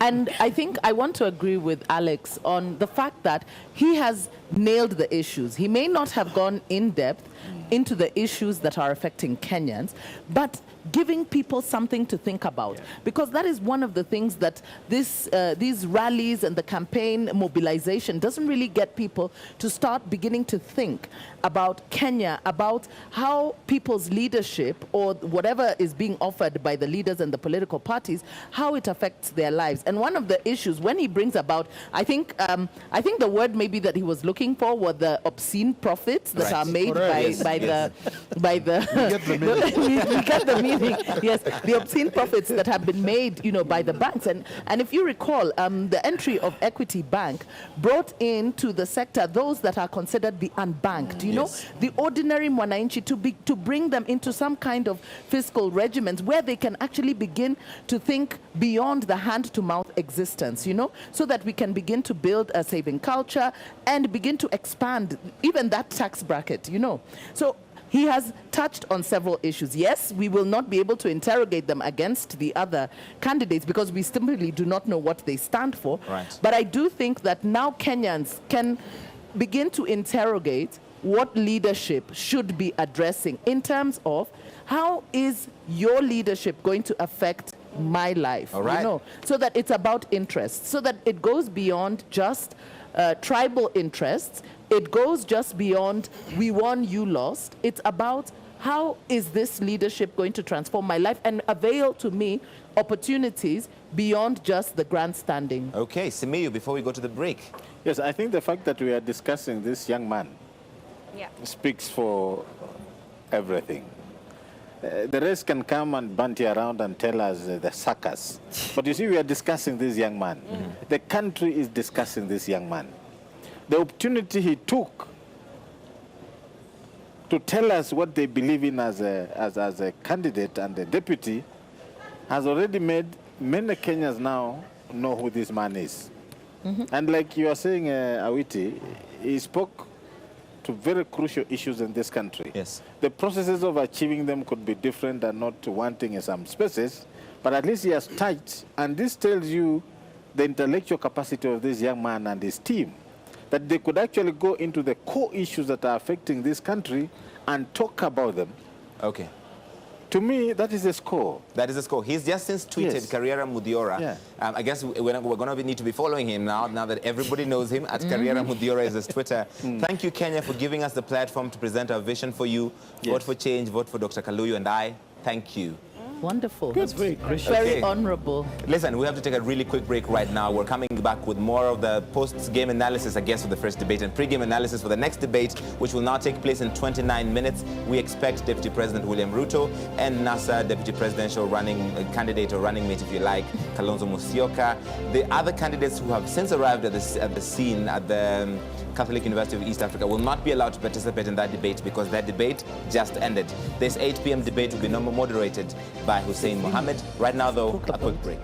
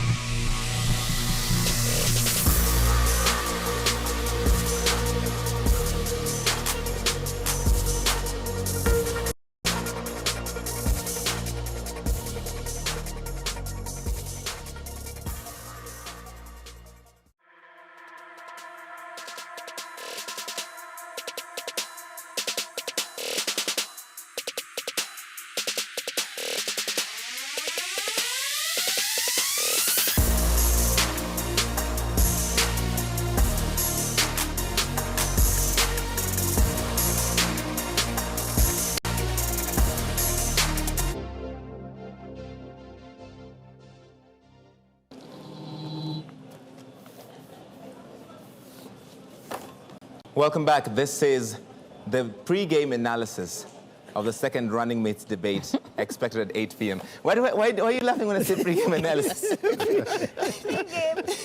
There's a big game at 8 o'clock. Before then, we've got to prepare people for it. Yes. In this case, between William Ruto, the Deputy President, and the former Vice President, Kalonzo Musyoka. If they show up, what are you expecting? Okay, Nerima, go for it. I hope I'm expecting to hear how they're going to solve issues. I'm hoping to hear more about their manifestos and less about attacking one another and why they are better than the other. So this time, I'm hoping to hear issues, how you're going to solve them, how you're going to deal with the youth, and I'm willing to listen to the economic issues that we have, the water issues that we have now in Nairobi, cholera. I mean, that's what I'm looking for. What are the young people of this country interested in? What are the issues for them in this election? I mean, the first one just has to be employment. It's always been an issue, and it's going to continue being an issue until our leaders take us seriously. And nextly, it has to be health. We've been through a doctor strike. We've been through a nurses strike. We can't quite say whether our hospitals have sufficient medication for young people. And affordability, can a young person afford it? If you don't have a job, how do you have health care? Those things are synonymous to one another. So those are the things. And corruption. How are you going to deal with corruption? It is too expensive for us to continue to watch corruption increase and nothing is being done about it. I keep saying it's like filling a glass of water that has a hole. If you keep putting money or water into your glass and it has a hole, it will keep pouring water. So those are the issues that we need to solve. The last running mate on that stage, the only one who showed up, Eliud Muthiora Karriara, said Jubilee is the most corrupt government ever, and that is certainly going to come up in this debate. I don't know if it's the most corrupt government ever. I think it's borrowing from another person, John Githongo, who has also famously said that. I think corruption is an issue. It is a real issue. It is not just at the national level. We are seeing corruption everywhere. It is a problem.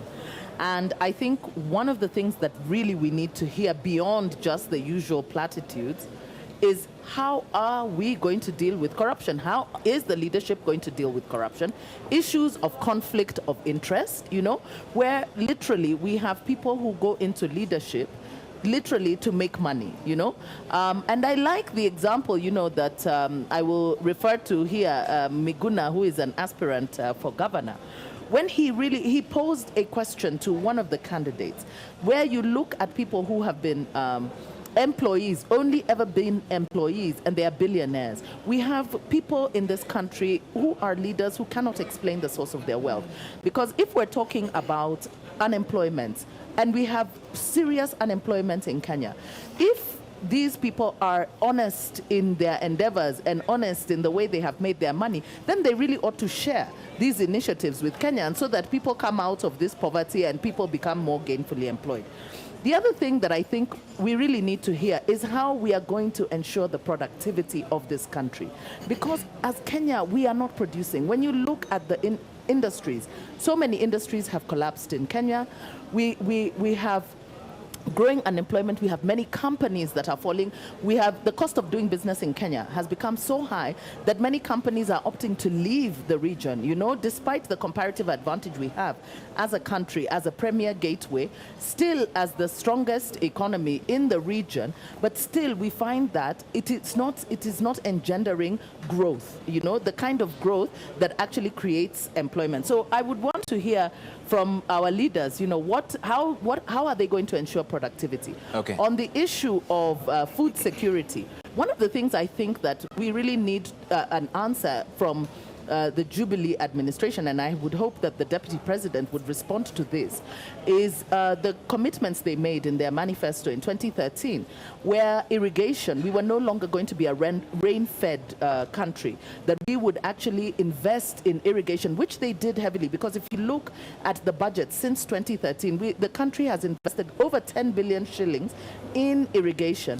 And at the end of the day, we are now faced with severe food shortage, coupled with, of course, the armyworm infestation. And actually, we're facing worse times ahead. Okay. How are they going to address these issues beyond just telling us, again, that we are going to inject more money into irrigation? Remember that we are heavily subsidized. We have subsidized farmers' seed, fertilizer.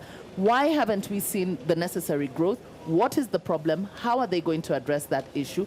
Among many others, of course, I will not fail to mention the issue of the 2/3 gender principle. Which failed to pass in Parliament repeatedly. Repeatedly, but on this one, I would expect both NASA and Jubilee to answer, because it is a joint responsibility. It is Parliament that failed, and both of them sit in the House. Okay. And what are we going to do, seeing as we actually have a possible constitutional crisis that we will be facing post-election because they do not have the cover of the law? All right. And on matters national security and defense, Simiyu Irunga, today President Kenyatta has ordered the police to kill and bury al-Shabaab militants wherever they're to be found. There's a major operation going on in Lamu after the latest attacks. So this will obviously be center stage, the national security locally, but also should we remain in Somalia? What do you expect if these two candidates were to debate on the stage? I think we'll be listening to the current president to tell us what they've achieved so far in terms of engaging our troops in Somalia. Of course, it was done under President Kibaki, but we needed to be told in quantifiable terms what the country has gained by our continued stay in Somalia. We understand our military is now under AMISOM, but we still have the capacity as a country to come up with unilateral decisions that should be effectively utilized for our own people in this country.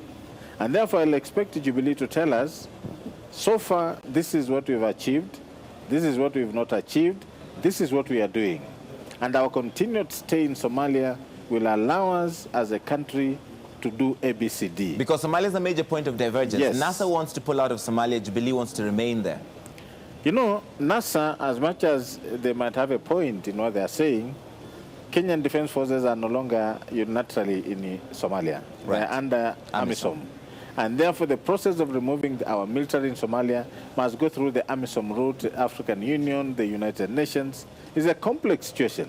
But as a country, we also have the capacity to unilaterally decide that we are pulling out the way we did in South Sudan after our general was removed. Right. But I think the issue here is probably we need to start thinking on how to pull out our forces in phases. Not all at once. Not all at once. Because yes. there seems to be, the suggestion here seems to be that if NASA wins, on day one they're going to No. I don't order think for the withdrawal yes. of Kenyan troops from Somalia. I don't think that will achieve, but yes, to some extent, to some point now, I'm also trying to imagine that if we can start pulling our troops in phases, so that at some point we bring them to the border, okay, and ensure that we can take care of our own security problems, as opposed to what we are doing in Kismayu, and yet the spillover is within the country. So that's one. But internally also, we need to start asking them, this security sector reform process, what have we achieved? We were supposed to reform the security sector, the police, the prisons department, the judiciary, means of finance. That is the sector. We call it the security sector area. We want to ask them, what have you done so far in terms of the pillars that were created under the reform process? So we are auditing their performance as Jubilee and asking NASA to tell us in a very detailed manner the mechanisms they are going to put in place to achieve the security sector reform. Okay. Yes. Miguna. William Ruto and Kalonzo Musyoka on one stage. In 27 minutes, what are you expecting? What would you want them to address?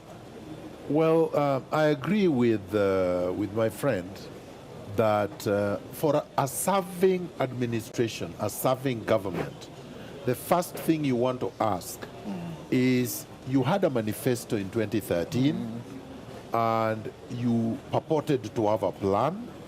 We elected you. You have been in power for 5 years. What is your scorecard? And we go on corruption. We go on health. We go on education. We go on infrastructure.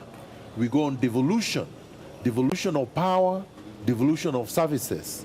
We go on extrajudicial killings, which is human rights.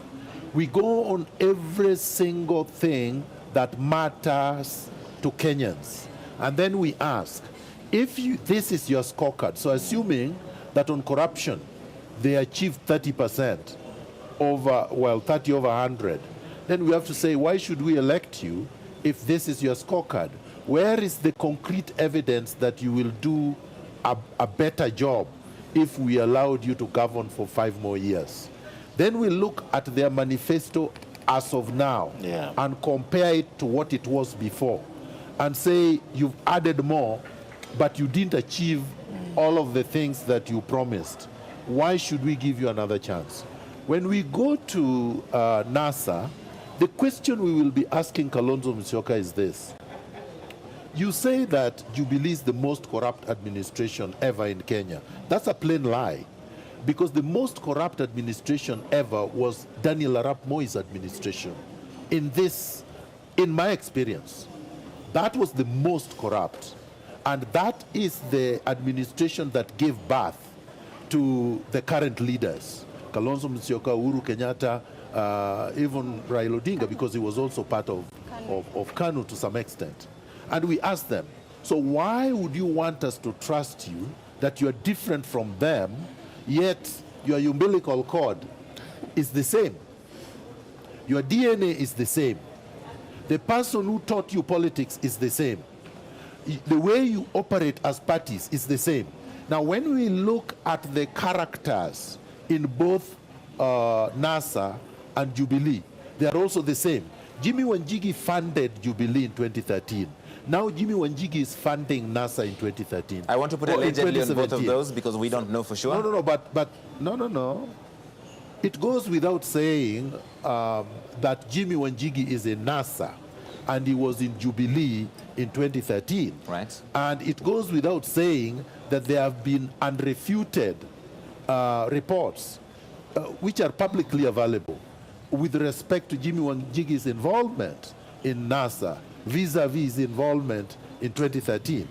Then, of course, there are people in NASA like Wetangula, like Amos Wako, like the rest, who have had a long history, not just of perpetuating the culture of impunity, but allegations, serious allegations of corruption. Okay. Then you compare that to Jubilee, and then you ask, where is the difference? Okay. Dr. Witi, what is your expectation for this debate between William Ruto and Kalonzo Musyoka? I think, let me say this. First, the reluctance to show up at this forum is exactly the issues Miguna is raising. This is no place for waffling. Miguna and Simi, you are having a separate meeting. I should be like my class teacher. Tell us what is so funny about Yes, Dr. Witi. This debate is not about waffling. It's about substantive differences, substantive positions, substantive alternative proposals for how this country is going to be governed. And these issues must be around jobs and opportunity. What are the competing visions there? What has Jubilee achieved? They promised 1 million jobs a year. They have only delivered, they claim they've done 800,000 jobs per year. It's not true. Because, Mama Mboga creates her own job. How many jobs have been created in the formal economy that are as a result of ease of doing business, which the government talks about? Can we count that? They're not more than 100,000 jobs every year. The next one is the debt overhang in this country. It is getting phenomenal. It is getting out of control. The other one is shared prosperity. Growth is stuck at the top, and there's no such a thing as trickle down. How will they address these issues?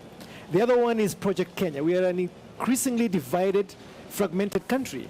We are not one nation. What is the plan to stitch this together and create a tapestry of a unified society? And then making real the promise of devolution. Is devolution working? Or are governors flying out on their own and basically making all the money that they can? But what is interesting is that the burden is on Jubilee to prove that the last 4 years have been a success. And I've looked at their manifesto. 10 of the things at the front end are spending proposals. They want to spend more money, sink us deeper into debt. Everything else that they claim on their own account, in terms of what they think are achievements, are fewer than the things that they're saying, if you take us back, we will do. Okay. So it means that it's a question of unfinished business. And the question Kenyans must ask is, why is the business unfinished? And this manifesto makes no reference of the previous manifesto of 2013. Where is the continuity? Where is the honesty? How do you square this with Kenyans? That's what this debate must be about. So and for NASA, they must also show that they are really capable of running government by presenting, as Miguna has said, why they think they're a cleaner, leaner outfit, and why in their ranks we have some of the grandchildren of the Moi era. Grandchildren of the Moi era. Listen, this evening we've seen two statements actually. They came out this afternoon. One was from NASA, who basically said we're ready to come to the debate if Jubilee will come and they should stop moving goalposts. And then a short while later we saw a response from Jubilee who said NASA should stop copying them, using the phrase shoddy copycat tactics. I want to give you this statement from NASA was signed by Salim Loan, who's an advisor to NASA presidential candidate Raila Odinga. The meat was in this last sentence. NASA is still ready to take part in the proposed debates as soon as Jubilee engages in agreeing on the ground rules that President Kenyatta has used as an excuse to duck the debate, Salim Loan said, which Kenyans have come to expect as an essential platform for leaders to communicate their visions directly to the Kenyans. And that statement was titled, "It is still not too late for Jubilee to agree to presidential debates." Well, it might be almost too late now. 10 minutes to go to the 8 p.m. debate. And then a short while later, we saw a statement from the Deputy President spokesman, David Mugonyi, who said there has been no consultation to agree on ground rules such as date of debate, do's and don'ts, what is expected of participants, etc. And there has been no engagement other than an invitation letter that was sent to the Deputy President at the end of last week and said, we have made ourselves available to the media before and we will continue to do so. We can debate all and sundry, including the so-called NASA principles, all of them at one go. So that was the grandstanding against the many of you. Larry, yes. I'm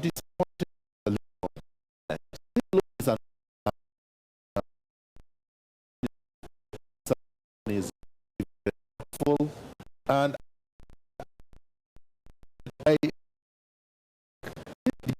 is subject to Jubilee agreeing. Right. So essentially, they are being subservient to Jubilee. They're saying as long as Jubilee agrees, so why do they want to take power from Jubilee if they have agreed, they have surrendered to Jubilee, or even on the issues? That if Jubilee agrees to the terms of reference, then we will attend the debate. You see, that's a defeatist attitude. That's not a team ready to take power. Now, if Salim is tired, then he should step aside and give room for somebody more vibrant. You know what? So I'm going to challenge my friend Salim Lone not to play this politics of yesterday, the politics of catch up. If they're really ready to take power, let them step forward, let them take charge, let them define who they are, and let Jubilee be the ones in the defensive.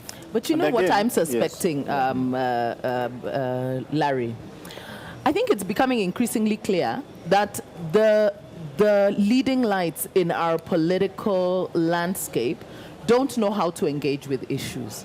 And because they don't know how to engage with issues, they cannot subject themselves to any form of accountability to the Kenyan people. Because why would anybody actually forego such an opportunity, you know, to be able to articulate your position in terms of what you are offering as a leader, you know? This attitude on both sides, both by NASA and by Jubilee, smacks of contempt for the voter. Yeah.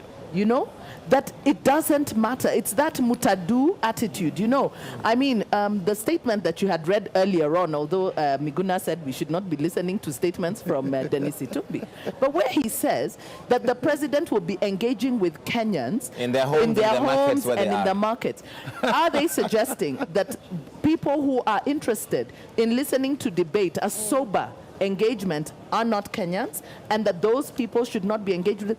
It is contemptuous for them to have that kind of approach. And for me, it is clear they do not understand issues-based politics. Their politics is that of division, of speaking at each other, ethnic balkanization, but they don't have a real plan. You know, these are you get together some experts to cobble together for you a manifesto that looks like it has a plan, but in actual fact, that's really just a document that you are throwing around, but they're not going to engage with those issues. It is power for the purpose of power. I think... yes, Mio. And with due respect to these two camps, I don't know whether they really understand the essence of a debate. Because a debate is for them to convince us. They are not doing us a favor. But from the two statements, one, you can see that thing from Itumbi. It also shows you the level of thinking.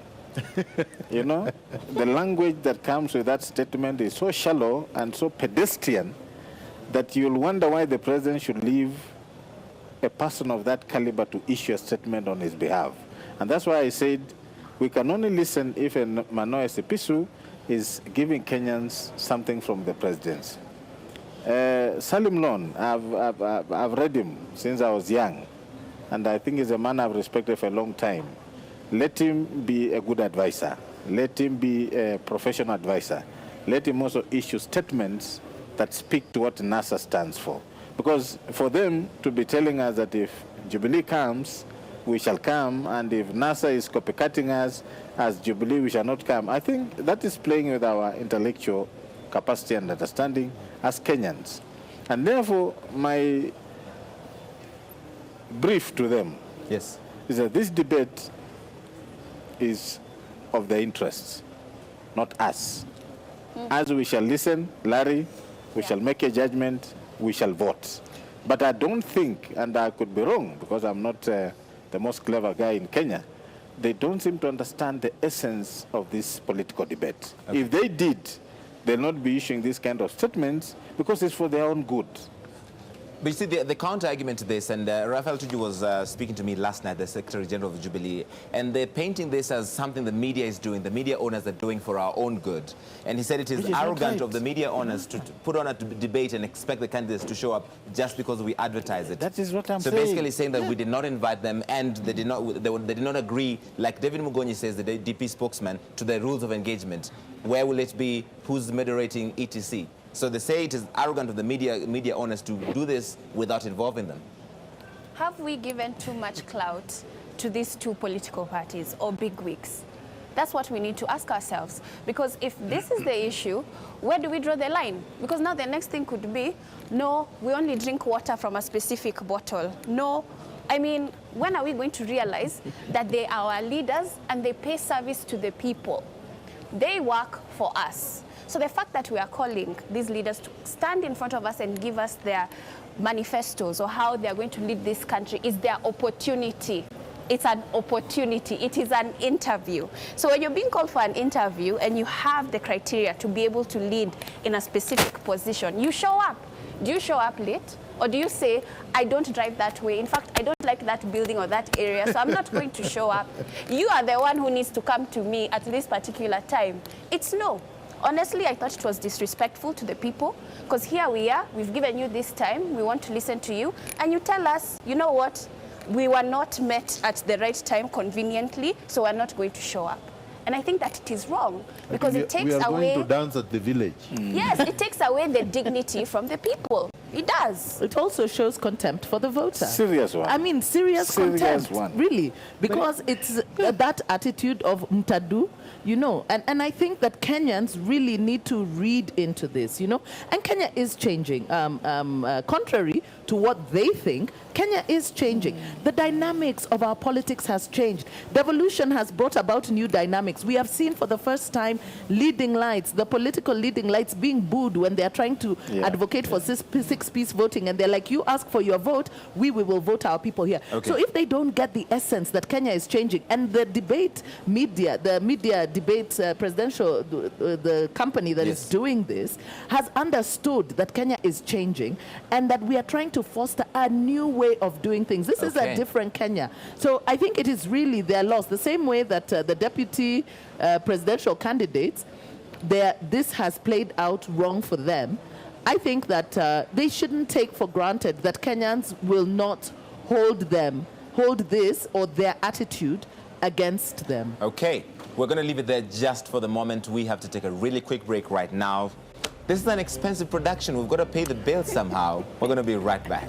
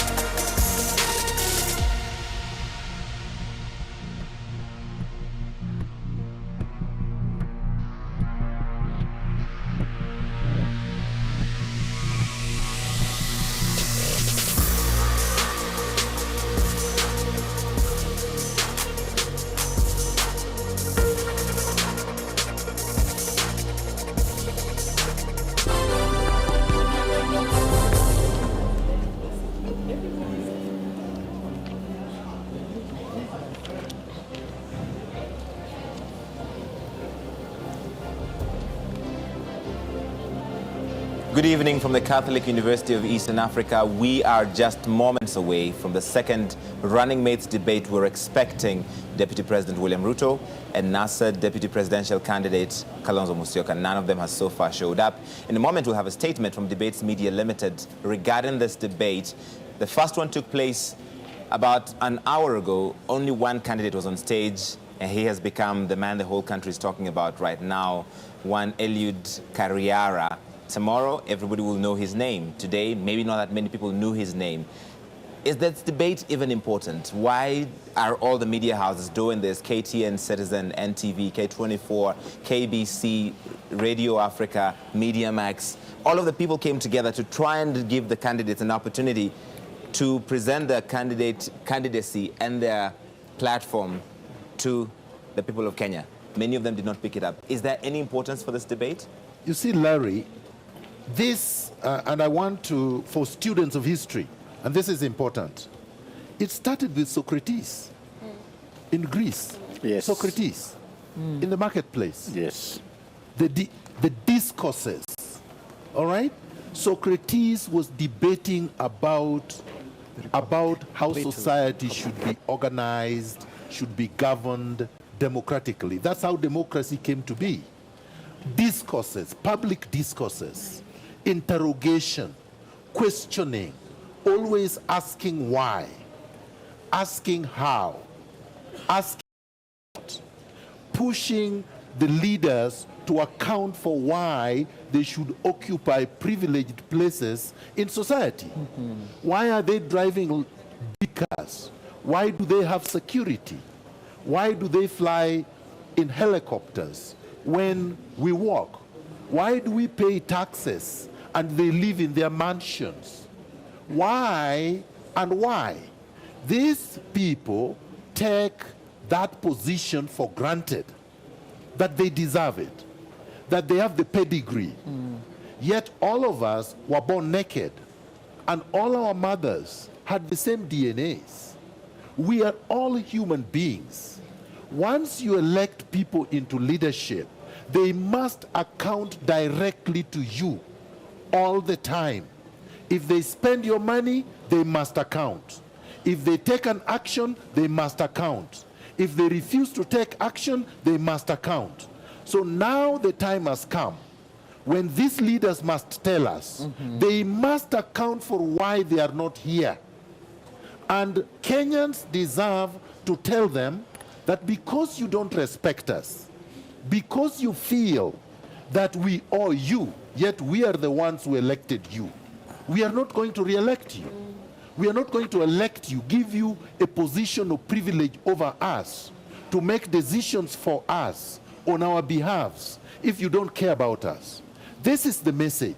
So anybody who tries to say debates are not important, yet that is the only forum where citizens can engage directly with their leaders, then that person does not understand democracy. So let me weigh in. Yes, there. Dr. Whitney. I think there is a genealogy to this disease, to this syndrome. It goes back to Mzee Kenyatta and his envy of the imperial logic of state. You know, his flag whisk, his kingly manners. And then came Moi. These guys came of age in an era where the leader knew it all. And we were not citizens then, even after independence. We were subjects to Kenyatta, subjects to Moi. That imperial legacy still continues today, to the extent that Mr. Kenyatta does not understand where his power comes from. His power is donated to him by we, the people of this country. But his argument is he doesn't have to come to a debate and subject himself to questions from media people when he's already meeting the citizens out there. The questions are not from media people. The media does not generate the issues we are talking about. The media did not generate corruption. The media does not generate the joblessness. The media does not generate the debt overhang. These issues have been generated by the character of his governance. What the media is now doing as a member of responsible civil society is to bring these guys before Kenyans so that they can explain. And I think I want to support him. I think notwithstanding what the president has said, I'm not sure whether it is him who said, because that thing is from Itumbi. You know, politics is at two levels. There's the level of policy and there's the level of politicking. What the president is doing in the villages is politicking. What we expect the president to do in these debates is to tell Kenyans his policy frameworks. And that's why a debate is very crucial. So he comes here and tells us, this is your platform, this is the manifesto that we gave you. As a government, this is how, and that is why the country is strutted. We have the upper class, the middle class, the lower middle class, and we have the masses. You must feed through those structures. Now, when the president comes to a debate like this, he's speaking to the people who are within policy-making frameworks. He's speaking to the people who are in the middle class. And when he goes politicking in the villages and in the markets or wherever they go, he's now talking to the masses. So a debate is very crucial because that is the only time we can interrogate our president or the leader of the opposition or their deputies on what they stand for on matters of policy. Then they can now fly out to the villages and talk to the masses. Okay. So I want to agree with him that a debate is very crucial. And I'm shocked that our political leaders will not get this.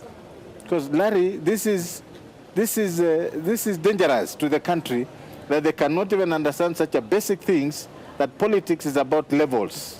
All right, so we see the other presidential candidates and the deputies now kind of walking out of this area at the Catholic University. They have been in the lounge. They were hoping to get included in the main debate at 8 p.m., but that is not happening. So all in one accord, they have decided to leave. That's what you see on your screen there.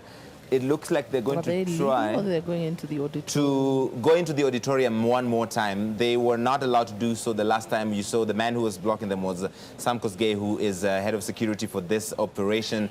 That should be interesting if they will be able to get in this time, because they've tried this one last time and they were not allowed to do so. So they appear to be trying to do so again to gain entrance into the auditorium. And I think that's also Kimani Ichung'wah, who we had yesterday, was coming here to represent the deputy president. Yet the rules that have been circulated by Debates Media Limited said you cannot send a representative. This is an MP for Kikuyu. He's an elected Jubilee leader, but you cannot send a representative unless you're yourself on the ballot. But he's here anyway. And he said he was coming on his own behalf, on behalf of the deputy president, and on behalf of the Jubilee party. Why are you shaking your head? But you got what I said, Larry. Yes. So the importance of this debate is very crucial. And Alex I was just adding to what he said. Yes. You must speak to the two and several stratas of society if you're in the political game. But Larry, I wanted to add. You see, when you go for a rally, and let's say you go to Lamu, how many people attend a rally? Maybe maximum 2,000 in Lamu, maybe 5,000 if you're lucky. Are those all Kenyans? Is that the entire demography of Kenya? We are 45 million. Right now, we are reaching millions, tens of millions, more than you can reach in a rally. So between this and a rally, which one actually is accessible to most Kenyans? Absolutely. All over, from Mombasa to Kisumu, from Wajir to Malaba. It's this forum. And as my friend said, these policies need to be interrogated. And these leaders need to be vetted and audited. And we cannot do that in a political theater where it is monologue. They are speaking to the public. There is no reciprocal engagement. Nobody can ask them questions. They play music, loud music, they dance, and they are up on the stage with security, and the people are down on the grass. These are the people who are paying them. It's dehumanizing. Okay. When N.S. Stevens says Jubilee and NASA's refusal to show up to debates is the height of perverse impunity they are so accustomed to. That's, I agree. It's actually a manifestation of impunity. These are demigods, and what they're trying to say here is that you deal with us on our own terms. We are the overlords, and you, as Miguna says, you're in the grass there, so you listen to us. And that exchange, that power asymmetry is a problem. Yet we are the people who pay the bills. These guys literally cruise on our shoulders and our backs. We pay, we work so hard every single day to make sure that they have the packs that they do, in the expectation that we'll get services. Then what we get is a kick in our teeth and impunity. And to trivialize this process, all the organization that has gone to make possible this debate. And expectation. And the expectation I wonder how from they Kenyans. sleep. I wonder how they sleep tonight. Well, they've been sleeping easy even as they continue to rape the country. But the debate is only 11 minutes in. Ideally, we should have had the debate going on right now at 8 p.m. moderated by Hussein Mohammed. If either of them is in the city right now, would you be advising them to come quickly to the Catholic University and have that primetime audience all by themselves? Absolutely. I think at some point you should take the cameras to the hall and show and those I would want them to kneel down and apologize to Kenyans. Yes, profusely. Why would they apologize? Because they're late. For treating them with contempt. Because they're treating their employers like rubbish, like a rag. And that is not right. You know, they think that they're entitled to their positions. When Kalonzo Musyoka ceased being a vice president, do you know he didn't know how much it cost to fuel a vehicle between Nairobi and Mombasa? He thought it was 5,000. Because the man has been cruising on public expense without spending his money. Yeah, he takes things for granted. The man has been a minister since he was in his 30s and believes he was born a minister. So you think that's part of the... That's part of the problem. That's part of the problem. Yeah. They should be in Siberia for 15 years. I think it's very disappointing. Really, I really think it is very disappointing, this kind of show. You know, one of the things that we celebrated in 2010 was a new constitution that really captured the aspirations of Kenyans, you know? And one of the things are those democratic ideals where we hold our leadership to account. Right.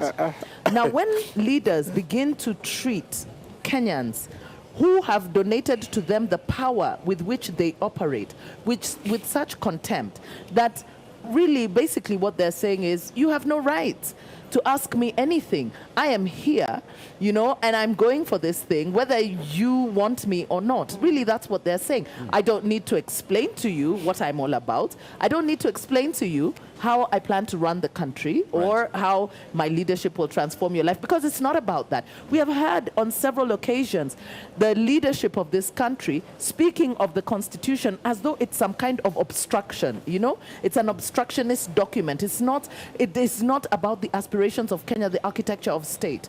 And here what we see is the manifestation of it. So now if Kenyans want to see what impunity looks like, this is what it looks like. They may think that they are kicking the media in the teeth. We will show that media.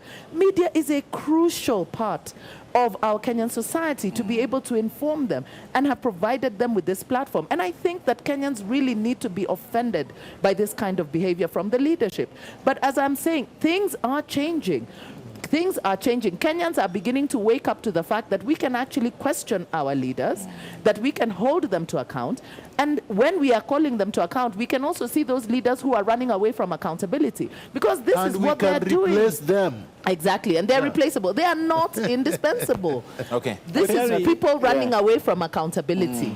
Let me just make one point here. I think part of the hubris derives from the fact that these guys, the so-called political honchos, believe that this is some kind of an elitist conversation. And they think in a patronizing way that their constituency is Mamamboga and all those guys. And yet we're spending billions of taxpayers' money in education. The same guys keep saying that, who actually says that we're on the cusp of a technological industrial takeoff, a revolution.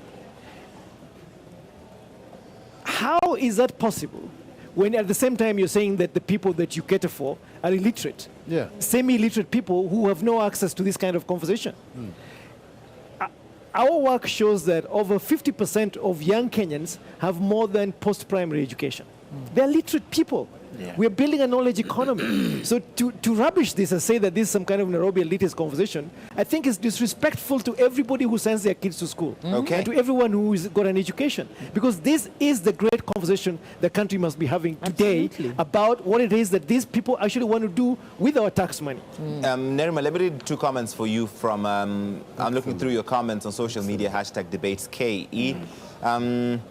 King Kong, if they think debates are not important, then Kenyans should automatically assume their votes are not important either. Absolutely. And Cliff Njora Njuguna says, so William Ruto and Stephen Kalonzo Musyoka, you expect us to vote for you in while you snap debates? Unbelievable. Yeah, I think that it's a wake-up call. In fact, I'm glad this has happened so that Kenyans can see what we have offered. Correct. And now think Yes. about it. We have about Yes. 20 days to the election, and think clearly, is this something that you want to deal with for the next 5 years? But basically, I want to touch on something that Miguna had mentioned about Socrates. Right. Also, his worry was that if you don't educate the public on the importance of voting for people who have policies at hand, democracy It makes breaks. rubbish of democracy. And he Correct. said that if we don't educate the people, we start voting for people who have the theatrics. We forget about what they're bringing to the table. And that's what is happening right now. Exactly. So a debate is supposed to be a platform where a leader talks about their policies. It's the boring stuff, sure, but it's the important stuff. So when you're very used to the theatrics and the rallies and you think that's what gets you by, I think the debates are a clear indication that Kenyan people want to hear what they're bringing to the table, and they're not sure how to say it or show it, because maybe they're not doing it. But why would you come to a debate, though, playing devil's advocate, when you can't say NASA how when the crowd responds, or you can't say ule Joshua napeleka mahali pa busaa na chang'aa, and that people won't respond to that because there's silence in I will answer that, Larry. Because governance is not theater. Because governance is not performance. Because governance is not hypocrisy. Because governance is not entertainment. When you want to build a road, or you want to build a bridge, or you want to build a light trail or a subway, you need a team of competent engineers and planners and economists and financial experts to be able to put a blueprint to do it. That means you have to sit in a room and read and understand and then implement. You can't do it on the road dancing. So if they think that the only way we elect leaders is how good dancers they are, so they twist their legs and they think that that is the best, they boogie, then they're wrong. Then we cannot develop Kenya. That is why we are 55 years behind Malaysia. I give this example all the time. London built its railway or its subway in 1863. That was 155 years ago. And here in Kenya, we are still saying how, we're gonna why. We don't have money. Do you understand? Right. And yet the tax base is the same. I disagree with Carriera only on one thing, that you can't reduce taxes to 3%. That is inconceivable. And I mean, it would be unsustainable economically. So he had some very good ideas, but some very bad ideas also. Processes. Because probably he never thought about what he meant when he said 3%. And he thought probably that he will be pleasing the Mamamboga to vote for them without realizing the Mamamboga needs a road, the Mamamboga needs healthcare, the Mamamboga needs education and all. And by the way, when they say Mamamboga, these people have a very bad idea, thinking Mamamboga is illiterate. The Mamamboga of Kenya today went to Form 4. And some of them actually got B, not even B minus. So they're very literate. They can read. They can conceptualize. So don't let us dehumanize them and think they're stupid just because they are poor. Okay. Yeah. In all fairness, not everybody agrees with you guys on the panel tonight, and I must bring that dissenting view as well. Anthony E. Muhindi says, your panelists are behaving like those who snubbed you. Media is quickly becoming irrelevant. Go back to the drawing boards. He's only one person. I'm glad. There's some people But who I agree think, with him. Larry, I don't know what he means. What but does he mean? He means that we're whining. No, we are not whining. We are discussing. Let me be a bit unsavory to this guy. You know, he might be belonging to those pedestrian thinkers. People who don't want to look at things critically and see the value of what we are doing. My point to this is that I don't know what kind of politicians we have in this country. Because you see a trend, Alex, that even the two big ones, even the small ones are behaving like them. Of course. Correct. You know? It was about the balls. We must ask ourselves, what is the problem with our politicians? Right. Because even these ones who everybody knows have nothing in terms of presidential election, they're also trying to threaten the media. They're also trying to tell you to ape the big ones because they think they have now arrived. I think it is wrong. Okay. All right, let's leave it there just for the moment. We'll come back to talk more about this. Right now, I want to take you to the auditorium here at the Catholic University of Eastern Africa, just to get a flavor of what's happening inside there. And you saw their motorcades being chased.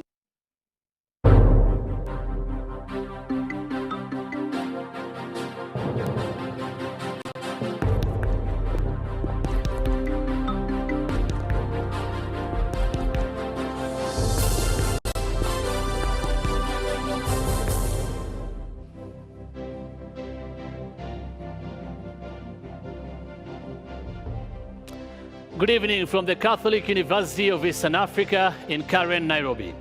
My name is Hussein Mohammed of Citizen TV, and I welcome you to the second and final presidential running mates debate of 2017, organized by Debates Media Limited. I'm your moderator tonight in the debate between Deputy President William Ruto, who is a running mate of President Uhuru Kenyatta of the Jubilee Party, and former Vice President Kalonzo Musyoka, the running mate of the NASA presidential candidate Raila Odinga. The rules and guidelines of these debates have been developed by Debates Media Limited and shared with the presidential campaign teams of Jubilee and the NASA coalition. We will have a 90-minute session. In the first part, I will ask questions that I have prepared myself and not shared with anyone else, and we will thereafter take audience questions in the second part. Now, the candidates have 2 minutes each to respond to questions and another 60 seconds for rebuttal if they wish.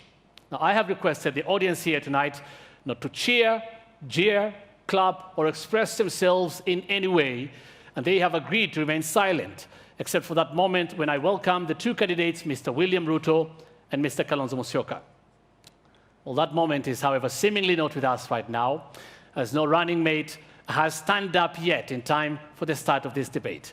This debate was scheduled to start at 8 p.m., right now, of course, it's 8:25, but with none of the running mates present, we are required to quietly wait for a limited amount of time to allow the running mates to make their way to the stage. Now, for all of us in this auditorium, that quiet and orderly wait begins right now. And for viewers across the country, and indeed the globe, we take you back to Larry Mado of NTV, who is hosting an eminent panel of analysts that should hopefully make our wait worthwhile. Make our wait worthwhile indeed. Hussein Mohammed, many thanks. We are going to be waiting for the candidates, William Ruto and Kalonzo Musyoka, to join us. If that does not happen, we did give an opportunity for them to do so. In the meantime, some quick comments on #DebatesKE. We're getting a lot of feedback from around the country, people watching this and waiting for the candidates to show up. Peter Chepkonga says, I don't understand how aspirants snub a debate watched by millions to meet thousands in some unknown part of Kenya. Masharia Tevin says, these guys, they're not capable of being leaders at a rally Hatuendi. And Bradley Nabiswa, so who do we vote for if we cannot hear from you? Come on and go through the challenge. So that's the feedback you're getting from Kenyans who are disappointed that they couldn't see their leaders today. In all fairness, it's only been 25 minutes. One of them or both of them might still show up in the quiet and orderly waiting period that Hussein talked about. So hope springs eternal. No, Larry, you are wrong. If you apply for a job, and this is an application, I remember in 2007, when we crafted Raila Odinga's application for the job of the presidency of the Republic of Kenya, it was a letter. Dear Kenyans, I am applying for this job. And he listed what he was applying for. It's a job application. When you make a job application and then you are late for the interview, you're disqualified right away. The interview will not take place, and you certainly would not be hired. So now you are saying we wait. We wait for an applicant for the job. So we wait for what reason? This guy is applying for a job and he's late. He should be shut out and he should not be hired. These two have given Kenyans the middle finger. And Kenyans should say no to them resoundingly, without any apology. In as much as I don't like the theater of the guys who say they are not coming for the debate because they wanted to attend the 8 o'clock one, but at least they are here. At least I give them something. They took their time and they came to this place. These two are saying they are more important than Kenya itself.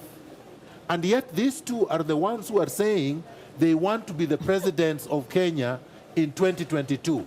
We must say no, and say no resoundingly without apology. Again, a dissenting voice. Ole Amaik says, debates are an extension of social media, and tweets are not votes. So NASA and Jubilee will get more votes politicking out there than being here on the stage for the debate. Person. Very ignorant Kenya. Very ignorant. Sorry to say. It is legitimate. And I want to repeat. There is no legitimacy. Well, then why do they bother to tweet? The president and the deputy president, Why they all do they have tweet. Twitter handles? They have Twitter handles, they have social media. It's an extension. Yes, but if it is that unimportant, they wouldn't bother. Okay, Samir. I think we want to educate that Kenyan. And let's repeat what we said. Politics is about the holistic nature of gaining power. And there are several stratas of politics that a candidate must go through. And we say debates inform Kenyans the policies of these candidates on what they want to do. Then they can go to the villages to look for votes during their politicking period. So this Kenyan does not seem to understand that debates are meant to allow us to directly interrogate these candidates to speak on their policies. They cannot speak on policies in the village. They must speak here, we pick it, we interrogate, and we know that when he's talking to the villager about building a dam, he has spoken to us here in a debate about water, water management processes in the country. When he's talking about electricity in the village that I'm bringing you a 1 mile thing, he has already talked about energy policy in these debates. So that Kenyan must understand that debates are very crucial. And that's where we pick their policy statements, and then we relate to what they are speaking to the villages in our countryside to know what they mean and what they say. Okay. So I think that guy is terribly wrong, but we allow it. In society, we have those kind of human beings. There's also other people who disagree. Mwangi Dhuku, Dr. Awiti says, participating in the debate is not a qualification of being a good leader. Stop demonizing them. Well, that's not the point this panel is making. And that's not the point that the rest of Kenyans are making out there. What Kenyans are saying is, can we have an opportunity to sit at a forum with these leaders answering questions, making a case for why they should be, and what the alternative governance processes might be in terms of statecraft. And what we're trying to argue here is that we need to change the relationship between the governed and the governing. It is a question of debate. It's a question of mutuality. It's a question of equal power. The citizens and the leaders getting into a conversation and having an agreement about which direction they want the country to be. But also leaders feeling the burden of responsibility, not of power, but of responsibility of respectful exchange and respectfully answering questions that are posed to you by your opponents. It's also an opportunity for them to be civil among themselves. Right now, we haven't seen them together forever. The funeral.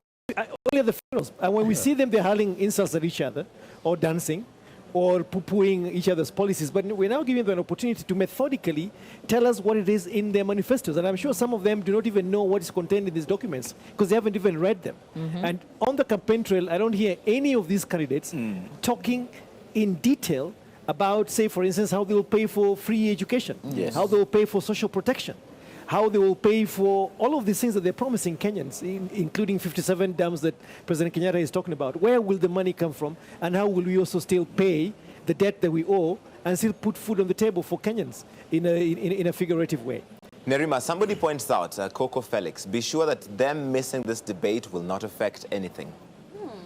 I don't think that it will not affect anything, because I think a lot of times we forget the most basic unit is the family unit. Because at the end of the day, a lot of young people especially are going to listen to their family members, may it be uncles, may it be fathers, sisters, and discuss what's important for us to vote as a family. And that's just the truth of the matter. So we're going to have these discussions. As much as we're saying those are not the ones on social media who attend these rallies. But at the same time, these are also our relatives in the village, where we go back to vote. So where we go sit down, even though we're the middle class or educated that are always online, that don't go out and vote, but we talk. In fact, we talk constantly about politics. I think Kenya is one of those countries that we talk about politics so much, it's our daily bread. So it's important to us. So I think it will have some sort of an impact, because people are going to start thinking, you know what, really, for the future of this country, what's the best option that we have, and what do we want as a people? And I think that it's important. I think it will make a change. It may not make much of a difference in terms of the voting patterns, because still the dynamics of our politics still are centered around the tribal, the ethnic mobilization. But one of the things that is becoming increasingly clear is that while Kenyans do vote along the tribal lines, they still do want issues to be addressed. Right. And we will be able to revisit this incident later, when Kenyans are beginning to see the disconnect between the people that they have elected and their livelihoods and the way the country is being governed. Already there is a lot of disaffection, and Kenyans, for whatever reason, have not been able to draw the linkages between the decisions that they make in terms of the leaders that they elect and the attitude of the leaders, especially towards accountability or being held to account. And this also goes back to, the statement of the president last year, with Miguna here bringing in Socrates. One of the things that he spoke against was civic education, okay? Civic education, being able to educate the voter so that they understand the importance of their vote, And so we can see, we're beginning to see a pattern, emerging from the leadership, whereby they understand it is not to their benefit to have an educated voter. It is not to their benefit or the benefit of them, their continued stay in power, to be held to account or to be interrogated, to have their policies interrogated. Because while Kenyans are busy screaming about cost of living, here is an opportunity for the leaders to be able to address the issue of cost of living, issues of the sanitation, public transport, security and all that. So I think that for me, it's a great disappointment. I am very disappointed in our leaders, but I also hope that Kenyans are beginning to see and to understand that the leaders really have, they are rather contemptuous of the voter, and they must go back to what the Constitution reminds us. The first article, sovereign power belongs to the people, and it is donated to these people. So it is time that Kenyans started thinking about how do we reorganize and restructure the power dynamics in this country so that we have leadership that is accountable to the people. 34 minutes. 1 minute to respond to the cynics. Yes. First of all, the media is comprised of Kenyans who happen to be voters. We are all voters. So if anybody thinks these are not voters and have no influence, then they're just dreaming. Secondly, it's like saying you are ill or sick. You go to a doctor and you say, doctor, don't examine me, just give me medicine. And the doctor does not know what medicine to give you. Or you go, one person or a few people go to a magician, then some go to the hospital. And they say just because there are a lot of people who go to magicians, therefore hospitals have no role, doctors have no role. That's a very flawed argument. It's fallacious. Because to be able to know who the best leaders are, or that you deserve, or that can solve some of the most intractable problems that we face, we have to interrogate them. And the only platform to do that is in a debate, a structured debate, not owned by them. Perhaps the media should consider giving them a blackout for some time. Correct. Actually give them a complete Correct. blackout. Don't Of air their rallies.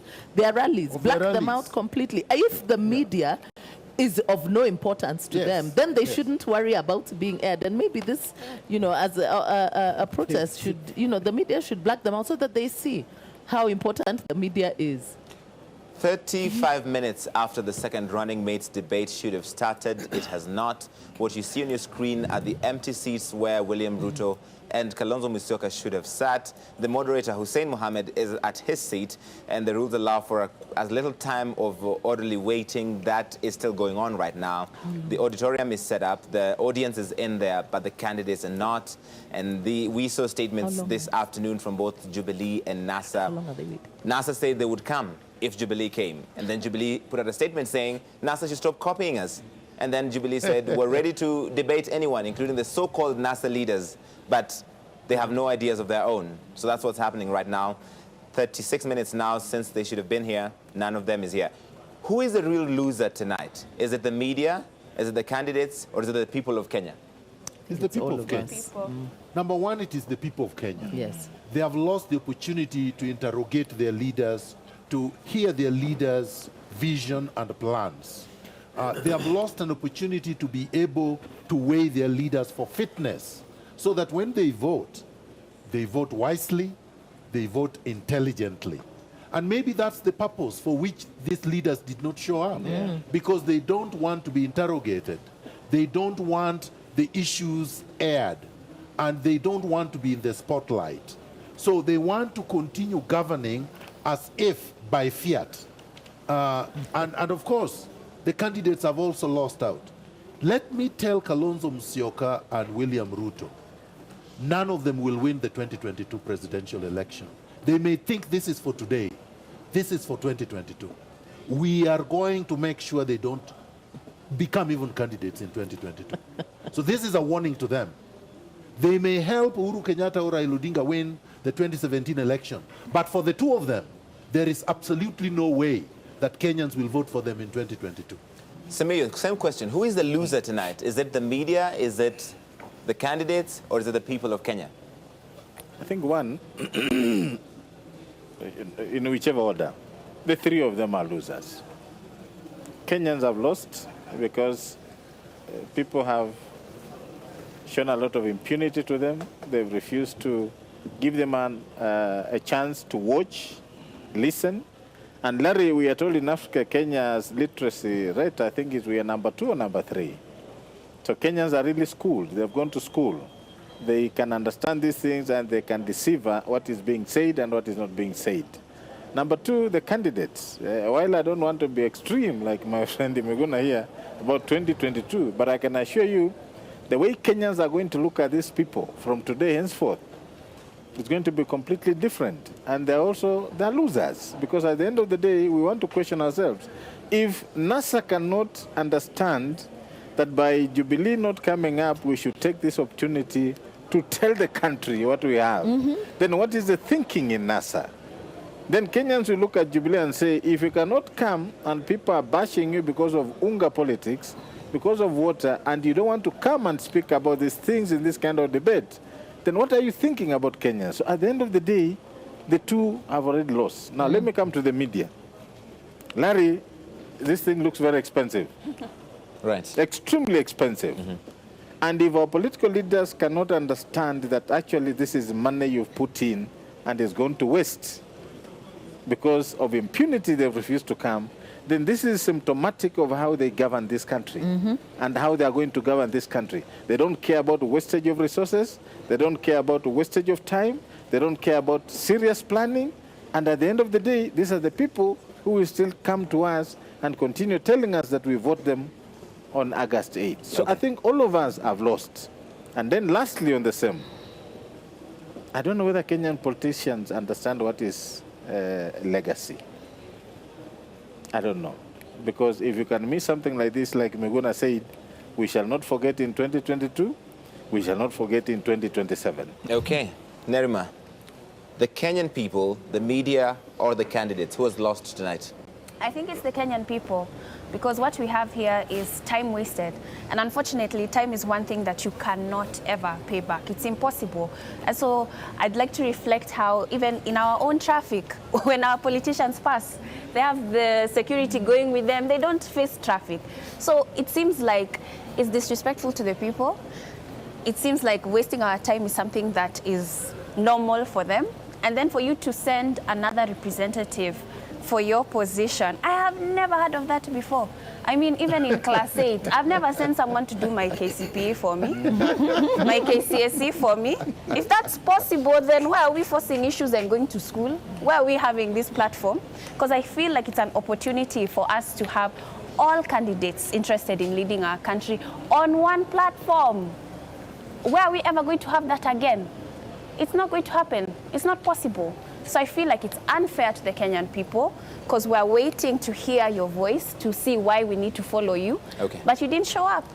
Friends, we've got a new tweet alert from the State House Senior Director, Digital Strategist, Blogger, Senior Director, Digital Innovation and Diaspora Communications. This just in. Engaging Kenyans in their homes, their markets and places of work is very effective, from Chesongos to Kachapin and every village of Kenya. So I guess that's why they're not coming. Expects a guy who never went to school to say things like that. Yeah. So, Larry, if I may come in. Yes, Dr. Alex, I think Alex, yes. don't credit that tweet by answering. No, I think Don't answer that. Yes. Please. I think the optics of those empty seats in the auditorium is abominable. It is shameful, it is disrespectful to the time and commitment that Kenyans have to a democratic process. Having said that, what we have seen today is a spirited attempt to perpetrate and preserve the culture of euphoria, ethnic mobilization, and hypnotism as a basis for conducting politics in this country. That you do not present yourself with reason and measured discourse to persuade Kenyans to come with you on a platform of ideology and a commitment to drive transformative change. That it is just about going out there, as Miguna said, singing and dancing, twisting your legs and the theatrics.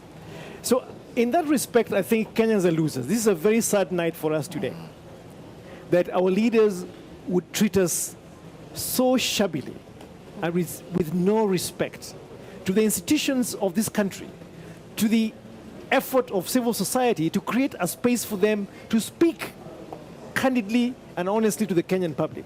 Okay. I think this will go down in history, as Miguna said, as one day we shall never forget. Two counter-arguments. One, from Fadhili Kanini. Theresa May didn't take part in the TV debate in the run-up to the 2017 elections. She's now the UK Prime Minister. She was Just whitewashed with a reduced majority. Completely. And she will resign. She's gone. In fact, it's really 72% say she has to leave office within a year's time. Absolutely. Yes. Counter-argument 2. Kenneth Okwaro. There's an important message we must not miss from this debate's fiasco, that the Kenyan mainstream media lost credibility eons ago. Oh, really? Daisy. Well, they did, but today they have regained a little bit. Thank you, Daisy. Thank you very much. The alternate Daisy on the panel. You know, we are all the poorer for it. You know, I think that when leadership begins to treat media with such contempt, you know, you must never really underestimate the power of media. And I know that social media has brought new dynamics, but even those people who are making those tweets are also underestimating the value of media because they are actually watching. So they are watching as they talk about how media has lost its value. But this is a display of, you know, hubris that we see from the leadership, you know? And I'm surprised that we don't have more Kenyans upset by this display. But I think that, let me tell you, apart from all Kenyans being the loser, I think for me, the biggest loser in this whole debacle is actually NASA. Because NASA had the opportunity, carte blanche, to speak to the nation away from Jubilee. The distraction. Yes, the distraction. Yes. And really sell their policies. Because, you know, Jubilee being an incumbent government, they have the advantage of incumbency, you know? The bully pulpit. Exactly. So, NASA should have come in quickly. In fact, they should have been the ones running here, you know, to be able to articulate their issues without... should have been here at 7 o'clock. Yes, he should have been here waiting for his time, you know? So for me, at the end of the day, this is one big loss to NASA. And I hope that they are misadvisors, because I would expect that they have seasoned hands. I'm told that the advisors are seasoned hands. But clearly, they're in the same league with Jubilee in the sense that these are people who don't understand how to engage with issues. You know, our politics has been about bullying. Completely. It has been about how big crowds, creating perceptions. It's not about the issues out there. They don't know how to engage with the issues. Okay. They want, maybe they would send their experts to do this, but they could have taken time to have their experts take them through their manifestos so that they are better able to articulate the issues if that is what they were afraid of. But on this one, Kenyans are the biggest loser, but politically, NASA has lost a golden opportunity. All right. We want to leave it there. I want to say thank you all so much for being with us this evening, debating the debate. I think it's the most eliminating. Debating the non-debate. Debating the non-debate. Simiwe Runga Miguna, Daisy Mdany, Dr. Alex Oweti, and Nerima Wako, appreciate your time. We appreciate you watching. From me, Larry Mado, and my panel, thank you for watching. I'm going to take you now to Hussein Mohammed, who is the moderator of this second debate. Hussein. Right, it has been 49 minutes of waiting to this moment. Neither of the two running mates is here, and Debates Media Limited has taken a decision. And that decision is as follows. Debate Media Limited declares a no-show for the second of two editions of the running mates debate. The next debate is the presidential debate on Monday, the 24th of July, 2017, between President Uhuru Kenyatta and NASA presidential candidate Raila Odinga. But we leave you tonight with this statement. On the 9th of May, the steering committee of the presidential debates made the preliminary announcement of its plans to stage this year's presidential debate. Now, this was not an entirely new concept in the country, having been successfully introduced in 2013 by the mainstream media in the country. Now, at the time, there was no validly nominated presidential candidate, as the formal presentation of papers to the IEBC would come much later in May. The steering committee recognized that this process required a great deal of time and resources to put together, and the earlier the preparations began, the better it would be for everyone. This is the reason why this process could not have waited for the parties to declare who their presidential candidates and running mates would be. Nevertheless, the steering committee relentlessly reached out to all campaign teams through formal letters and informal channels. In June, the committee published the criteria for participation in the debates, and drawing from international best practice, determined that there would be two debates in one. The first would involve candidates who would have scored less than 5% in national opinion polls conducted by two research firms. The second part of the debate would only involve the candidates with more than 5% in the same opinion polls. This approach was aimed at ensuring that Kenyans got ample opportunity to hear from the candidates who stood a mathematical chance of ascending to the positions of president and deputy president. But in so doing, the committee wanted to be as inclusive as possible in the debates. This is why, even when the candidates with less than 5% support were still scheduled to have their own debate. The first response to this criteria came from 6 presidential candidates who castigated it as discriminatory, insisting that they wanted to share the stage with the other 2 candidates who were now perceived as frontrunners. As a matter of fact, one of the candidates took the organizers of these debates to court to challenge the criteria. The suggestion that the campaigns did not know about these debates is therefore, at best, dishonest. These debates have never been about individual candidates. They have never been about any one or 2 political parties. These debates are driven by the enduring principle that the media is a watchdog for society and provides a platform for alternative visions. This is why we are committed to doing this debate, whether 1 or 2 candidates chose to stay away. We believe that as media, we have discharged our duty. I'm Hussein Mohammed. Have a good night.